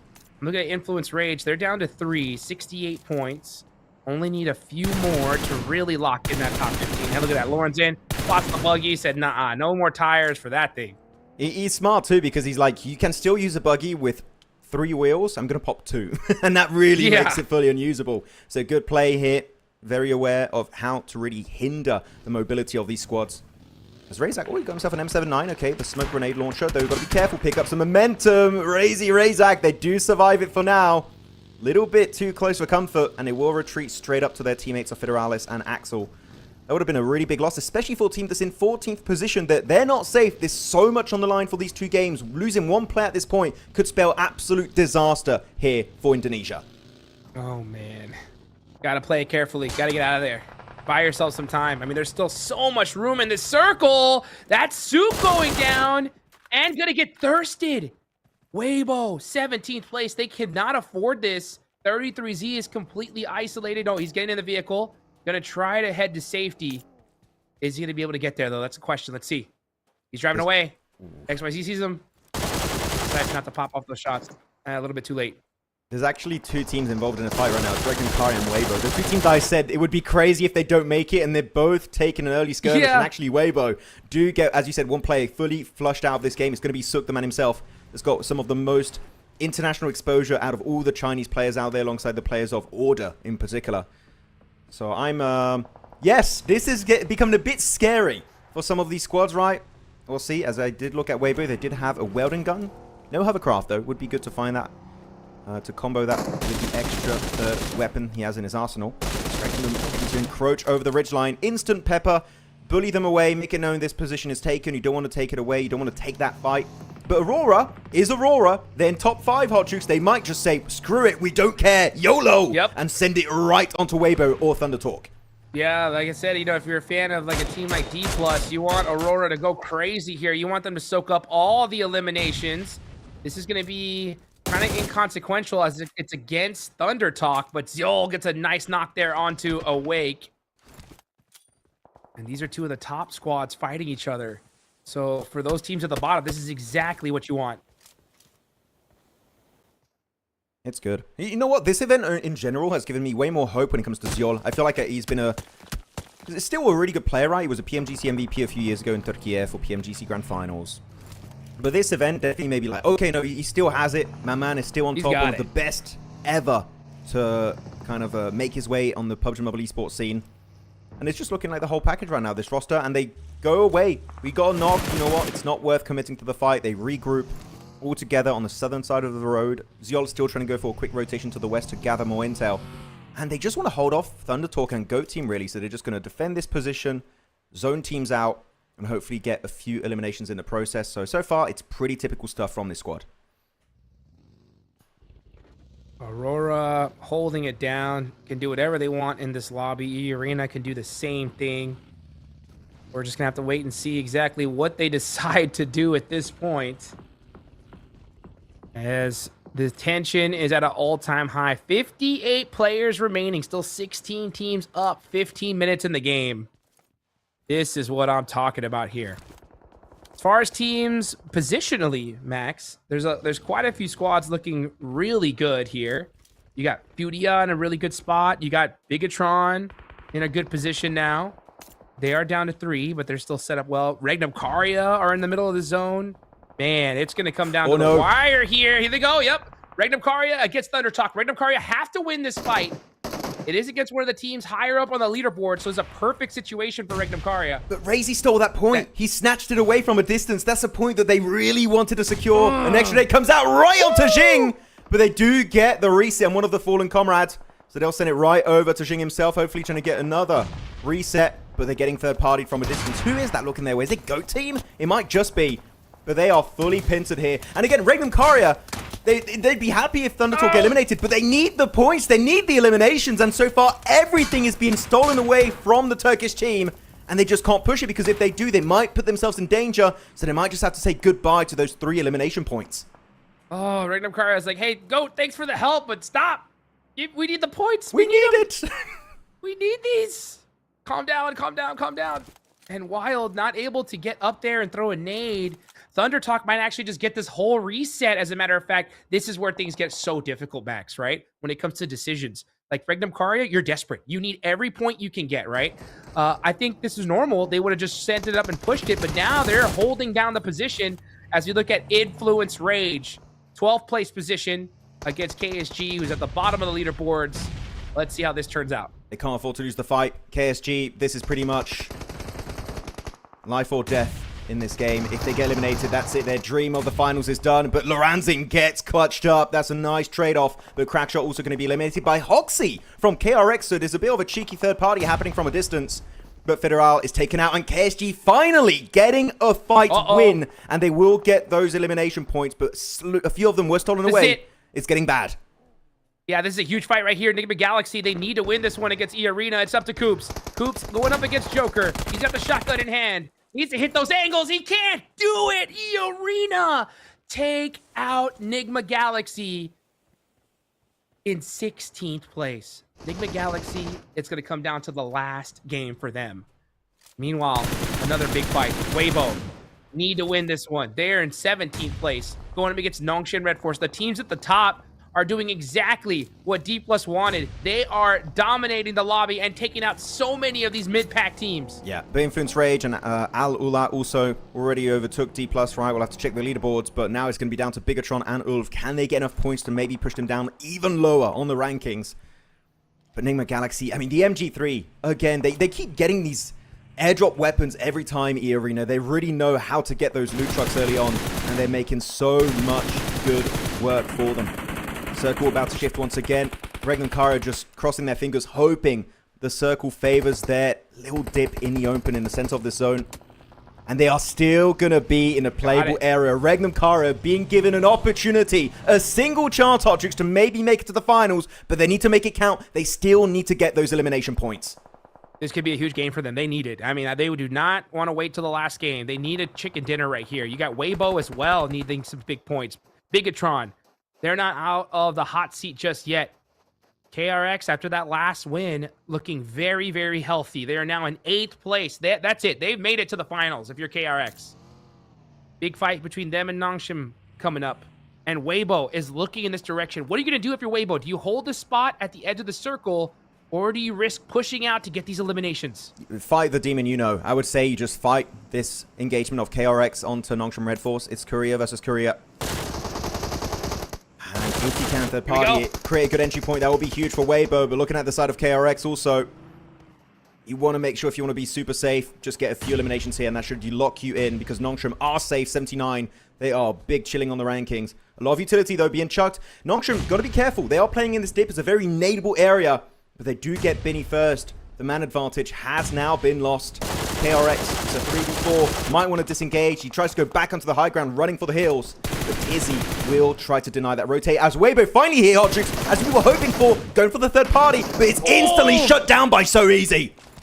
So Easy with a beautiful knock there. This is devastating for the side of Weibo. Weibo need to get some serious eliminations here. Suki, 33Z, need to get active. And meanwhile, I mean, the fight, where's KRX? They have not engaged on this at all. And now they have the opportunity to third party, but they're not. So Weibo, we're hoping to catch him in the middle of a fight, but KRX said, nah, you know what? How about you guys fight it out? And I like it. I feel like there's not enough eliminations that popped up in the elimination feed for them to commit to the fight. It doesn't make sense right now. If they can maybe leapfrog that position while the fight is still happening, that's great. But Weibo, I feel like they heard the vehicles of KRX like, hell nah. We're getting right out of that. I love that push from Weibo. It was too risky. Even if they win the fight, they're instantly going to get third partied. But they're pushing the location. They just don't know where everyone is hiding. Suki is taken out. Same for 33Z. I respect the play, but unfortunately just doesn't pan out. Weibo eliminated. That is a 0-point game they just couldn't afford to take. It's going to be up to the final game for the Chinese squad. Let's see what they can do. But now it's up to Bigatron. Bigatron getting some shots downrange. The Indonesian team trying to take down Nongshan Red Force. They need every point they can get. They've got 2 so far. They're in 13th place. So many of these teams, those cutoff teams, went out early here. That's going to make the last game just that much more intense. As now we're going to look at another team that needs points. It's Ulf. Catch. Going up against Furia. Ulf. Down to 2 players. Need to make a big play to keep their team alive. I mean, Furia are super safe, right? They got 80 points. They're just trying to make a statement here that they can take down the second place of PMGO and PMGC. Uh-oh. Going for the drop shot, maybe. Chief here. Got to cook that nade. It's going to be an under chuck. Low toss. He hit it. The low toss. Connects damage. Ooh, puts Eren so damn low, but no knocks. As he will be going on the offensive, trying to spread down from above with the DPS. That's the first one being found. Ulf down to a solo player. It's Eren. Can he clutch it up once again? So many good peeks around the corner of that rock. He's doing so much damage, but unfortunately it's just not enough. Down to a solo. Chief will survive and bring the entire squad back up as a 3-man team. Are you kidding me? 12th, 14th, all the way down to 17th are out early. This is why we kept saying it, right? Getting those last points in the final matches is so difficult, but Bigatron, they want them. They came on out, ended Furia's reign, and that is 5 points for the side of Bigatron. D+ kind of loving this, especially because, again, they have those 2 chicken dinners. If it's getting down to a tiebreak at the end, they win it. So, they're enjoying what they're seeing right now on the broadcast as KRX. Quick exit. I do really like, again, the idea of them not fully committing to the third party on Weibo versus Nongshan Red Force, and actually it helps them to leapfrog way closer to Bigatron. But the circle has a different plan in mind for them as they're getting forced out in the open over those dips and ridges, and Tizzy will pick it up, instantly confirms it with a QBZ. And Bigatron, hey, you know what? Very consistent in this game, right? Able to just get some cheeky third parties from a distance. They've been just so involved in the discussion, and that does reward them with those 7 eliminations now in top 10, pretty much sure to make in the finals. This game is their ticket to the next stage. Yep, I agree. They did it right here and here. They have punched their ticket to the finals. We're going to see these Indonesian giants make it into that grand finals. I will say also, with 13, 17 all the way out here, this is the perfect, and I mean perfect, situation for Regnum Karya. They are dead center of the zone. Almost everybody above you is out. What are you gonna do? It's going to be stressful for Regnum Karya. I've yet to secure a single elimination, I believe, right? So we need to see some points come their way eventually, or they'll suffer a similar fate to Weibo. It would be tough to lose 4 world champions of last year in PMMI. That's Bigatron, good position. I love that 2-2 split. I wonder if Axel and Razy have some nades to just rain down on the heads of Nongshan Red Force. Right now, it doesn't seem like that's the case. Let's go team going for the push onto K1. Just trying to lock them down in the bottom of the rankings. Whoever loses this fight, it's pretty much game over. Your PMMI adventure ends here and now.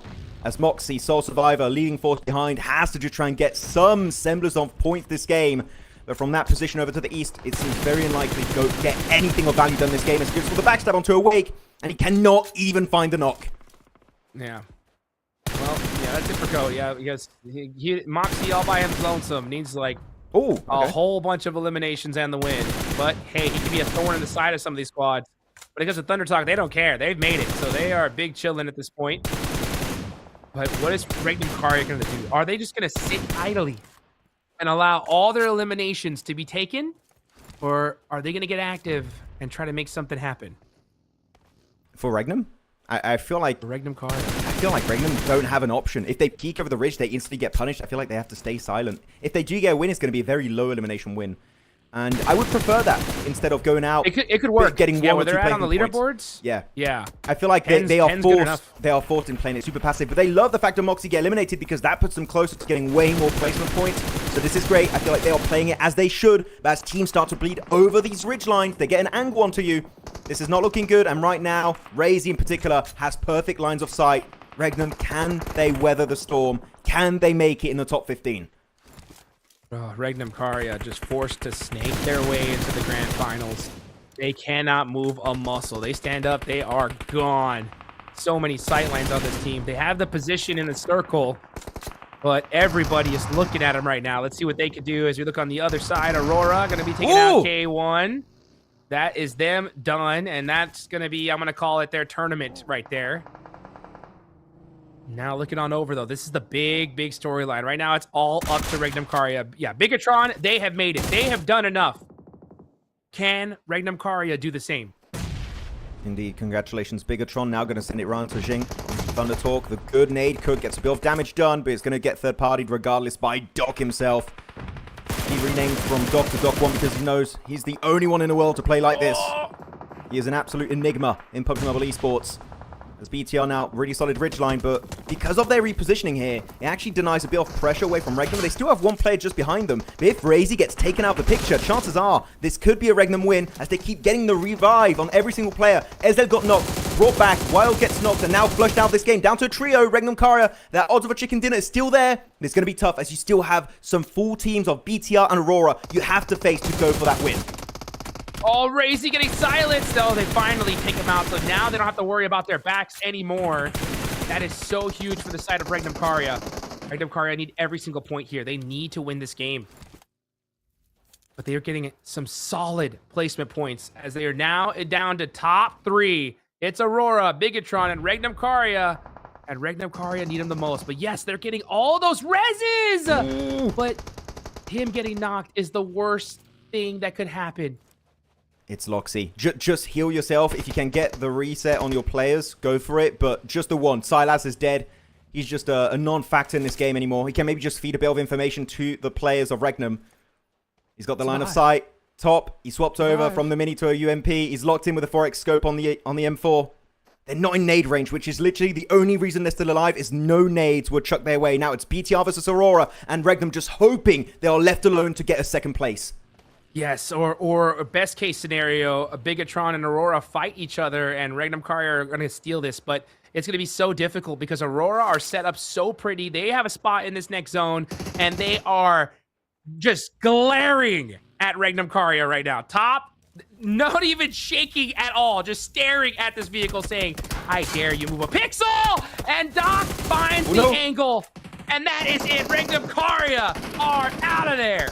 They still get an extra 5 placement points for third place, but Bigatron, they secure their position already in the final, so it doesn't matter. But Aurora finally also a chicken dinner on the Dusty Dunes. And what a high elimination game it was. It was so controlling, so decisive, so aggressive. When everyone thinks about Aurora Gaming, this is the kind of gameplay you expect, and they finally deliver just ahead of the grand finals. That is what I am talking about. Let's go, Aurora on top. Now let's see just how far they moved up the leaderboards on this one. Great game from this squad. And the best case scenario for a lot of the teams trying to make it into this next stage, because the teams at the top did so well, and those teams in the mid pack, not so much when it comes to Miramar. Yeah, I really wonder, where is D+ going to be? I feel like they're just going to be on the cusp, maybe a rank or two ahead of 15th position, but I would not love to be a D+ fan or a D+ player at this moment, because it is going to be down to the wire to see who's going to be able to secure their positions in the finals. Doc, though, will be your game MVP, 8 knocks, 6 eliminations total, and over 1.2k damage, which is interesting. I would expect top damage to be top with that many 14, but no, Doc making it known that he's one of the best players in the world here for Mongolia. And I was waiting for when this guy was going to get some big games, and you know what? He finally makes it happen on Miramar. You love to see it. Yeah, let's go, Doc. 6 eliminations, 1,200 damage. Yeah, that's insane. So the Doc has awoken, that's for sure. I mean, they've been awake this whole time. They've done so dang well. As we take a look here at the highlights. And man, this one was definitely a wild one. We saw so many of those teams in the middle, you know, as a matter of fact, dead center, 12 and 13 out so early. And then a lot of the teams around them just started to follow.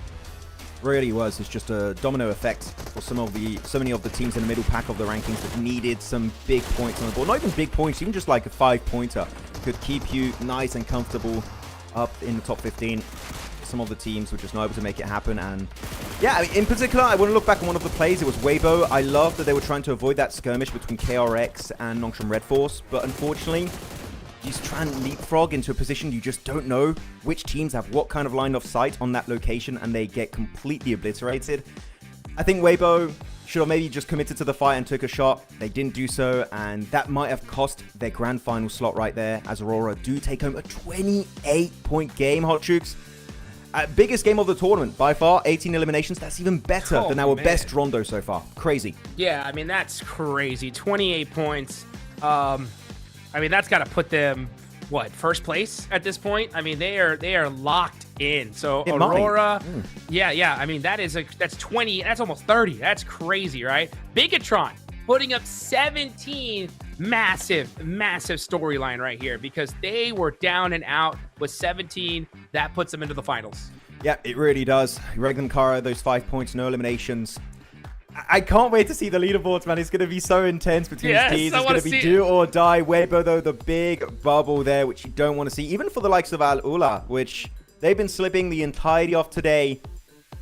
Last game, it's do or die. We'll see if they can make it happen. I keep saying it's do or die, but it really is for every single team. If you're around 15th position, you're not going to be loving what's going to be going down in that final match on Miramar. As here we go, rankings are here, and 108 points. Aurora here, untouched. The only team that could tear them down would be E-Arena, and that's a 18-point gap.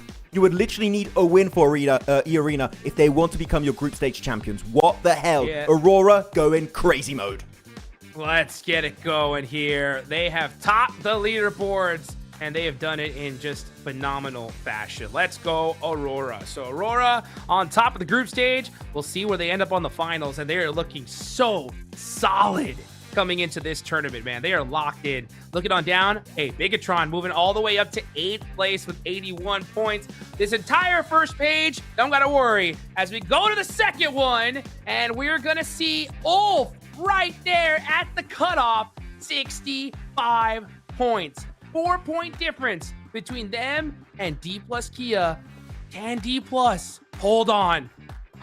I like too many of these teams. I don't know who I want to qualify. Too many. So I don't know. But you know what? Looking at this, I think D plus are good.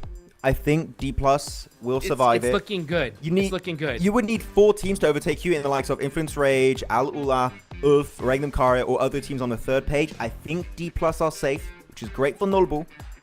But if the stars align, if the points go in the right area and the top teams go out early and all the points are concentrated in the middle of the rankings, that could be enough to topple the giants of D+. Literally no idea what's going to happen, but I would say it's 50-50 now if D+ make it or not in PMMI. Oh, man. Yeah, it's going to be so close. I mean, because 5 points from 3 teams is not unlikely, right? But if we have the same thing that happened last game where all those teams in the mid-pack go out early, then yeah, I mean, they're gonna lock themselves in. Now, if the opposite happens here, like we saw in the game before this last one, things can get super dangerous, right? Looking on down, you got Weibo, 61 points. That's not, they're not that far away from the cutoff. That's only 4 points there. So that's where I'm going to put the cutoff, right? I think Weibo, Enigma Galaxy can all make it happen, but they're going to have to do a good game in the last one. And the last game is going to be chaos. So it's going to be 300% harder. Yeah, hell is going to be unleashed on the battlegrounds here. Looking at our top fraggers, hasn't moved since last game, right? It's still going to be Hoxie and Schweppes, the new additions here on this graphic, but then it's still going to be contesting the likes of HamCG and Tian, though 1 eliminations. That is all that we need for Schweppes to become the top eliminator of the entire group stage, unless Hoxie pulls like an insane banging performance, which the way they're playing, that could happen. Hoxie's had some really good games every once in a while. But what do you think here, Hodgix? Is Schweppes going to make it happen, or is HamCG going to reign here as the top eliminator of this group stage? He only needs 2. You know what I'm saying? They're at the top. They're comfortable. I think Schweppes does it. I think he does. I think he's going to go big fight mode, just fully engage any team that they see around them. I think that's going to be the main game plan. But Aurora having now 2 members on the top 4 damage dealers of the group stage, and he's going to be joined here top by Rufus, the homie himself. Not possible to catch up to the QZZ, I would say. It's still very unlikely, but still good to see that Aurora now truly living up to their name and aura farming in the MACAO Invitational. Oh, yeah. Yeah, that's how you do it right there, man. What a crazy turn of events. You know, Aurora rocket launching themselves to the top right there at the last second. And Top himself, right, doing phenomenal this day here. So what a way to end things here for the group stage with 1 match left. It's going to be one heck of a ride. Oh, That's for sure. Wait, actually, I'm just thinking we could have Nullbull be on the top 4 damage dealers and they don't qualify, which that would suck because Nullbull's done so good. Come on, D+, you need to make it in the top 15. Hold on, and you guys are going to have to hold on as well as we got to get ready for the last match. Don't go anywhere.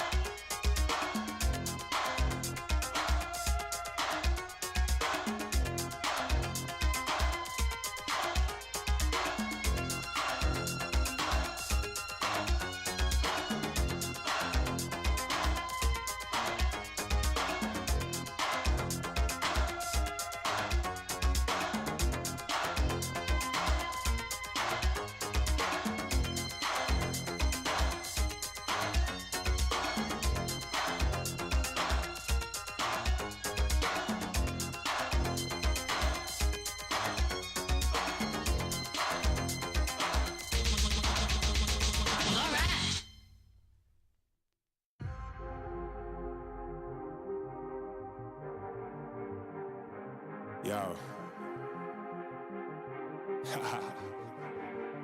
I don't think they're ready for it.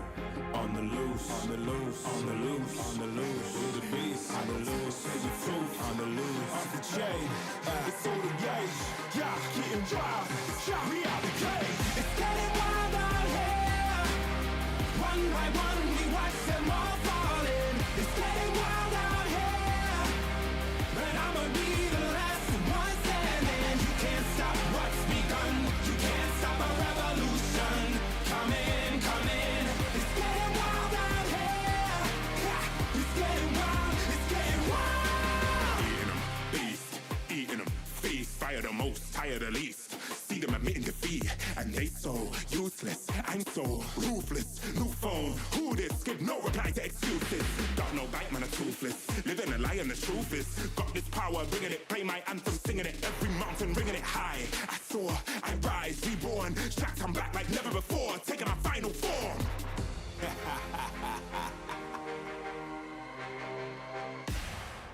Yeah, it's getting wild out here. One by one, we watch them all falling. It's getting wild out here. But I'ma be the last one standing. You can't stop what's begun. You can't stop a revolution. It's coming, coming. It's getting wild out here.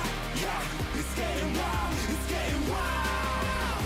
For the revolution. Watch. Waiting on an evolution. Yo. It's coming, coming. Yeah. If you wanna come and get some, Yo. nothing we can't overcome. Running, running. Sure as we rise with the sun, Yo. we will arise and become stunning, stunning. Watch for the revolution. You can't stop what's begun. It's coming, coming. Wait, It's coming, coming. wait. It's coming, coming. Just you wait, just you wait. Yo, yo, yo, yo, yo. It's getting wild out here. One by one, we watch them all falling. It's getting wild out here. But I'ma be the last one standing. You can't stop what's begun. You can't stop a revolution.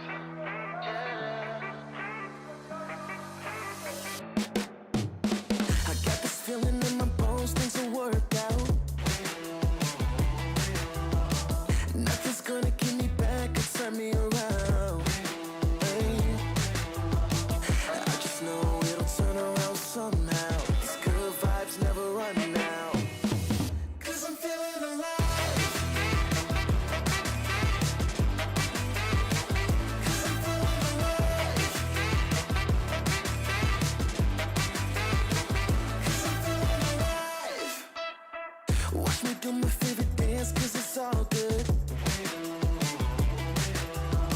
You would do the same thing, I promise you would. Oh, got me feeling so high, never come down. These good vibes never run down.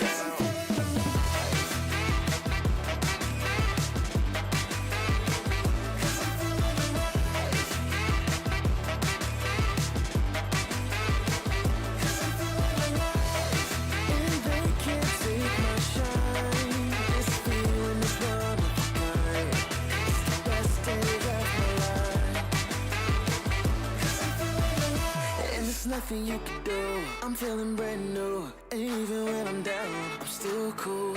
There's no way I can lose. I feel invincible. That's just what I choose.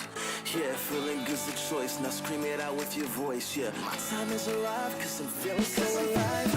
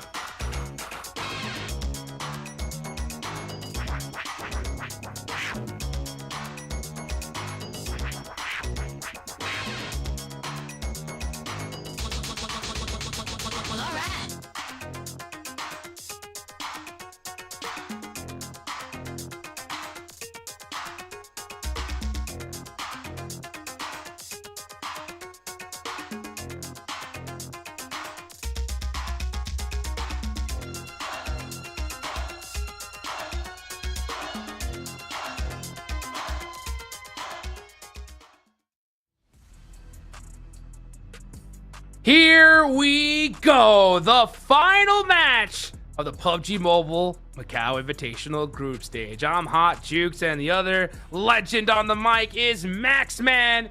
Let's get into it. Every single point matters here to hopefully punch your ticket to the grand finals. Or you get everything you've hoped for, or you get nothing here in the Macau Invitational. And some teams, it's going to be the end of the line unless we see an insane step up from them. Cannot wait to see who will be our 15 teams to join all gamers into the finals this coming weekend. It's going to be an intense one, man. So many big names that we might have to say goodbye to after this game, Hot Juice. Your D+, Influence Rage, Ulf, Regnum Karia, Enigma Galaxy, Weibo. It's too soon to say goodbye, but one game, it's all it takes before we know which will be the ones to make it to the final stage. Let's see who's gonna do it or who is going home. Looking at the playing path, dead center. Seeing teams spread out all over the map. No crazy hot drops. We're going to the north side, though. This is what it's gonna be all about here. Crater Fields. El Pozo, La Cobreria. Let's see where we're going to end up and who is going to make it. Man, this is going to be one heck of a ride. We got Weibo with 61 points. Like you mentioned, you got Enigma Galaxy down there with 63. Regnum Karia. Ulf. Man, anybody could make it. Regnum Karia. Big chilling in the city of Pecado. Oh, yeah, big chilling over there in Pecado itself. Though, I do have an announcement, ladies and gentlemen, as we were told. A player is joining the fray. A special guest, you could say, going into this game. As that's going to be actually impacting Thunder Talk. As Awake is not going to be playing this game, and he will be replaced by our back-to-back PMGC champion of Season 1 and Season 0. It's Jimmy Hot Jukes. He's here, and he's ready to play. Bringing it back home for China. Oh, man, I haven't heard that name in so long. It's good to see that a legend has entered the battlefield. And, hey, no better time when your team's already qualified. You know what I'm saying? Like, all you got to do now is just have fun with it. Good to see Jimmy making it happen here on the global stage. Yeah, really happy. I mean, the man is just still bringing some top-tier gameplay to the table. Sure, he's subbing in and out, right, throughout the entirety of PL2, but I'm just so happy to see this guy play it out. Sure, we don't have Paraboy, you know, or Order, but I will take a Jimmy. I'm always happy to see Jimmy try and play on the global stage. So, yeah, hopefully it'll be working out. And you know what? If he does well, maybe he'll play a few games in the finals. Ooh, that would be exciting. Though, yeah, looking at the rest of this one, I kind of wanted to open up the conversation, Hot Jukes, before we get into the big boy fights that dictate who makes it or not. We had our MVP of Group Red, right, that we know was HamCG from S2G. But we're also going to have MVP awards normally, if I'm not mistaken, for Group Green and Group Yellow. And I wanted to ask you, and chat, feel free to get involved if you want to answer the question. Who do you think is going to be the MVP of those two groups after this game? Who do you think, Hot Jukes? What are you thinking? How about this? You pick Group Green, I'll pick Group Yellow. All right? Okay. I'll pick Group Yellow. I think it's got to be Schweppes, right? Agreed. Arita. Yeah, Schweppes, he has popped off in this one. 90 points total. Yeah, I think he's a shoo-in. And it's good to see Thailand, right? Coming back strong here on the global stage. Okay, I mean, Schweppes makes sense, right? He might be overtaking also HamCG in the top fragger of the entire group stage, so I do respect the pick. Even though it is a little bit basic because he's already got the numbers. Right. Yeah. But I'm going to go a little bit risky. I was thinking for Group Green, I was going to go with Top. But actually, kind of want to go some other direction. I think Reefus might become the MVP. I didn't check his exact elimination count, but I feel like Reefus could make it happen. Or even Ziol. Everyone's really high elimination-wise, but Reefus has had such a great year so far, ever since he's got that 1v4 grenade on Vicious in PMGO EECA finals. So yeah, Reefus is my Group Green MVP prediction. Yeah, we'll see. Chat, of course. Get your prediction down in the comments. I would love to see what everyone is thinking to join the ranks of HamCG. Because it's stacked, and it could be down to literally like 10 damage that makes the difference between who's the MVP and who is second place. It's really close. It's ridiculously close here, man. I mean, it's close at the top. It's close at the bottom here, Max, man. It's just a wild group stage. I love it, right? I mean, it's always good to see teams just do so well and they automatically qualify. But honestly, it kind of bums me out, like when we're here towards the end and like every team's qualified and there's such a points like sponge between 15th and 16th. But this one is close. Like it's literally last game, gotta do something. And honestly, it just breaks my heart that it's Weibo, Regnum Karya, Enigma Galaxy, all these names. Oh, And Regnum Karya talking about the devil right now. Al Ula just, okay, we hear the vehicles. We don't want to take this fight. Hell nah. Right back into the two-seater, get the hell out of Dodge, which I like, right? That they know that they just can't mess around. They can't afford to take a big L at the early stage of this game. Losing even just a single member might just completely shut down every opportunity you may have had this game to actually make in top 15. So good on them to respect Regnum Karya and not take an unnecessary fight in Circle 1. GG's. Yeah, I like it. I mean, especially you're being Alula, Regnum Karya, it's just not worth it. You're not even worth getting into a fight, risking a third party early on. Heck no, get out of Dodge, live to fight another day. And everybody already moving so quickly here. One team looking at this, at who is in the bottom side. It's so funny because the top teams and squads that like GOAT, that are so down, like they have no chance. They're like all out of the circle. They're big chilling, right? They're like, we'll get there when we get there. We're good, you know? One team that's not in the zone that needs points, though, is Weibo. Weibo are all the way down in Los Leones. They're going to have to find a way in here soon. Yeah, they've really got to give it a fair shot here. Got to be quick on the pivot. Hopefully claim a bit of real estate in that zone. But again, quick reminder for those, because you can't really see the rankings on the right side of the screen. It's only including the 16 teams of Group Green and Group Yellow. But right now, D+, they have 69 points. They're not playing currently, so that point threshold is not going to move whatsoever. Influence Rage, 1 point difference, 3 point difference for the likes of Al Ula. Then Ulf got himself, there's going to be a 4 point difference. So literally single digits for just a few teams, and D+ will not make it. Again, I feel like D+ are going to barely qualify by maybe a point or two, maybe even down to tiebreaker, but I do believe they'll qualify. Are you still like on the side of no, they're not going to make it? What are you thinking? At first, I wasn't, because in the second to last game, like we saw all the mid-pack teams go off in the third to last game, right? But then this one that we just saw, the opposite happened, right? So that just mixed it up big time. I think it's literally what you said. It's 50-50 at this point, right? If we see like 3 teams get 5 points, they're done. Right? If for some reason they go out early, then they're good. So it's absolutely possible that they can make it, and it's very plausible that they don't. So it's a coin toss at this point. Yeah, I agree. I would say it's about 50-50 right now for D+. We'll have to see, of course, how the results work out. As some teams still going for their rotation. Not a wide rotate, just a straight up forward, point A to point B for the likes of Weibo, Aurora, Nocturne Red Force, and Bigatron. And it's a pretty central circle shift, right? La Cobreria still going to be involved. Portion of water treatment also. But especially is going to be the eastern mountaintop of Crater Fields, which is going to be in play. I'm sure Hora from the PAL would love to play this circle. They're very proficient at playing around that terrain. But in particular, Al Ula dead center in the circle. That could get them just enough points to remain comfortably in the top 15. Yeah, let's see right now what Chief could do. Chief put some shots there on the K1. K1, yeah, their tournament is done. But this is a somewhat inconsequential fight. Team at the top, team at the bottom fighting out. It is consequential for the teams in the middle, considering that this is going to be less eliminations that they can possibly get. But nobody getting eliminated from this tournament that we didn't expect, that's for sure. Yeah, definitely. Oh, nice one tap here coming out with a mini 14. Ayala just trying to... The thing is, at this point, you don't even want to confirm those eliminations. It's just about making it known that you have a strong arsenal. Teams should not even look to encroach on your terrain. So I do like that they're demanding respect in the lobby of this caliber. It's KSG. I like that they just say, yeah, screw it. Let's just try and take some fights. Let's just get some training done. Because I feel like if you are KSG, you've kind of given up fully on making it to the finals. Just like, you know what? Let's get a bit of experience versus these global teams. Let's see how it's going to go. Though Crackshot, he's just crazy sometimes. You find this guy in the weirdest positions at times. I don't know how he does it. He just instantly teleports. But what an aid! The bounce is perfect. It's Hoxie himself. One of the top 4 fraggers. And you know what? The elimination might just put him even higher on that graphic.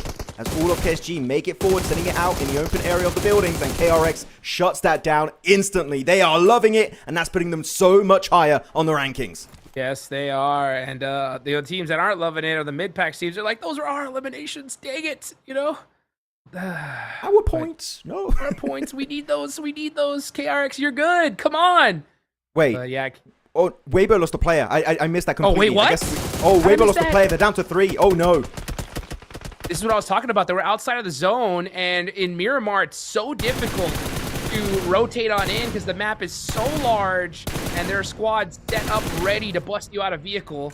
So, Weibo, 3 players up left. Who was it? Who was taken out? Good. It's Sook. It was Sook. Sook! Sook was eliminated for Weibo. No, it's down to Suki, Bay, and 33Z. That is the man you don't want to lose. Again, Steel do some eyes yelling from the grave, but it's definitely not the best. He's not going to bring the explosive bow to the table anymore. It's now Z-Boy, stranded solo, no teammates. It's himself and his shotgun, the DBS. Will it be enough, though, to take the win? That is a flat-out no, as he gets eliminated. KRX, 4 eliminations without losing a single member. 76 points. I would say that fight comfortably secures the grand final slot for KRX. GG's. Yes, it does. Yeah, they punched their ticket. They are set. Let's see where this next zone goes, though. Will it center up? It goes just a little bit down to the south side. We're going to see Regnum Karya in the zone. You can saw that they were popping some shots over to KRX, but that fight was over before they got there. Right now, it's all about playing this so carefully. I know you want information, but one wrong misstep. You drive just a little too far up, and you could get eliminated. Silas creeping up towards Al-Ula. Influence Rage right there in the corner as well. Yeah, I'm happy Al-Ula went for the regroup. Are they going for the they had crate? this massive Are they going for the crate? Oh, are they trying? Oh, you gotta be getting. They're looking at you. They're looking at you. Regnum Karya, you don't want to stay there. It's risky. Go into the buildings and hide. Our buggies. Oh, okay. They will pop the wheels. Good response from Yasser. But yeah, losing out on the buggies, your mobility is instantly cut in half. That's going to make their next transition. If the circle does not favor them on circle 4, that is going to be really tough for Regnum to get any points this game. Oh, that's looking bad. Everybody's moving so dang quick in this last match, man. They are hunting down a central position like we have not seen so far. Regnum Karya thought they even had the sweet time to be able to get that crate, and then instantly we're like, oh, heck no, we got teams all around us. And they're going to lose one of their vehicles because of that. But this is a good spot, right? I mean, considering that it's very, very central in this next zone, we could see the last circle end up here when it comes to that. As far as if the zone goes away, it's going to be difficult to drive away from this position. So we'll see what Regnum Karya can do.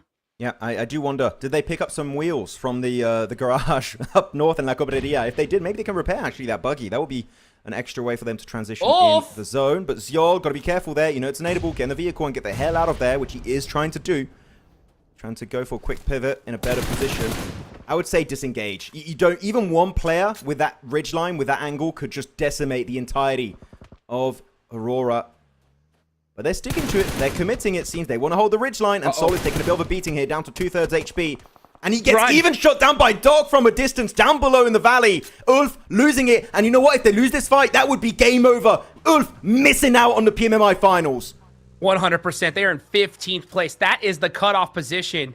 And they have Regnum Karya right below them, only 1 point differential. They cannot afford to go out here. And of all teams that they're facing, it's none other than Aurora, the beasts in this lobby. Aaron, just looking in the other direction. They're giving up on Solis. They're like, Solis, good luck. You're done. We're going to leave it up to these 3 players to try to make it to the finals. They're not even going to try. This is why a bit was Solis scary. even looking there? Yeah, but this is a bit scary. So I'm jumping in here, but this is getting a bit scary because Aurora literally be in first place right now. If they know this is Ulf that have been second place in PMGO Season 1 and PMGC, you can get rid of that threat right now. You just full send it onto them. Just find a few stragglers, eliminate a play or two. And now they got rid of Solis. They know this is Ulf. They could snip it in the bud right now and just eliminate all of Ulf, even just get another player, and that would be way more than enough. Aurora, what is going to be their game plan? I do wonder. Yeah, they can do whatever they want. I mean, they're not only, right, safe to move on. They're in first place, and no one's passing them, right? So if you're Aurora, you could afford to sacrifice yourselves to just take out a team if you want. Enigma Galaxy, another squad right there below that cutoff. They're down to 2. They've lost Coops. They've lost Norvalo. Their dreams of the finals looking very dim. It's looking terrible, to be honest. Pushing towards top, and Aurora. It's fine. He's got a bit of ridge to work with here. He's going for a wide rotation in the valley. It's not too bad. I feel like this is definitely one of the best pathways for him to use. There is one shed around there that he could use for a portion of this match, but It's definitely looking quite bad. to be brutally honest here for Enigma Galaxy. As a duo, I just don't believe they can get a point. Those Yol getting taken out on that knock. Gotta be careful, and instantly flushed out. 33Z, that's 1 point. That could take them a long way. They're still at 62. They need to get a few more here, but they do jump over Enigma Galaxy in 17th position. Oh, they got another one. Oh, no way. Oh, Bay catches Doc. Weibo getting some points on the board. They have 3 players up. Oh, Ralph getting knocked out by Influence Rage. Down to 1 single player. It's up to the final player. Oh, catches Aurora now. Ulf is putting some points on the board. Aurora getting eliminated. That is what you don't want to see if you're a squad like D+. The top team going out and the squads in the middle popping off, getting some points. Aurora might allow, actually, these 2 teams, Ulf and Weibo, to qualify. Actually, those eliminations are very, very important for these guys, and it's to no detriment of Aurora, right? Because they've already secured their #1 position. They have nothing to lose, so why the hell not? Sure, they take the L, but in the grand scheme of things, it just doesn't matter that much for the Mongolian team. So now, Alula. I was a little bit scared of their mid-game rotation when they were so split. Luckily enough, Regnum Kara does not punish it. Then 14th position. If any team is going to fall, it might just be them if they cannot make a successful transition. Because right now, Furia right behind them. It's not looking good. It's looking kind of tricky. So Alula's got a lot to play for. Yes, they do. And you can see Catch. Oh, driving. Oh, cannot afford to go out here. They're in 15th place, and they're getting beat up.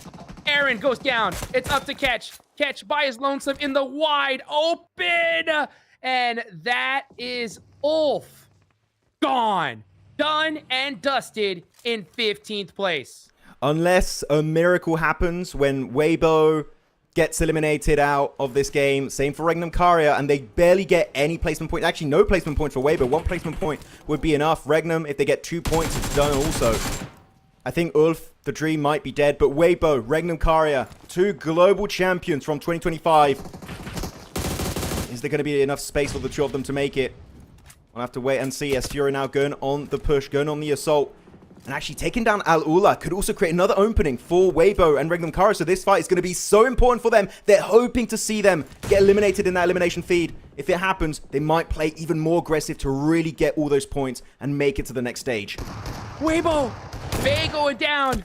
The K1 of all teams. Now Weibo gonna have to do it with 2 players left. They have some insane high ground, but they're outside the circle. This is zone 5 too. They're gonna have to win a fight against K1. They have to push down. They have to. They still got some vehicles, so you know what? They can avoid that full damage. But Tony K, he's trying to hug that cliffside. Maybe if you have a few nades, which he does, right? You got 3 nades in particular here for 33Z. If you want to try and make it rain down upon them, you could. But Tony K just keeping himself on the move, making himself a very hard target. But this is the big fight. Alula, you lose here. Your dreams of the finals might just be snuffed out entirely. As they lose 1, lose a second. It's down to now just 1 player. It's Quick, and that is the end of the line almost. But Quick brings it back out of nowhere, survives the encounter, and might be able to get a full reset. What just happened for the MENA team? Al-Ula at the last second. It's Quick to clutch it up for his squad. That could be enough. Suki desperately just trying to get every point he can. Tries to get the shots on the Schweppes, not able to do so. The blue zone's coming. It is closing. Time to heal up, get moving. You got to do it right here, right now. They're hopping in those buggies. Down to 2 players, having to drive toward Schweppes. That is dangerous. Giving him the opportunity to shoot you up. Joker now putting in the work on a 33Z. Things not looking good for Weibo. He's able to maintain control here, making it down the hillside, and he survives for now. Can't say the same for Suki, as he's also put down to literally a slither of HP. They got, what, 10 HP combined? But he does get the first aid. Weibo, a bit too close for comfort, but looking at the leaderboards, they are in 15th position. 66 points, and he gets the win! 33Z saving the day, but getting down to 1 HP! How is this team still alive? It's down to 2. Instantly trying to go for the first aid as Joker hiding right behind that ridgeline. Weibo, how are they still making it happen? How is the dream not dead?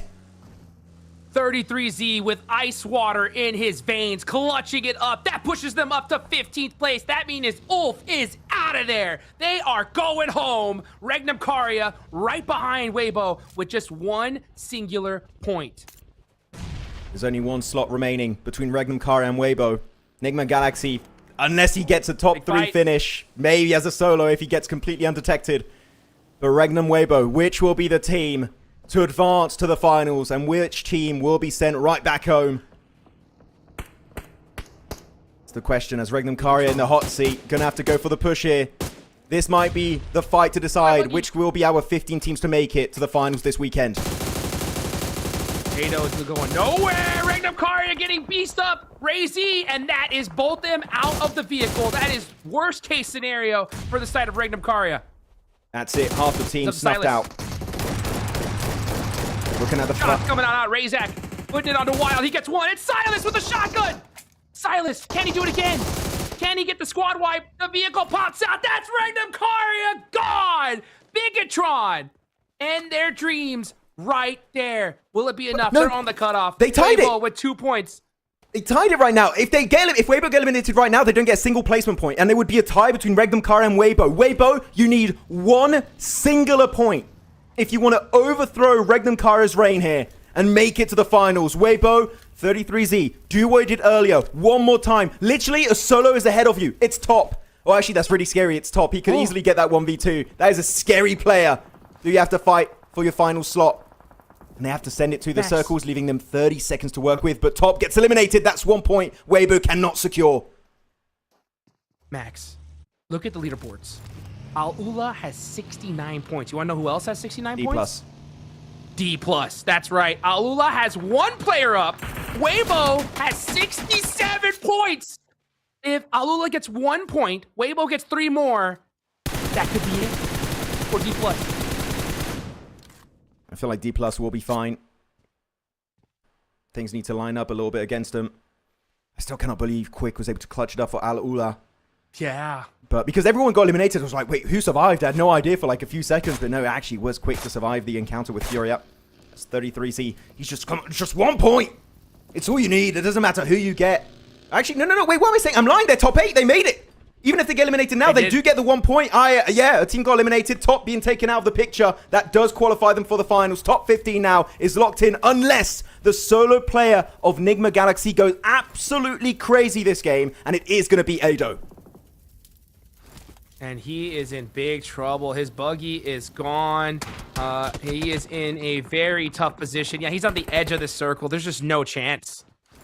He'd have to hit the shots of his life, of his entire PUBG Mobile career right here if he wants to make it happen. And it's over to the play zone. That's it. Top 15 is locked in right now looking at this one. Because again, Weibo, sure, it looks like they have 67, but they get at least 1 placement point. That's it. And even though they would overtake maybe 69 points, D plus Kia, they are over Regnum Karya. That's right. So they will be fine. Yep, D plus Kia will make it to the finals. It's done. It is over. Wow, what a turn of events. It really came down to the last second. And out of all the teams that didn't make it here, man, the biggest shock, it's got to be Ulf, man. Ulf, 66 points, not able to do it. What a crazy turn of events. Definitely unexpected. Who would have thought this would be the turn of events going into this finals? Well, final game of the group stage. Weibo getting picked off. It's down to 33Z. He kind of saved the day earlier with that push down the mountainside. And now playing around with that Molotov, the flashbangs. But the counter utility is also being chucked his way from the Thai team. As Influence Rage also swept under the rug. And that's going to be the end of the line. Weibo Gaming Biz should be adding up their placement points very soon. And you should see them on the bottom right side of your screen, jumping over not only Regnum Karya, but also Al-Ula. And Weibo will be indeed into the PMMI Grand Finals. Wow, what a way to get it done there. And it looks like we officially know our cutoff. And of course, you know, D plus 2 chicken dinners, they are safe when it comes to tiebreakers. But it doesn't matter because 16th place, Regnum Karya, 67 points. We know who has done it and who is going home. Unbelievable. Regnum Karya as well, not able to make it here, Max. It's a ruthless event, man. Ruthless Event. So many teams that were just coming in, so many high hopes from the community on these squads, and they just cannot deliver the expected result. But know what? Maybe going out with a final hurrah. Maybe able to get himself something of value done here. As the trio will be trying to get a few points on board. It's Focus, Ayato, and Moxie dominating back in PMGO EECA, the global scene. That's a bit of a different beast. Bigatron in particular, 93 points. Even Iorino, you know what? If they do go the entire way here, Jukes, maybe a championship caliber team able to overtake Aurora for the group stage. As I say, that Mormon, though, going to get taken out of the picture entirely. So BTR, only one that really could contest that position away from the likes of Aurora. What a crazy turn of events. Bigatron doing so well in this tournament here today. I mean, we had some questions. We were really worried about them going into this, but they shut all the haters up and made it happen. Indonesia gonna make it to the finals here. Al-Ula, singular player. He's gonna do it with placement point. He's already secured, but regardless, good to see them make it. But pretty much all because of one day, right? Their day one performance locked it in here for them. Really, it really did. Like, that day one performance was just so out of this world, and it really just carried them through the entirety of the group stage. It's definitely deserving, I would say, of the final slot at the end. Top 4, that's going to be it. So now 3 teams remain. Who's going to get the final group stage chicken dinner? Bigatron, Thunder Talk, or GOAT team? And you know what? It would be insane if Jimmy, on his first game of PMMI, the old IGL of Nova Esports, when they got the back-to-back PMGC championship, if he can come in here on the global scene, IGL it up for the squad, and get himself a chicken dinner, showing that he is still one of the best IGLs to ever make his way in this esports scene. Let's go. What a way to end things off here. Thunder Talk having the big building here, not having to worry. We have one more zone shift. It centers on up. I believe that warehouse is still in play. So this is it. It comes down to the final moments here. What a way to end things off. Focus from GOAT, and GOAT getting to the end game, but unfortunately just too little, too late. Very unfortunate. That's it. Axel playing with the welding gun. I'm pretty sure that's not going to hit from that range. You can try if you want. It's definitely not going to do much. Good angle into Moxie from Razy. The deadly duo here. Razy Razak still alive. Still kicking in this game.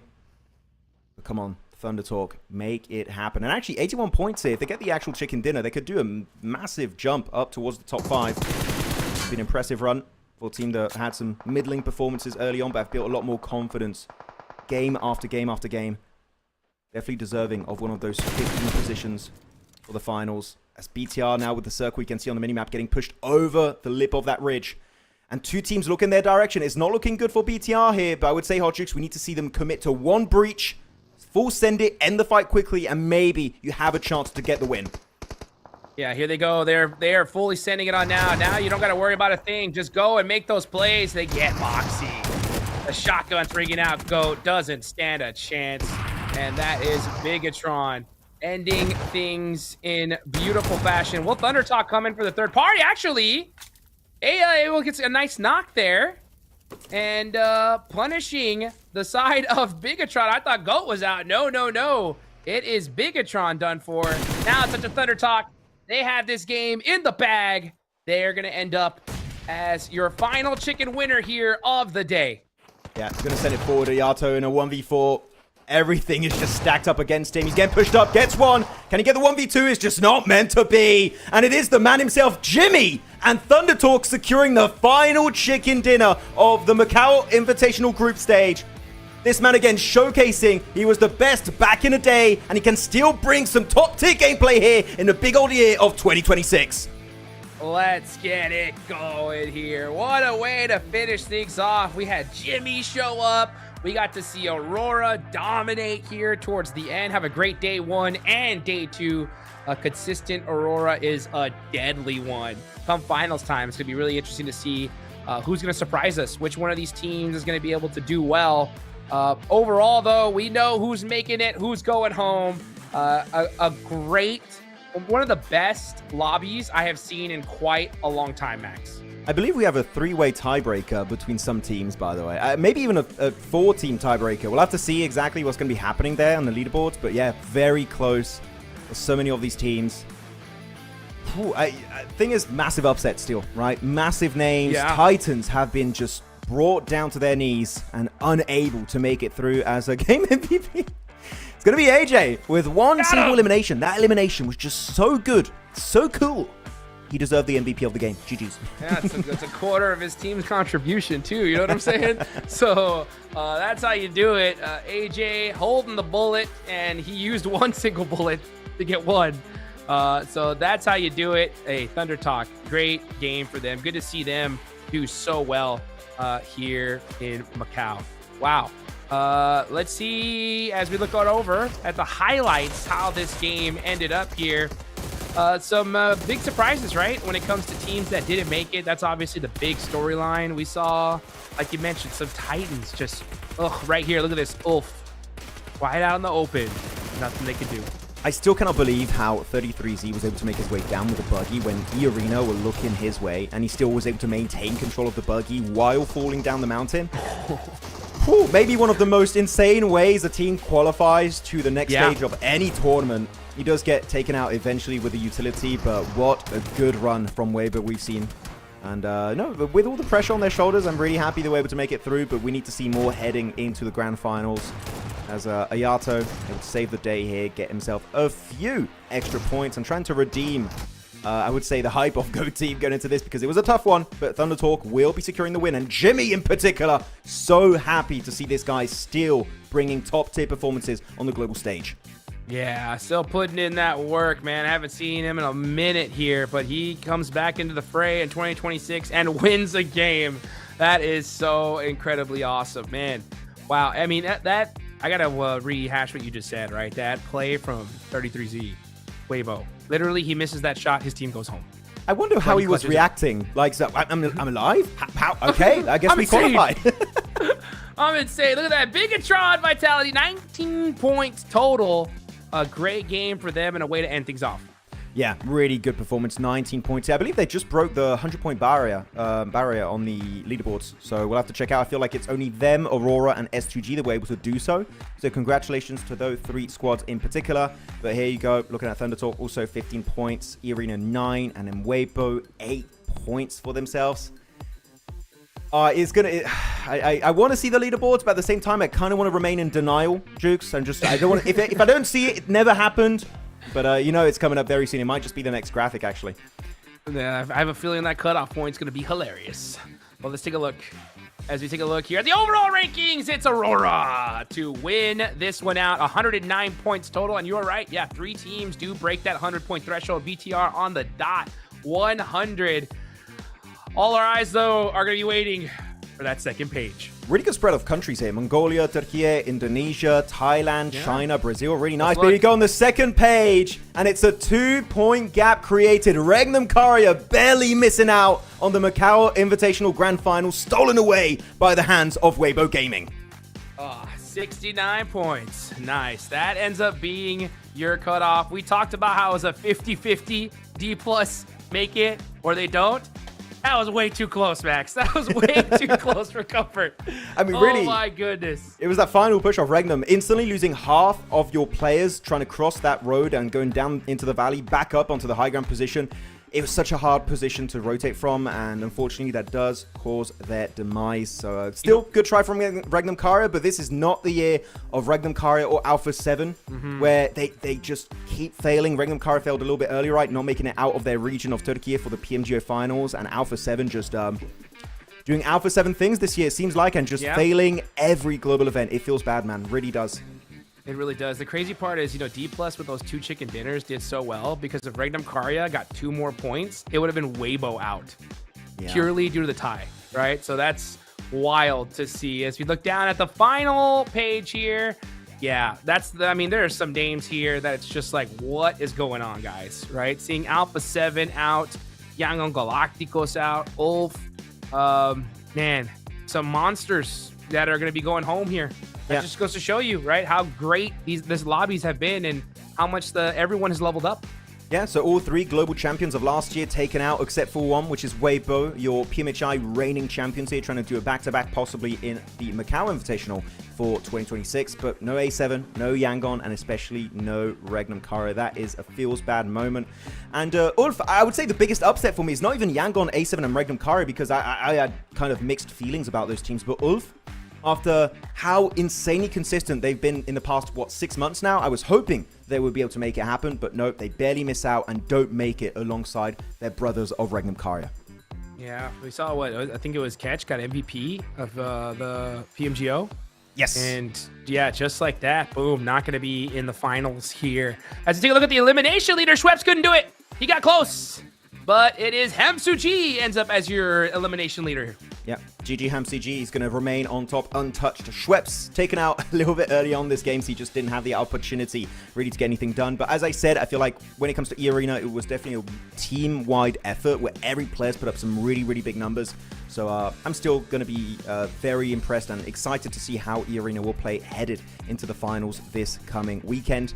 Then Hoxie also putting up some big numbers, but looking on the second graphic here for the top damage dealers, QZZ remaining untouched, still maintaining about a 1,000 damage lead ahead of second place, which is top. This guy has just been cracked on his 2 days worth of play, and the fact that gap is still as big as it is, Hot Jukes, is a crazy statement as to how good this player is on the global stage. Dude, I mean, I am a huge QZZ fan now. I'm telling you, like, just watching his gameplay, like, just seeing how fast this guy just locks onto targets, it's disgusting. I totally get why he's at the top damage dealer, and he's probably one of the best, like, mechanical sprayers from mid-range that I've seen in this lobby. We saw some excellent mechanics from top, though, as well, as he has today's highest damage, 1,181 total. Schweppes with the most eliminations with 14, and with a single match highest damage is Doc, but top has the most damage. Today, no, this is total, and Doc's in like total. a single game. Yeah. Yeah, that makes sense. That makes sense. So yeah, top has the top today, but Doc ends up with the most when it comes to highest damage in a single match. But actually, no, yeah, I am confused now that you're saying. We're actually, Oh, well, still, it's Aurora who gets it, so GG's. Sitting also going to get the most eliminations in a single match. I believe that was the first Orangle where they do end up getting the chicken dinner. He got himself so many great clutches. And Rufus getting the most team contribution throughout the entirety of the day, so really happy. But I believe the next graphic might be our group's MVP, which we got to decide who's going to be the MVP of Group Green and Group Yellow. I believe this would normally be the next one. There we go, looking at the MVP of Group Green. It is going to be Hoxie from KRX. Okay, did not expect it, but the man to secure that award for himself. GG, well played. Yeah, way to do it there. 23 eliminations, 4,673 damage. This guy was not messing around, and we were really worried that KRX wasn't going to make it, but in the final Aaron Gale of the day, they secure the chicken dinner and lock it in. Yeah, I guess so some of that survival time pushes them up a little bit higher, so congratulations, Hoxie, for becoming your Group Green MVP, but now it's going to be down to Group Yellow. And come on, Schweppes, Hot Jukes, he has to be the one to secure that award. There's no one else. Gotta be. Let's see, Group Yellow. Yeah, it's Schweppes. 25 eliminations, 3,500 damage. Schweppes, man, this man put in some work here. It's good to see a Thailand team, right? Back putting in some work. It's been a while since, of course, the Vampire days, but Schweppes came to play. Yeah, I feel like one of the last times we've seen a player from this region, from this country, right, Thailand, actually been an MVP. What was it, Tony K back in PMWI? What was that, 3+ years ago? So it's good to see here another member from that region, from that country, actually putting up the numbers and becoming an MVP at one of the stages. It's going to be Schweppes. But as I stated earlier, and I'm going to repeat myself, it definitely was a team-wide effort from this team. And I just hope they can maintain these kind of results heading into the finals. It would be great to see a new Thailand super team secure a global trophy. Yeah, so take a look here at the highlights, watching this incredible gameplay that we saw all day. It has been just one heck of a ride here. It really came down to the absolute last second. And I'm excited to see, right, who's going to be our new champion. We only have Weibo, who has won this before. They're obviously a threat, but there's a big chance we see someone completely new nominated. Who could it be, man? Who could it be? Who could be crowned your champions for PMMI?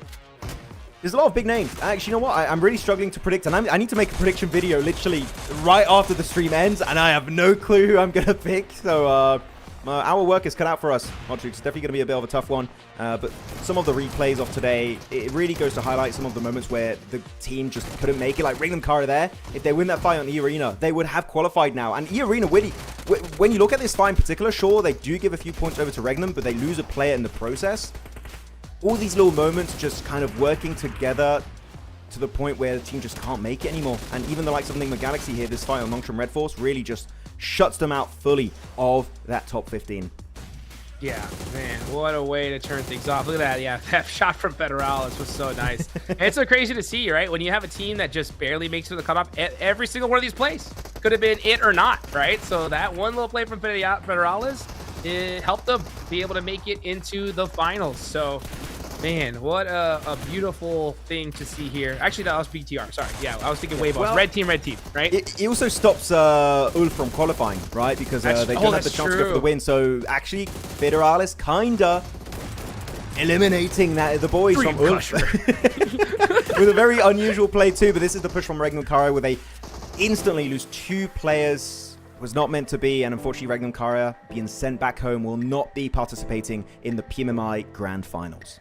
Well, guys, make sure you mark your calendars. July 3rd will be those finals. It's going to be an intense showdown as the race for first place is going to be happening. That's it for the group stage. For myself, Hot Jukes, and Maxman, thank you guys so much for watching. We'll see you on July 3rd.